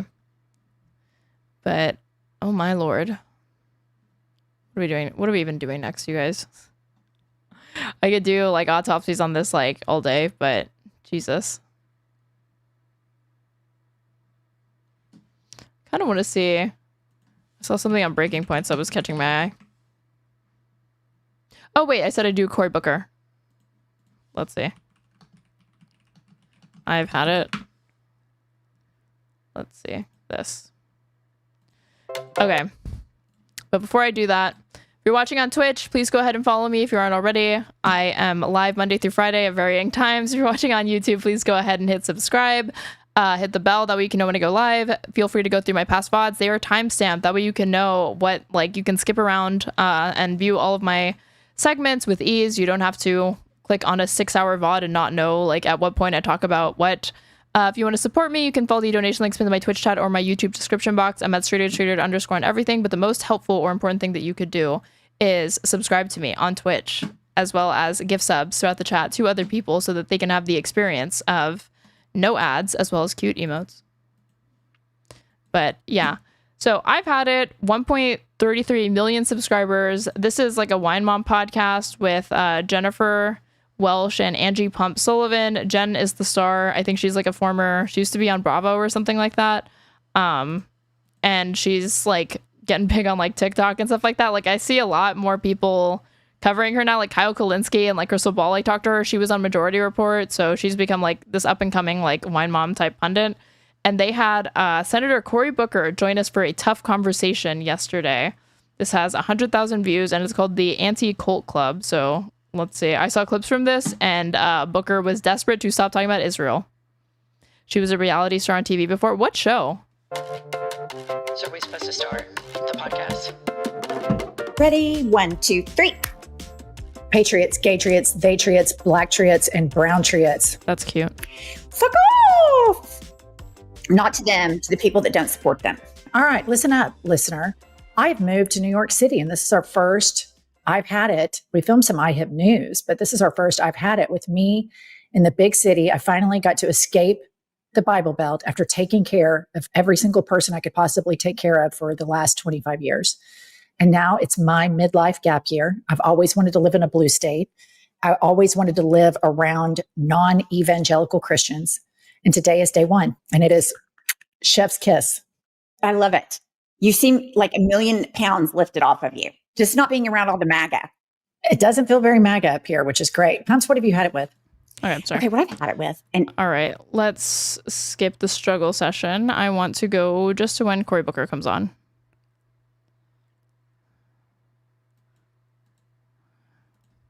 .com/ Well, her being like, I hate Christians.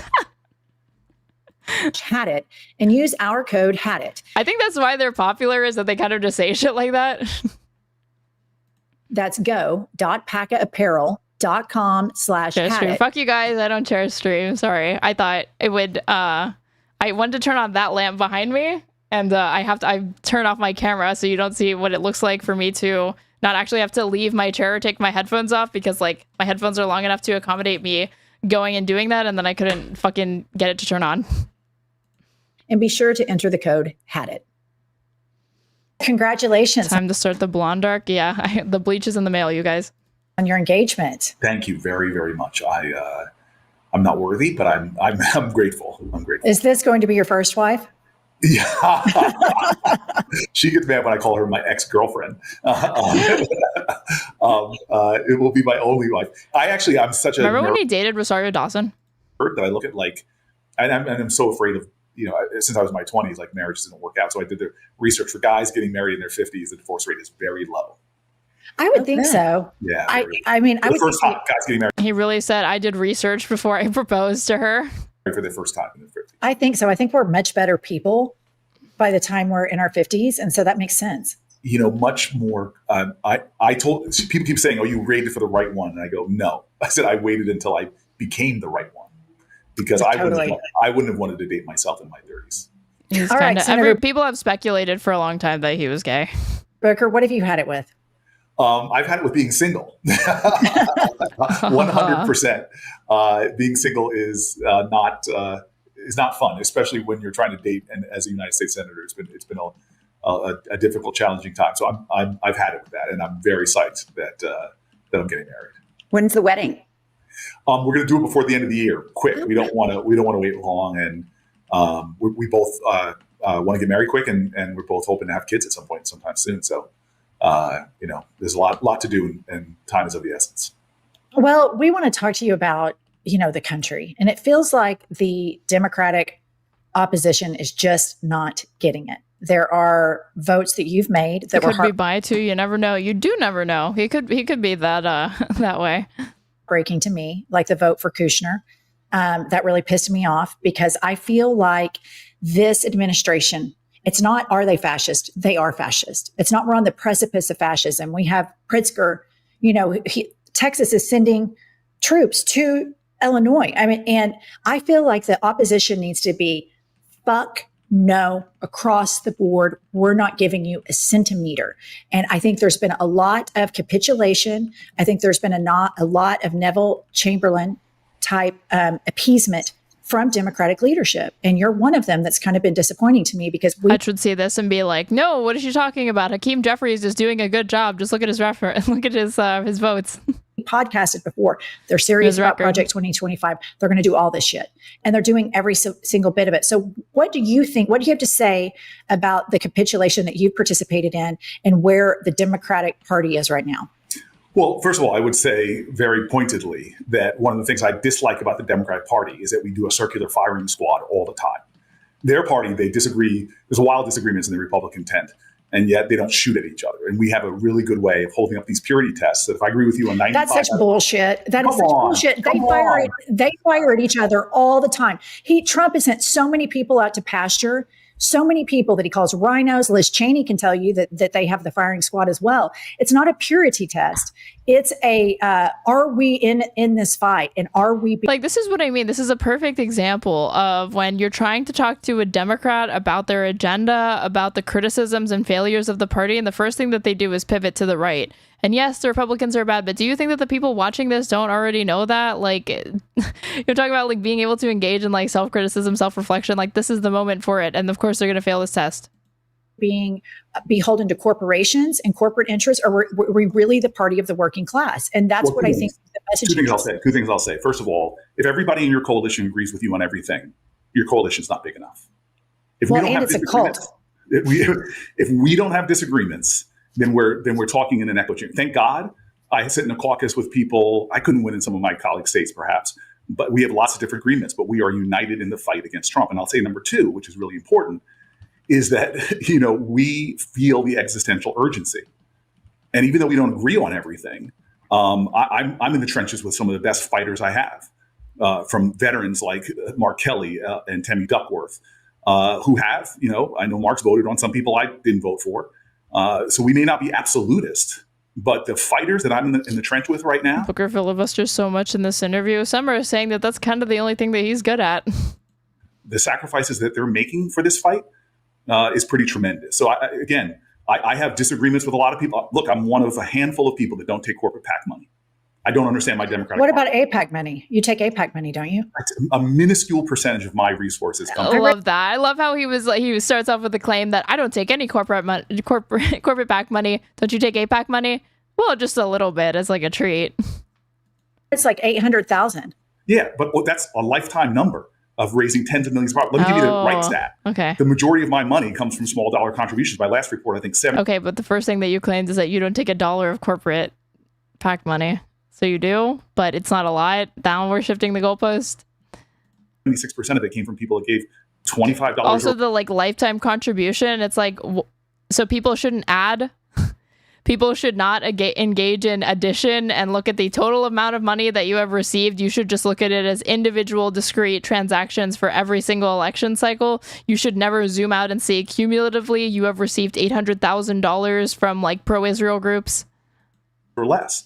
So this to me also is like the idea that's minuscule, dude, that ain't minuscule. Like these people always talk about like you're out of touch with your constituents. Why don't you go ask the average American if $800,000 is anything to fucking sneeze at?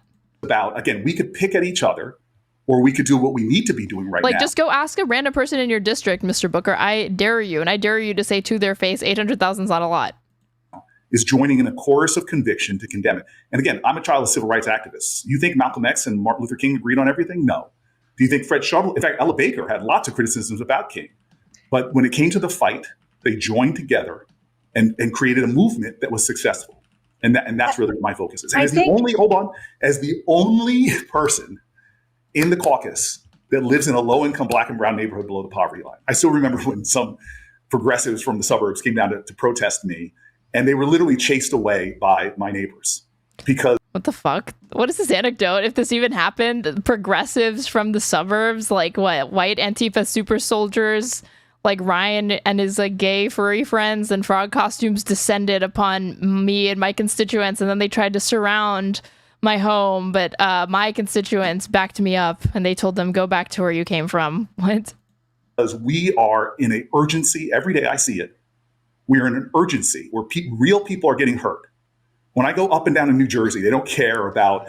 yeah, real people, Jen, not Palestinians. Who gives a fuck about them? It's just $800,000. Who cares if they get hurt? I'm talking about real people. I'm talking about actual Americans. Hello? The fact that I took 1% of my money from some group, they care about what are you doing to restore my health care? What are you doing to fight for my fact that I can't make rent? And in my caucus right now, we're standing up and fighting for those things. And like even his framing or whatever, like why can't I make rent or whatever? Like where the it never enters into the discussion. Should you be paying rent? Should we even have landlords? And not capitulating, as you said, to Donald Trump's attempts to deny 22 million Americans health care, to see healthcare costs double for lots of them. Well, I think the base feels like right now, and I know that you're in the Beltway, but I think the Democratic base feels like there is a disconnect. Like we hear you, like when you did your 25-hour speech, I was like, go Corey, I love this. That is amazing. And then there's a photo shoot with you with Benjamin Netanyahu. And I was just like, what in the actual fuck? Like, how can he do that? It was heartbreaking. I felt betrayed. Yeah, and hang on. And that doesn't just happen in an echo chamber. It's important when there are Democrats like you, where the base, we should make each other. People don't care about genocide. No, like literally, that is the narrative that they're trying to push. That like the only people that care about this are like bourgeois, like suburban, white, wealthy people or whatever. Nobody actually gives a fuck about anybody, which, you know, ask them about Ukraine. You think that they're going to say that about Ukraine? They'd never. They're better. We need to evolve. And I love that doesn't just happen in an echo chamber. It's important when there are Democrats like you, where the base, we should make each other better. We need to evolve. And I love that you come on here. We need to have these conversations. It's not a purity test. We want credible messengers, because when we are, yeah, the purity test angle also comes at it like from the assumption that like these people don't want Democrats to win, that they don't want progressive power and stuff like that. And I realize that any liberals watching me, they're like, aha, she's so close. It's almost like they don't want power. Like they just want to relentlessly critique power. Literally the ContraPoints meme. No, that's not what I'm getting at. What I'm saying is that these criticisms come from genuine anger and frustration with the Democratic establishment not putting up a good enough fight against MAGA, against Republicans, and trying to identify what the reasons are for that. And it's not just personal failing. It's literally an entire architecture and apparatus that exists around all American elections, with how much, you know, money goes into them, how much dark money gets funneled in and is never disclosed. The fact that the wealthy have a disproportionate amount of political power than, you know, you and I ever could have. Like, these are important conversations to have, and they should factor in, and it should not be side-eyed or just like, you know, induce eye rolls in people. Like, yeah, this is serious stuff to talk about. It's also why it contributes to why Democrats can't win. down the middle and beholden to corporate interests, then we leave this vacuum, and that's how fascism has flourished. And so for myself and a lot of our listeners, when I saw the picture with Benjamin Netanyahu, I felt like it diminished your 25 hours. That's how it felt to me. So a few things. One is, I work in the Beltway. I live in the Central Ward in Newark, New Jersey. Streets that a lot of folks tell folks, why would you live? Demean and degrade my communities. I keep a little picture here of the first place I represented at 28 years old, which is a Black community that's struggling. And we've transformed our schools, our supermarkets, new parks, urban farms, and the like. And the wonderful thing about I want to try to find it. There was this bit from on Chapo that was like so funny from Felix, where he was talking about how like Dems and other people are trying to go with the strategies of like, and the right. I think he also talked about the right doing this, not just Dems, outright denial of their affiliation with like pro-Israel groups or like Israeli officials with the Knesset. Meanwhile, like it's not hard to unearth photos of them like hanging out with Israeli officials or like look up how much money they've received from J Street, from AIPAC, these sorts of things. Those folks that I serve, is that none of them. Unless you're willing to talk about why progressives suck ass without mentioning institutional hurdles, I think you're just not being serious or pragmatic enough. It felt that way at multiple points in that conversation, that like literally he was expecting me to engage in some sort of like humiliation ritual, that he was going to be able to like laugh at me for like oh yeah, Democrats, like progressives are totally wrong on everything, like they're totally out of touch, they've never made any positive contributions, like yeah, we're completely wrong, and the moderate Democrats, the centrist Democrats are pragmatic, and they're correct, and we're just, you know, children over here clutching our lattes and screaming into the void on Twitter. Like, I was never going to co-sign that characterization unless we're willing to engage in those sorts of like hyperbolic characters, like just lazy characterizations of like libs and moderates, and he'd grant that to me. I'm not going to do the same thing to that. One, it's not accurate, and two, like it's not unique. Even if it were accurate, it would not be unique to the left or progressives. Question where I stand and how long, for more than a quarter of a century, have I stood with the people in their neighborhoods. Number two, so I may work in the Beltway, but I know where I came from and I know who got me here. And it's the struggling people that our party has done a pretty shitty job for, to be honest with you. I agree. Okay, number two, when you say things like Kushner, this or whatever, I remember the people who actually, when the Democratic Party was doing things like passing crime bills, they put Black people like me, when I was in my 20s and stopped by the police all the time, behind bars. The Democratic Party failed and fueled mass incarceration. And so the people that were there for me 30 years ago, doing prisoner reentry programs, getting people jobs and housing, I'm sorry. People like Kushner, who was there 30 years ago fighting for those fights, I'm not going to forget that they fought for Black people when other people seem to be gung-ho with, hold on, let me finish. Wait, is this the first CARE Act? What was that act called that you passed? Well, that was only 2 years ago, the First Step Act. What was that? Okay, I've read about that. That's really good. Yes, it's excellent.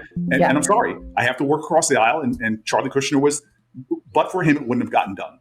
So when I go home, people do know people that got out of prison because of the First Step Act, and they knew the bipartisan coalition. Third, I'm sorry. I have real problems with Benjamin Netanyahu. Outrageous things that he's doing.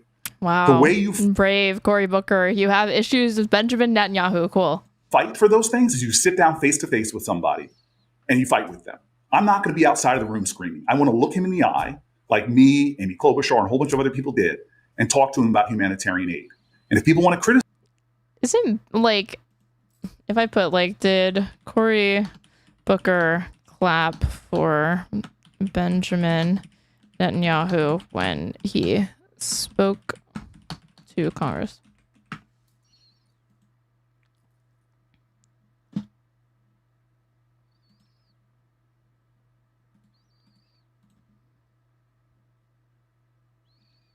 All of this is coming up, but like,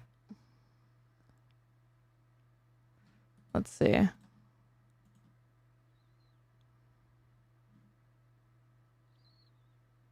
Yeah, Booker's in this picture or whatever. He's like trying to hide though.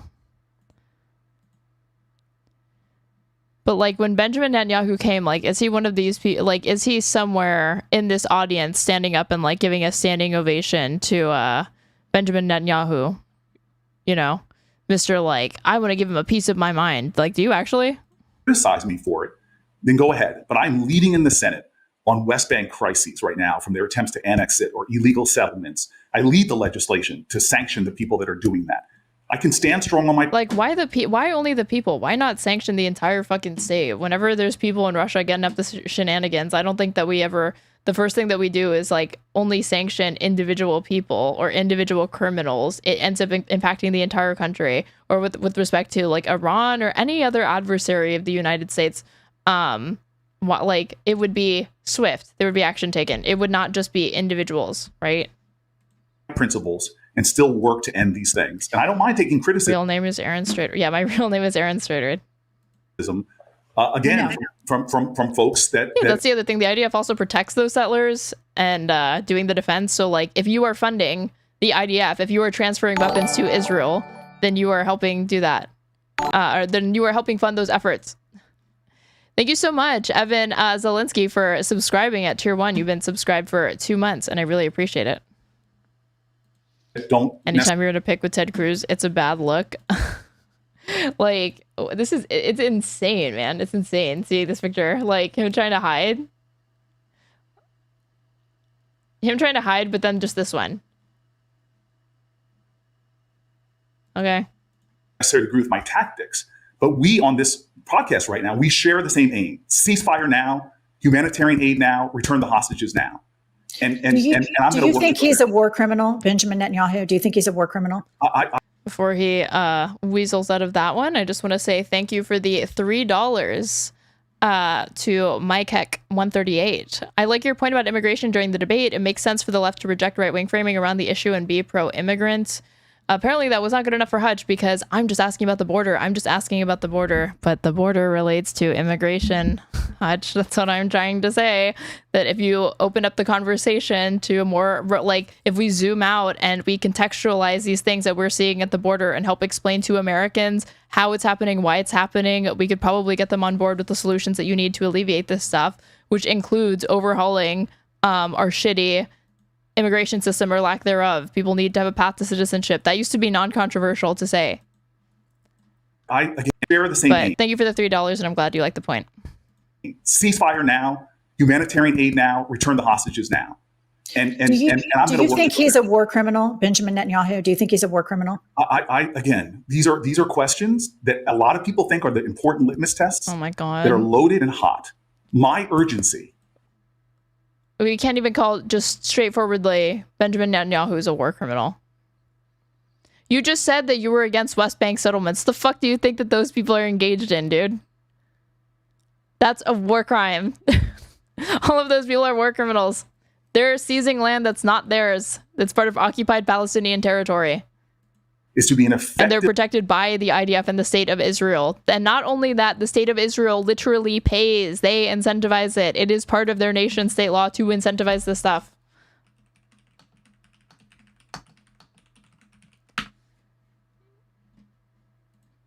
If I go to this. Oh, fuck you, Vox. Let's go to remove paywall then.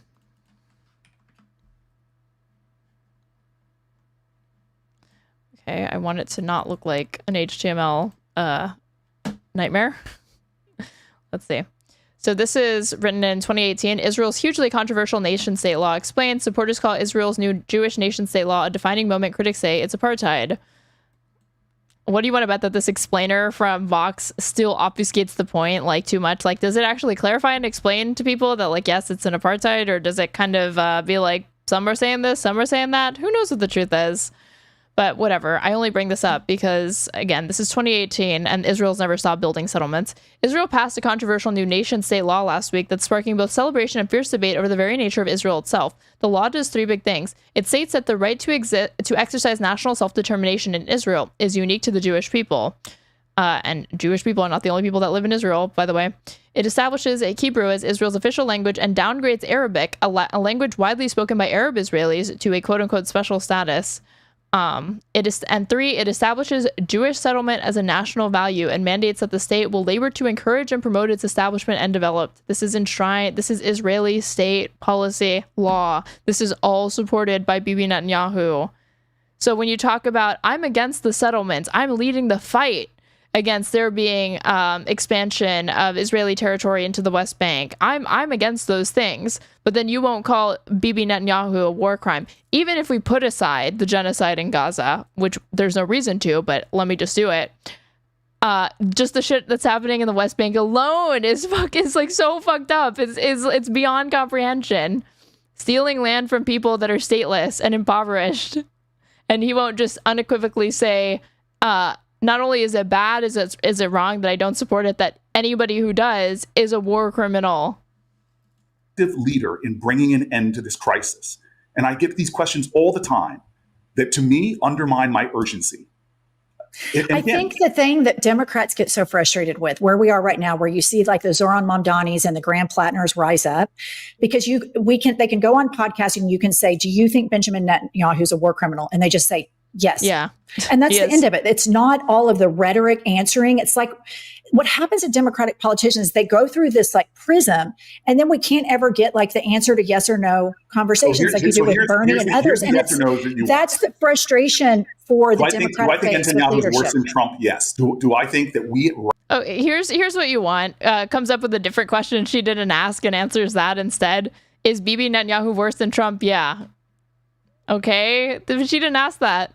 Right now, in America, should be doing everything possible to bring peace, not just to that crisis, but to the ones that shock me that no one talks about. And I hope, and I don't know if you guys have or not, but crises like Sudan, where there are American weapons literally causing horrific, in fact, by double, triple, quadruple, it's the biggest humanitarian crisis that we're not talking about as a country. When I was coming up, everybody was talking about Darfur. Now the moral silence is outrageous. This is just deflection and whataboutism. When American weapons are being used in that conflict. And the same with Israel. I mean, our weapons and even Democratic... Yes, I'm so glad she doesn't take the bait and is not arguing on his terms of like, yes, all that stuff is bad. Like, just right back to the point. He didn't address what she asked, which is about Israel. Politicians signed them before they were sent over to... She should have asked, so is Trump a war criminal then? For real, that would have been good. Kill kids. This is, I really feel like, but these people would like the things that they would do before they even consider taking any, like suggesting that even like Trump or Bibi Netanyahu should go to The Hague. You wouldn't believe this fascism. We have to have conversations like this, Senator. I think but you're right. Where you're right is the Democratic Party. As a black guy in America, there are so many things we don't talk about that we need to have an honest conversation about. You're right. I work in a place that corruption has been accepted. Why are people taking corporate PAC money? Why are people trading stocks? I hold myself to the standard of what I want to see other elected officials. If I was a guy in Newark that I talk to about that don't believe their politicians stand and fight for them. And so I agree with you that there are real corruptions that we tolerate that we need to do something about. Campaign finance is one of the things. This is why I do not take certain money from everything from oil company C-suite folks to pharma companies. Again, must be remarked upon that he initially was like when he thought he could get away with lying about it. I don't take a cent of corporate PAC money to, well, I try to only take it from like the corporate PACs that I align with and agree with. C-suite folks, these are all things that I believe. But every day that I get up here, I know the people who won the Colorgate debate. Hi, Vadim. We didn't have a Colorgate debate, but did Hutch title it that or something like that? We literally touched on it for like 2 seconds because I'm happy to let people talk about it in my chat, but I really don't give a fuck. It seems like a huge nothing burger to me. People of New Jersey want me to fight for them and their interests.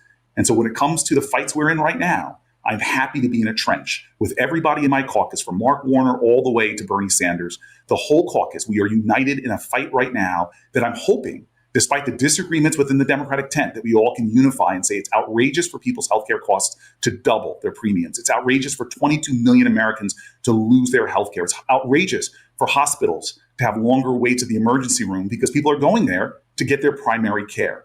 I go home every day, as I told you, or at least every week, to my community. And a lot of the things that I often talk about on podcasts like this, they don't give a damn about. They want to know what's going on with my rising costs. What's going on with my loss of healthcare? What's going on with this like ventriloquizing of this like unicorn non-existent constituent that doesn't care about what you spend the majority of your time talking about on these podcasts that I guess poor people don't have access to, even though it's on fucking YouTube. It's not paywalled behind Spotify or something like that.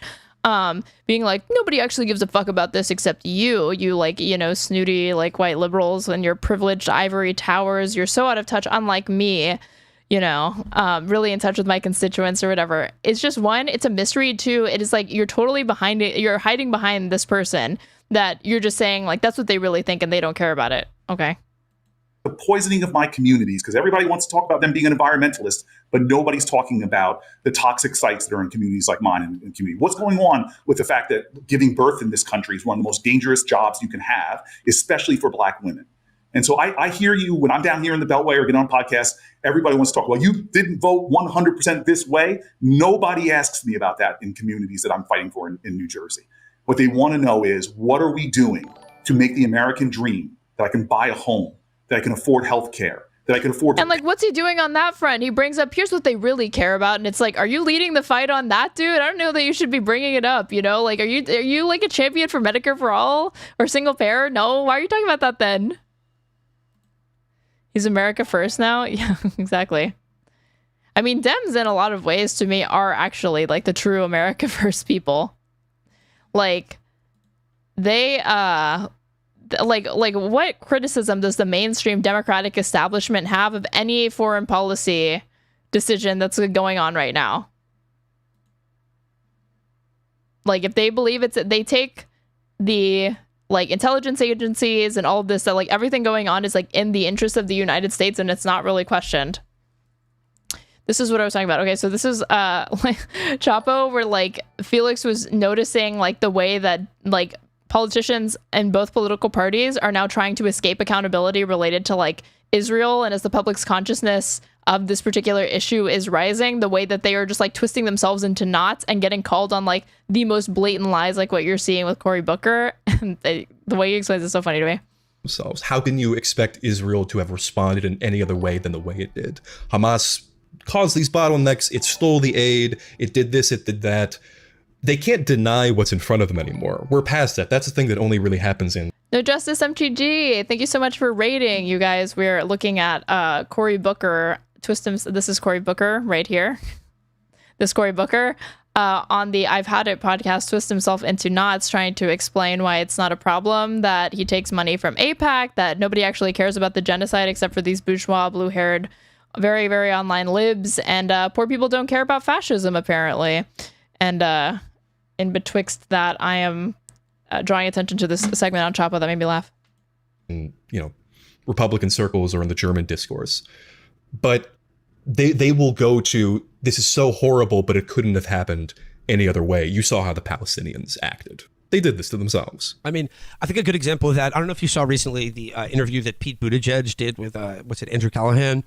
And like when he asked him about Gaza, Pete Buttigieg had this very slick and like seemingly reasonable response that I think was like very well crafted from his perspective.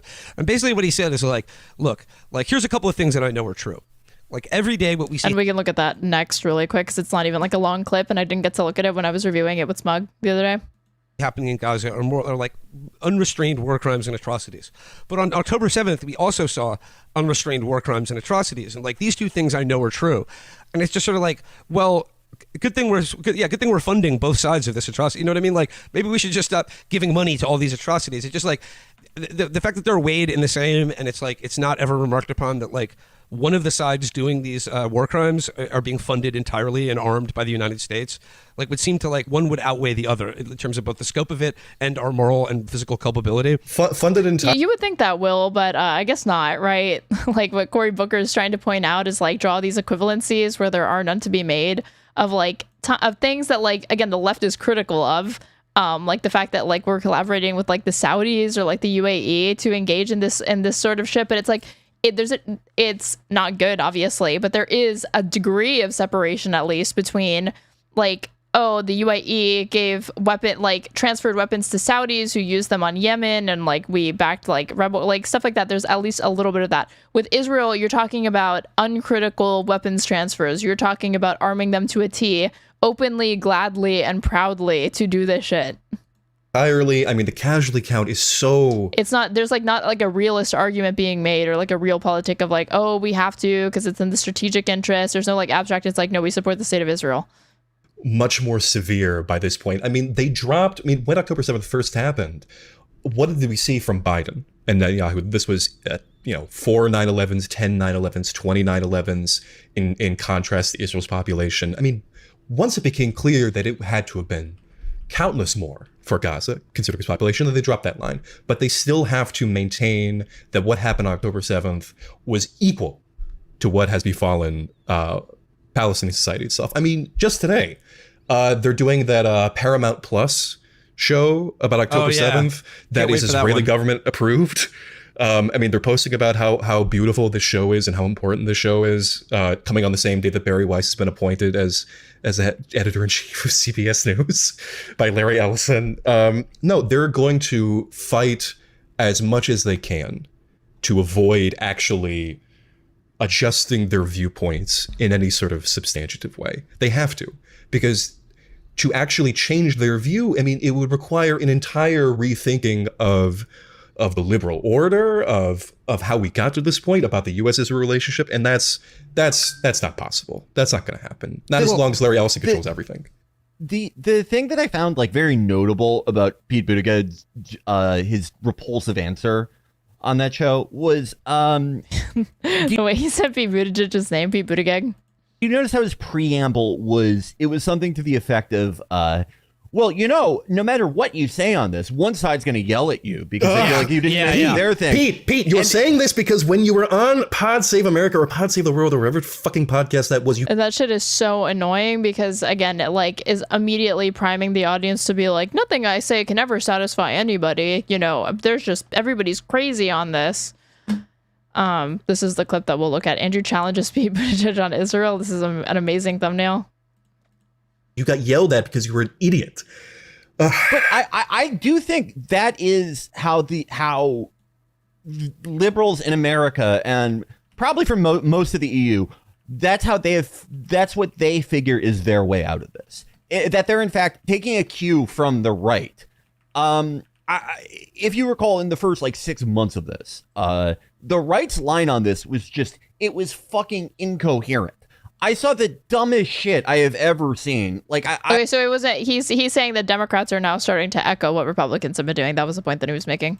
You would see pictures.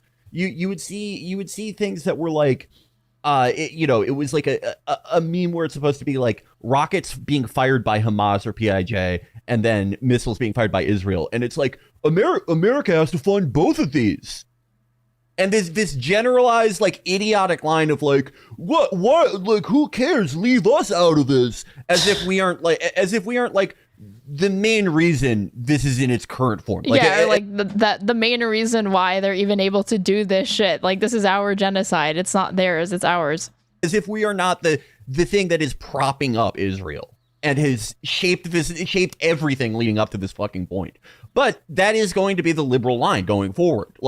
I'd love to come up with a great technocratic solution, but people will yell at me no matter what. yell at you no matter what. And just to hammer home that point, this is an article, and this is even a new article. From Iron Dome to F-15s, U.S. provides 70% of Israel's war costs, if we're calling it a war. This was published in October of 2024.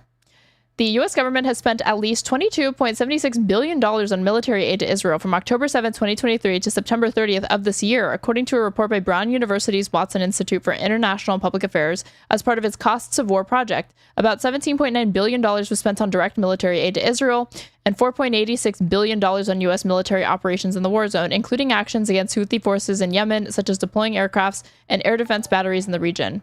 The project aims to shed light on the extent of U.S. assistance in armed conflicts where the U.S. is directly involved and adopts a critical tone regarding the lack of transparency surrounding these figures. In their recent paper entitled United States Spending on Israel's Military Operations and Related U.S. Operations in the Region, from the dates that we said, the paper opens by stating, "It has been difficult for the U.S. public, journalists, and members of Congress to get an accurate understanding of the amount of military equipment and financial assistance that the U.S. government has provided to Israel's military during the past year of war.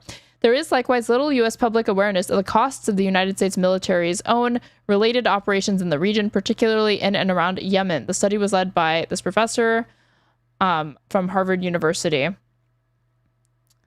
But just insane. the total amount of American aid since the start of the war is about $22 billion based on an average exchange rate by the Bank of Israel over the past year. Most has been delivered, but about $5.2 billion will only arrive next year. According to official estimates from the Bank of Israel, the total cost of the war is estimated to be about $65 billion, including around $31 billion for military costs, including army operational costs, replenishment of military equipment, ammunition, and logistical support. Therefore, by simple calculation, the U.S. has been funding 70% of the war effort. It is our genocide. Like, there is no getting around that. I mean, how can we be invested in such a granular Middle Eastern issue that has no effects back home or on any other foreign policy venture that America is engaging with?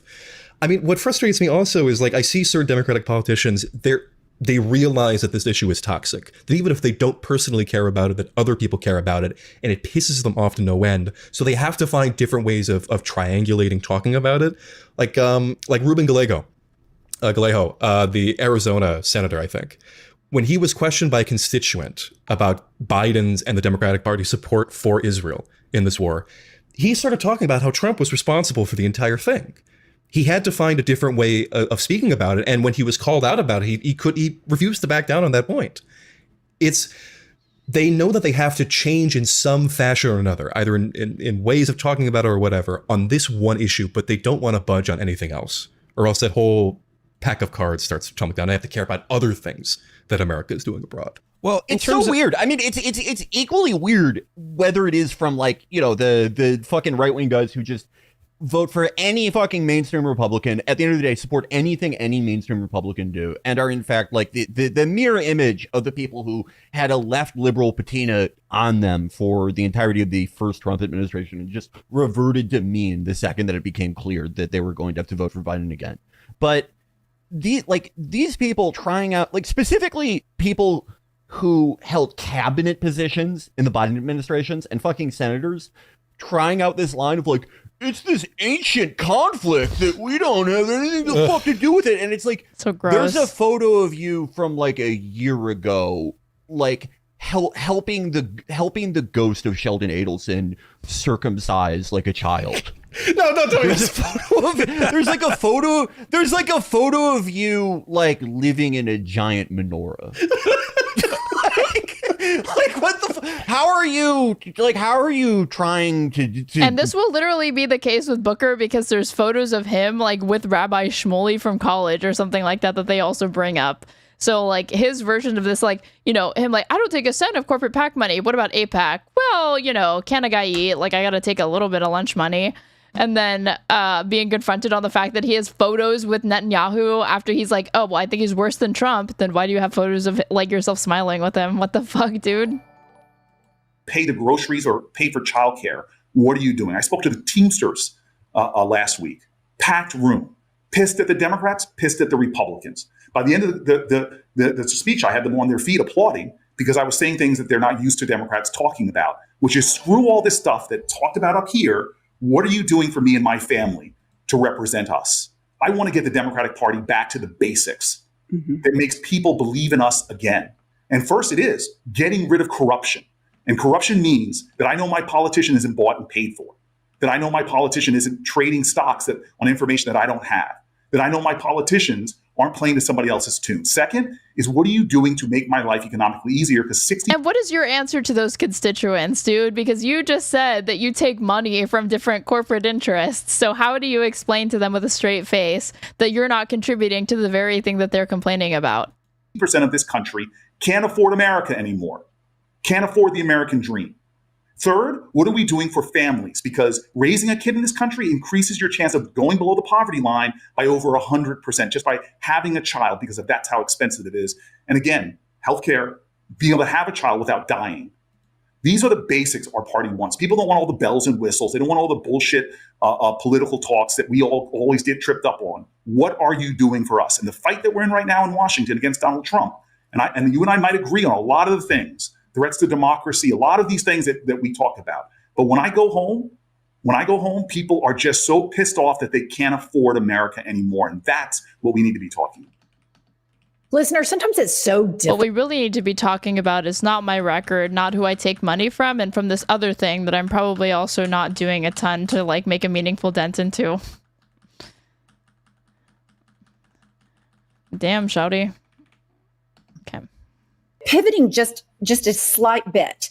I have been so profoundly disappointed with the leadership, like, for example, your colleague Chuck Schumer. Let's just take him because you're in the Senate. I feel like every single day, Democratic leadership in the federal government should be out saying Donald Trump has dementia. He's running around calling it the Department of War when it is the Department of Defense. He is lying about inflation. I mean, just every day he's demented. He should be impeached. He's lying.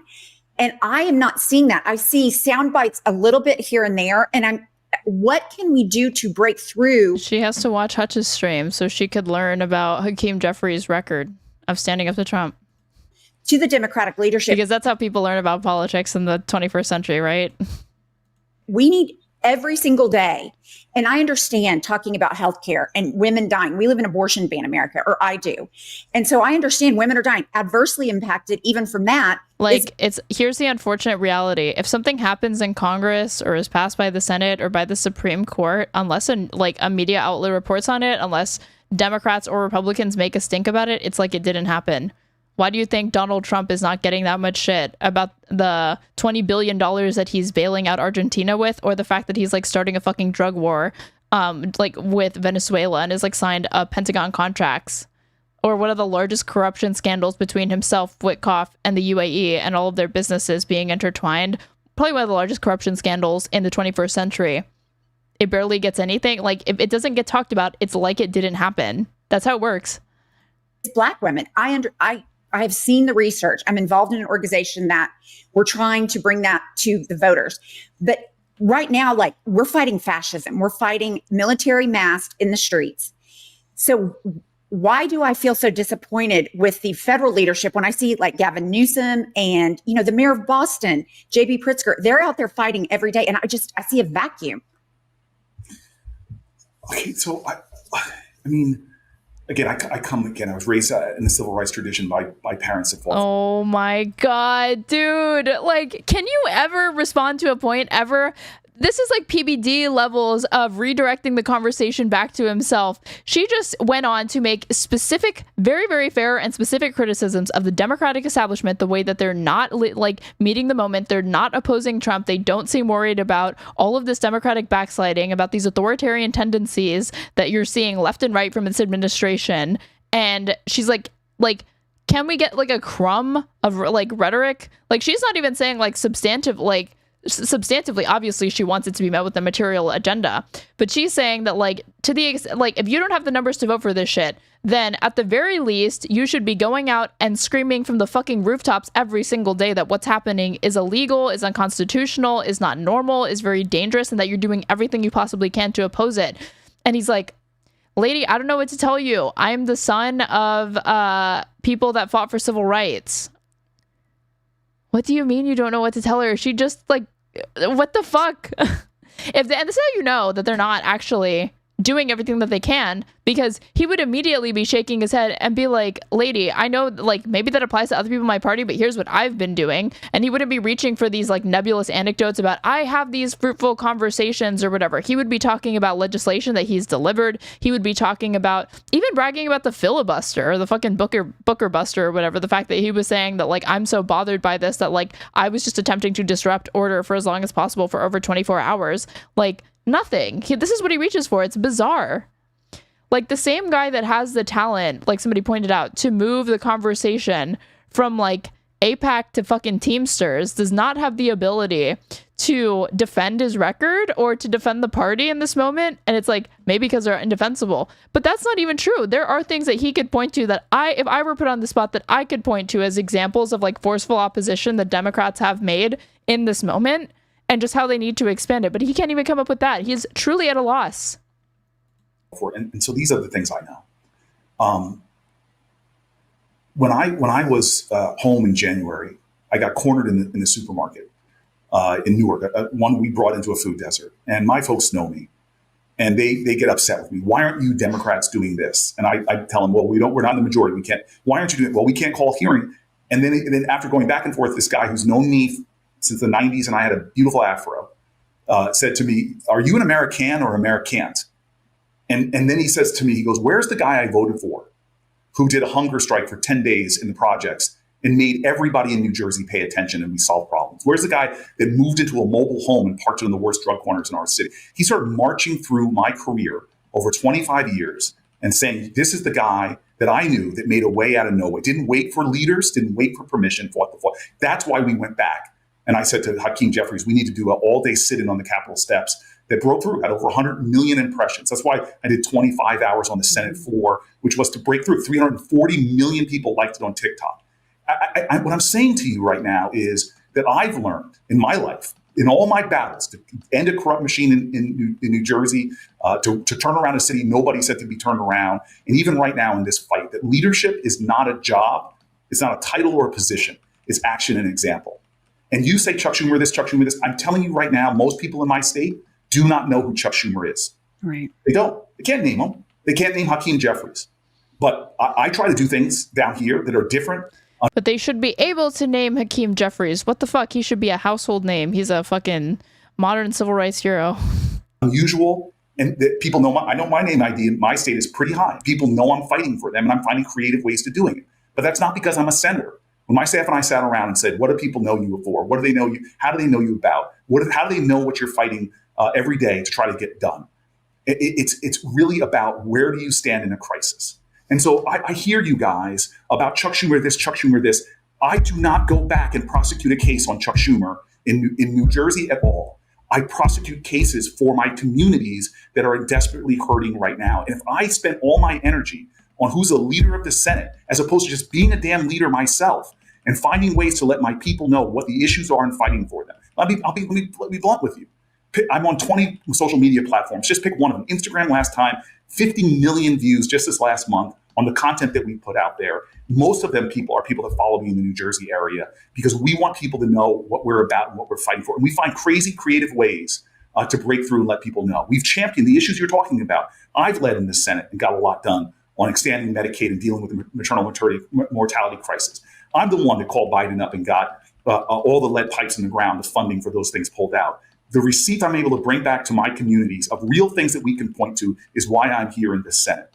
And so I understand the politics, but people aren't concerned about politics. They're concerned about, are you making progress for my community? And that's what this fight is about. We have the leverage right now. We are standing in the right. We are right on the pain point of Americans.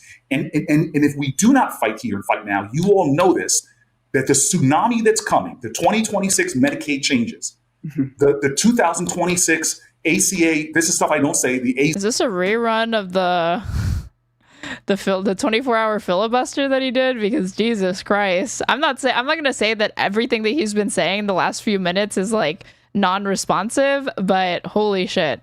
ACA premiums and subsidies, that's all gobbledygook to most Americans. It is just like all over the place. We know that if we don't do something come January next year, and then at the end of next year, between the Medicaid and the ACA, it will be a healthcare disaster like this country has never seen, affecting everyone. Because if you don't get your healthcare through the ACA or through Medicaid, and you go to the emergency room when you have a disaster, and now suddenly the emergency room lines are so much longer, everybody is going to be affected. And so, dude, the lines are always long at the emergency room. The issue is that the premiums are going to go up. The cost is going to go up exponentially. It's going to increase by like fucking like 300, 400, 500%, 800% in some instances. I live in urgencies. I'm not trying to pass somebody's period. I am who I am. This is where I stand. I could do no other. I'm raised to stand in my own integrity and to fight in ways that I want to show my constituents nobody's willing to go to the mat. Like this is like the third time that he's talked about, like, I'm constantly thinking of this. Like, again, you would show and not tell. If this were really the case, you would not have to tell people what a good person you were. You would be able to make that abundantly clear by talking about your legislative record and agenda and the wins that you've secured during your tenure as a politician in this country. You wouldn't have to constantly go on about, I'm such a good person. People talk like with these anecdotes. As much as I am, whether it's not going to the bathroom for freaking 25 hours, which is hard, or whether it's delivering on things. We're acting like you didn't wear a diaper. Come on. That are not sexy. But when we were able to significantly increase the funding for sickle cell anemia, which is talk about racism, which was a disease that affected more people, but that got less funding than other diseases. People in my community, and happened to be all across America, said, thank God. That's what I'm fighting for. Am I making somebody's life better? And I will stand with you on real corruption, whether it's at the Supreme Court or the crypto president that we have, or even my colleagues in the Democratic Party that still think they have to take money from PepsiCo or whatever corporation you want to do, like Apple. We have work to do. And in this moment, I want to unify people. The three of us, 90% we agree on. Let's put the 10% aside. I agree. I would actually say 98 because I listen to you guys and I cheer you in the mornings when I do. 98% of the stuff we agree on. Let's unify, because I know from the old African saying, that's been the slickest thing that he's done, like playing to them, be like, I love listening to you guys. that sticks in a bundle can't be broken. Spiderwebs united can tie up a lion. We need that kind of strength right now, more than ever, because what's at the stake is what I go home to Newark. But if you don't tell people, how will they know you are amazing? No, that's what I'm saying. I'm saying, when I said earlier the Democrats should brag, I didn't say about themselves. I said about their accomplishments. Bragging about yourself is like, again, unless you're going to go like full-throated, like just Donald Trump levels of like narcissism or whatever, which again is not really liked among the Democratic base, but you have to go that hard, or the way that you do it is by talking about your agenda and just trying to come off as genuine and authentic. That is how you will end up looking and being charismatic. This attempt to like tell people how good you are never works. And people are losing their health care and get their health care in hospital emergency rooms or their prenatal care at the time that they're giving birth. Senator, the bill that you passed for the, I think it was cocaine crack disparity. My husband's a criminal defense lawyer, and he said it's changed. I mean, it's changed so many of his clients' lives. So, and I know that you do really good work. You bring up a really good data point on that. It immediately, over time, it's been thousands more, but immediately got 2,000 people out of prison. 98% of them were black and brown. And most people, I'm sorry, they don't understand that we still live in a country where forget me, because I'm a privileged African-American man, but the average black guy has a 4 times more likely chance of getting arrested for marijuana usage. Still today, there are thousands of marijuana arrests than somebody that's white, and there's no difference in it. We live in this savagely broken criminal justice system that is targeting the most vulnerable people, the people that are addicted that need healthcare and not prison, the people who are mentally ill who need healthcare and not prison. It is so savagely unfair, and I'm grateful for your family talking about it. I think you bring up a really good point that we need to discuss as a party, and you bring up the kind of the leftist wing of the party, and then you on boots on the ground governing. And I agree with you to an extent that sometimes far, far left, it can be, they put you through the meat grinder. They put us through the meat grinder. Last Monday, we were the moderators for Kamala Harris's book tour in Los Angeles. And all the leftists were super mad at us. And when we first started the podcast, all of the conservative women were mad at us because we were liberal. And so I certainly understand that sometimes you feel like you can't. It's like, well, they're pissed at me. They're pissed at me. And I imagine if you're a U.S. senator, everybody's pissed at you. But I will say, now that we've been doing this, I actually think her keeping the conversation grounded with like personal anecdotes like this does help open the politician that they're talking to more, because she's trying to demonstrate like, hey, I'm not trying to hold you to reasonable standards. Like she said at the beginning of this, like, we're trying to have productive conversations to push you guys to be better and get you to actually follow through on the things that you ran on and promised to your constituents. This is not an attempt to be negative or like tear you down, and to shut that framing down before they can get a chance to cement that as how people view it, which is that this is just negative shit. They're just basically criticizing me. They don't know how hard it is. She is like, no, I know it's hard, but this is kind of what you signed up for, and I want you to be better. This for 3 years. I do think that the United States, and particularly the Democratic Party, we have to be leaders on this issue with Israel and Benjamin Netanyahu. It's something that there is a big, loud beat in the base that's permeating all across the country. When you have people in Oklahoma that have never been political before start to talk about it. And here's what I'm scared about. And I've been talking to other politicians that have come on the pod about this. You have Marjorie Taylor Greene, who is an anti-Semite. She is a real Jew hater to the core. And she is starting to message now.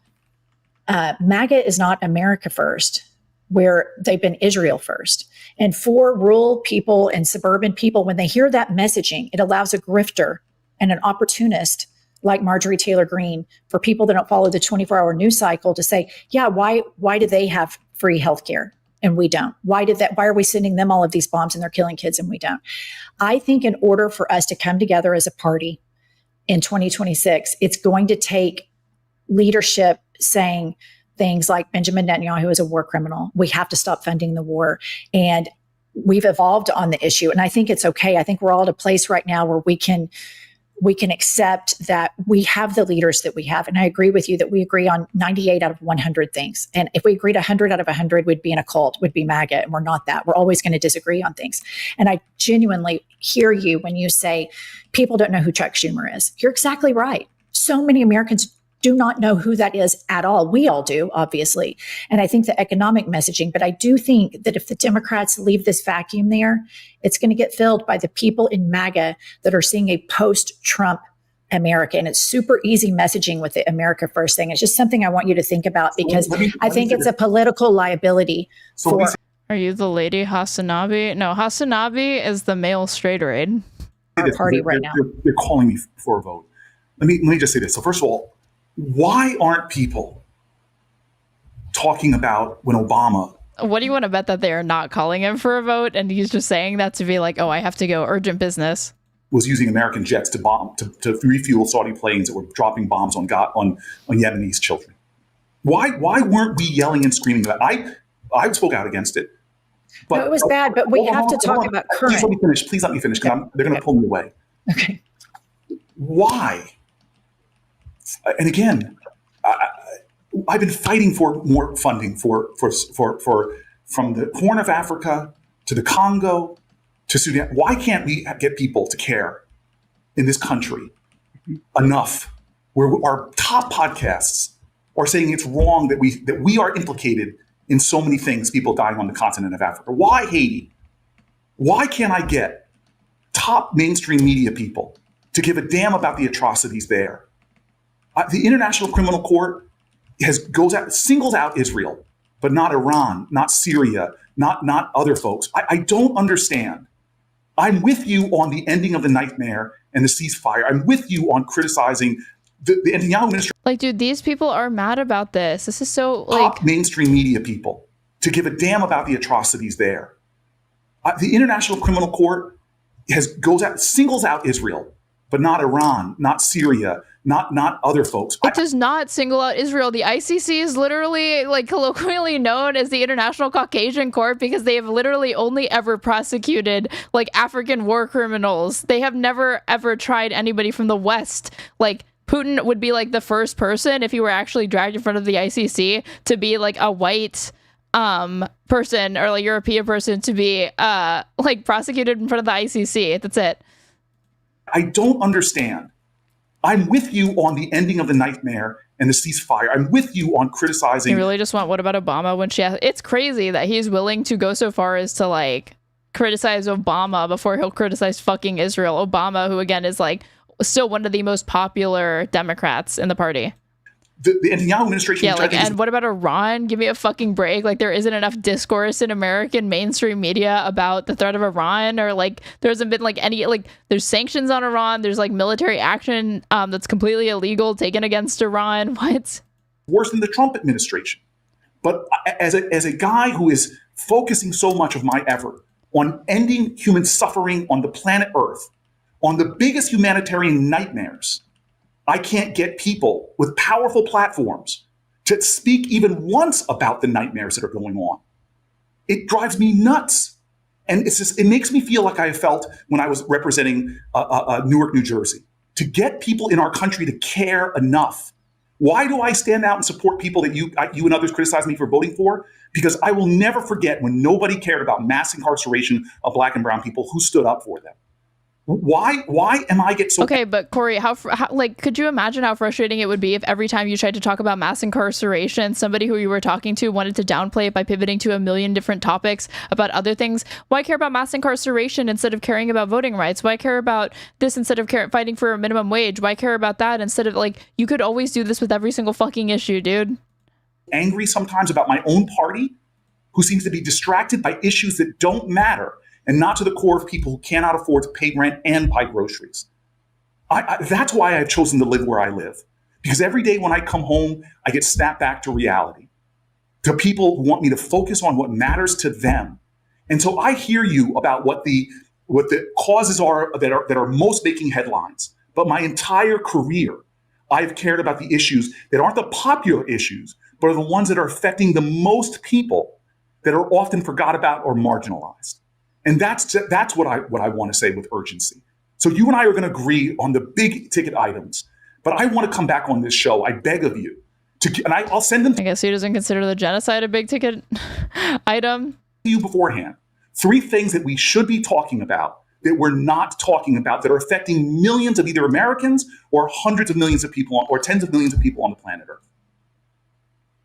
Senator, I want to thank you so much for coming on this podcast, because this is the difference between the left and the right. You come on here, we have conversations, we grow, we learn from each other, and it's not like Fox News or the right wings. We disagree and we embrace the disagreement to make a better country. And thank you so much for coming on. We respect all of the work you do, and we're here to fight this fight with you and find compromise and unity where we can. We are unified, the 3 of us. And you all are voices that, again, the tradition of Black radio in America, you all know this. It was people like you all that have platforms that would entertain people, that would inform people, that would engage people, but most of all, would help to heal the hurt, to inspire people to act even when they were starting to feel despair. I believe that hope is the active conviction that despair will never have the last word. And you all are speaking up again and again and again, trying to make sure people know that as dark as things are, as challenging. Oh my God, as soon as he starts like speaking in these platitudes, like, again, this dude just loves to rapid fire out this sort of shit.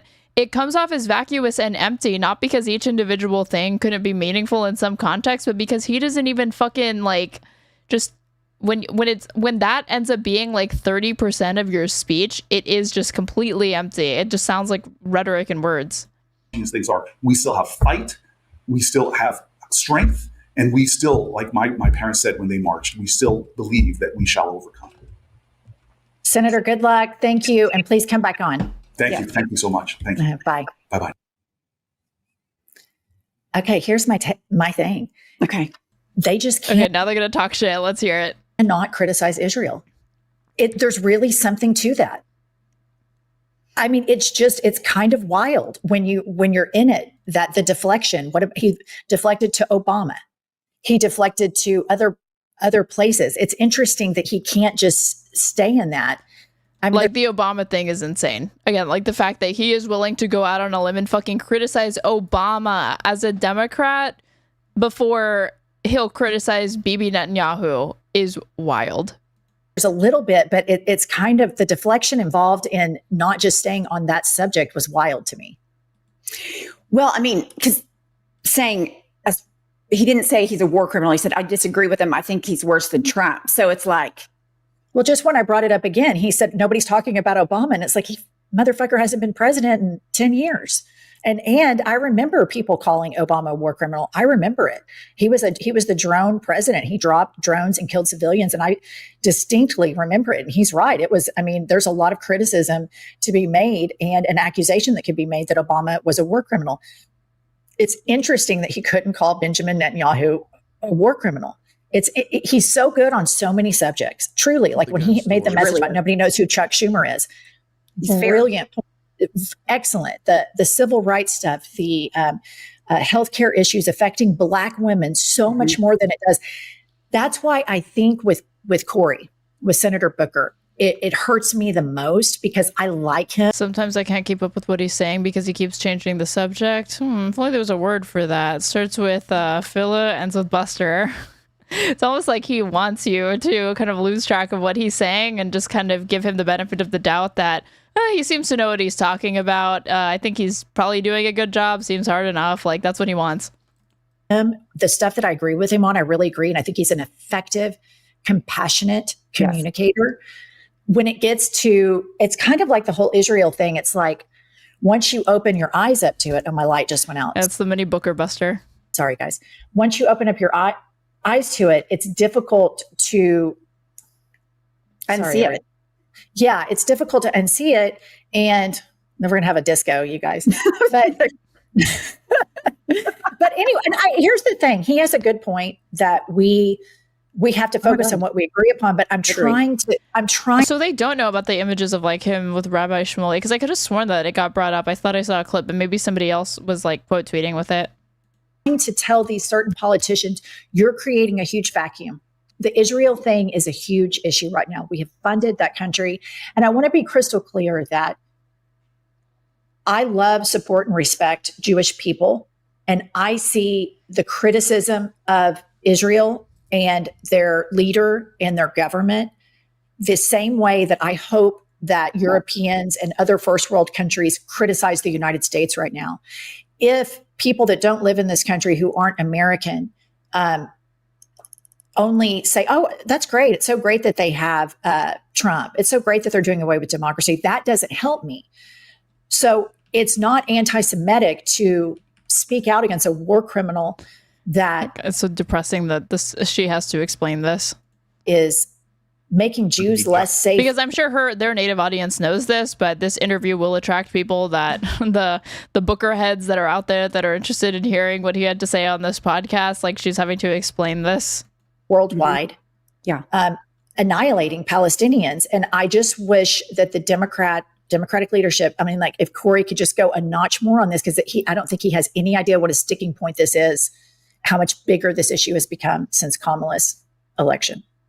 And I completely agree with him on everyday people, like the people we were talking about in the beginning, driving in their car. They're more worried about, why can't my child get a job? Why can't I understand that. But just on a macro level, it is so important that we have a line in the sand. Like, we will not support this, full stop. We will not. It's a layup to say Netanyahu is a war criminal. It's just, there's no question he's a war criminal. He is. Even Israeli human rights groups say it's a genocide. That's the thing that's embarrassing, is that, like, there are these sorts of criticisms you'll even hear from, like, former Israeli generals, officials, members of the Knesset, before you'll hear some American politicians, including Democrats, say them. I mean, it's not, some people in Benjamin Netanyahu's government are talking about the real estate development. Yes. And not even to mention that Benjamin Netanyahu funded Hamas so that he could stay in power. Yes. Right. It's like a Trump situation. He was going to lose his. But here's the thing I want to say about Cory that I think is important. It's a big difference that he came on here, because he knows we're critical of him. And he came on here. So the far leftist listeners, we can't just rip up the politicians that we have and discard them, because we have him. He is a major senator. He's going to have more and more terms. So when it also sucks that, like, these people are so fragile that if they see the reception to this was negative in the comment section, that it makes them less likely to go on. That you have to, like, you're forced to, like, give them their flowers or something like that. It's so lame. Come to places and openly communicate with us, then we have to have our disagreements, and then I will invite him back on, because it's going to take a big tent to overcome this. And so, and he answered the questions. I mean, I wish he would cut the crap and tell us, you know, why he won't call him a war criminal, but maybe he'll get there. Right, Pumps? Right. We know why. I mean, he's, like, literally paid to not understand or engage with what they're saying. So they're getting their money's worth. I just want to say that's when he said they're calling me for a vote. I wanted to say, the government shut down. But you know what? I respect it, because we gave him, he said, you can have this much time, and we went over. Holy shit. I completely forgot about that. Holy fuck. What is he talking about when he says, like, they're calling me for a vote? The government is fucking shut down. What the fuck? I'm all in on it. But yeah, I'm ashamed. Why didn't they just say that to him? Holy, that would have been great to, like, call him out of it. Like, what the fuck are you talking about, dude? It's funny that the government. I know. Shut down. But you know, he's a very likable person. But unless I'm missing something, and he means at, like, a state level or something, like, but, like, even then, like, what would be going on? The government shut down everywhere. See what the far leftists, I see what they see now. Sure. That there are certain politicians who are seduced, beholden, completely, I don't know if they're propagandized themselves or being paid off or what the deal is, but there is a lack of moral clarity and a lot of deflection. The fact that he was bringing up Obama, which is a very valid thing, but we weren't talking about Obama. We're talking about currently right now. Yeah, ain't valid in the fucking context of this conversation. Now, Benjamin Netanyahu bombing the shit out of everybody all the time. Like, that's who we're talking about. And we're paying for it. And then he said the ICC just to single him out. And I'm just like, that's kind of Israeli propaganda right there. I will definitely have him back on to talk about the things that we're not talking about, the human rights, atrocities. I think that's important. You know what? It is important, but his point in doing that is to not talk about Israel. Yep. Yeah. Right. That's the 100% point. I will have him back on, but each and every time I will continue to talk about the billions and billions and billions of dollars that hardworking Americans pay in their taxes that go to kill Palestinians. And that needs to be spoken about. And an O tipping $50. Let me read the thing really quick. Hold on. Where's my tip tracker? Hold on. Give me a second. And then no, that's what it was. Thank you for the informative content. Hit the like button and donate. Thank you so much for the $50. I really appreciate the support. And yes, do as they say. You should, if you're watching on YouTube, please like the stream. It pushes it out to other people. And yeah, subscribe if you aren't already. About all of the time, because there's a direct link of bipartisanship support for that, right? And Israelis have free healthcare, and I'm glad they do. I'm glad they live in a country where they have free healthcare. I'm glad that they have free higher education. I don't besmirch that, but there's a problem when, you know. That's the other thing that's insane. Like, when we fund that amount of money, that amount of the military budget for Israel, that obviously frees up resources and money in their budget. It's fungible in that way. So Israel literally has domestic programs like what's an example of this? Israel literally where if a woman has a baby, then that baby, she is eligible to receive a monthly stipend from the government every single month. Do we directly pay for that? No, but the fact that we provide them with enough, we cover a non-insignificant portion of their military budget, frees up the money for them to spend it elsewhere and have social programs like that. You know, when I drive through these rural Oklahoman towns and I see the way these people live and they have all these Trump flags and they're paying taxes and all of this stuff. And I don't think they realize what's happening. I don't think they realize how corrupt the whole Israeli government is and how corrupt our government is to continue to fund it. All right, Pumps. I think that's all we can do. I've lost my light and, you still look gorgeous, though. You really do. Thank you, Pumps. Thank you. And we will see you next Tuesday and Thursday. Don't forget, we have our book. Buy it, download it. Love these ladies. This is the first time I've watched their show or whatever. I've been seeing a lot of hype surrounding them, and I actually think it's warranted because it was a good conversation. But if you're watching on Twitch and you're not following me yet, please go ahead and do so. That way you can know when I go live, which is Monday through Friday at varying times. If you're watching on YouTube, please like the stream. It really helps push it out to other people. Subscribe to me, hit the bell, go through my past VODs. They're timestamped, so you can skip around to segments very easily. If you want to support me, you can follow the donation links pinned to my Twitch chat or my YouTube description box. I'm at __ on everything. But the most important thing that you could do is subscribe to me on Twitch, where you will get access to an ad-free experience as well as cute emotes. And you can also gift subs throughout the chat so that other people can have the same experience as well. I am sending you guys to who is live on Twitch. Okay, you guys are headed to Justilk, who is live. And if you're watching on YouTube, you are going to Queeman. And both of these are drama streamers. I could send you, I guess, to another political streamer, but I feel like that's the vibe after all the politics that's been going on today, okay? So go tell them I say hi. Thank you so much for watching. I will be back tomorrow. Don't know when, don't know what time, don't know what we're covering, but it'll probably start off with that Channel 5 Pete Buttigieg clip on Israel because it is quite insane. But thanks for watching. I will see you soon. Bye!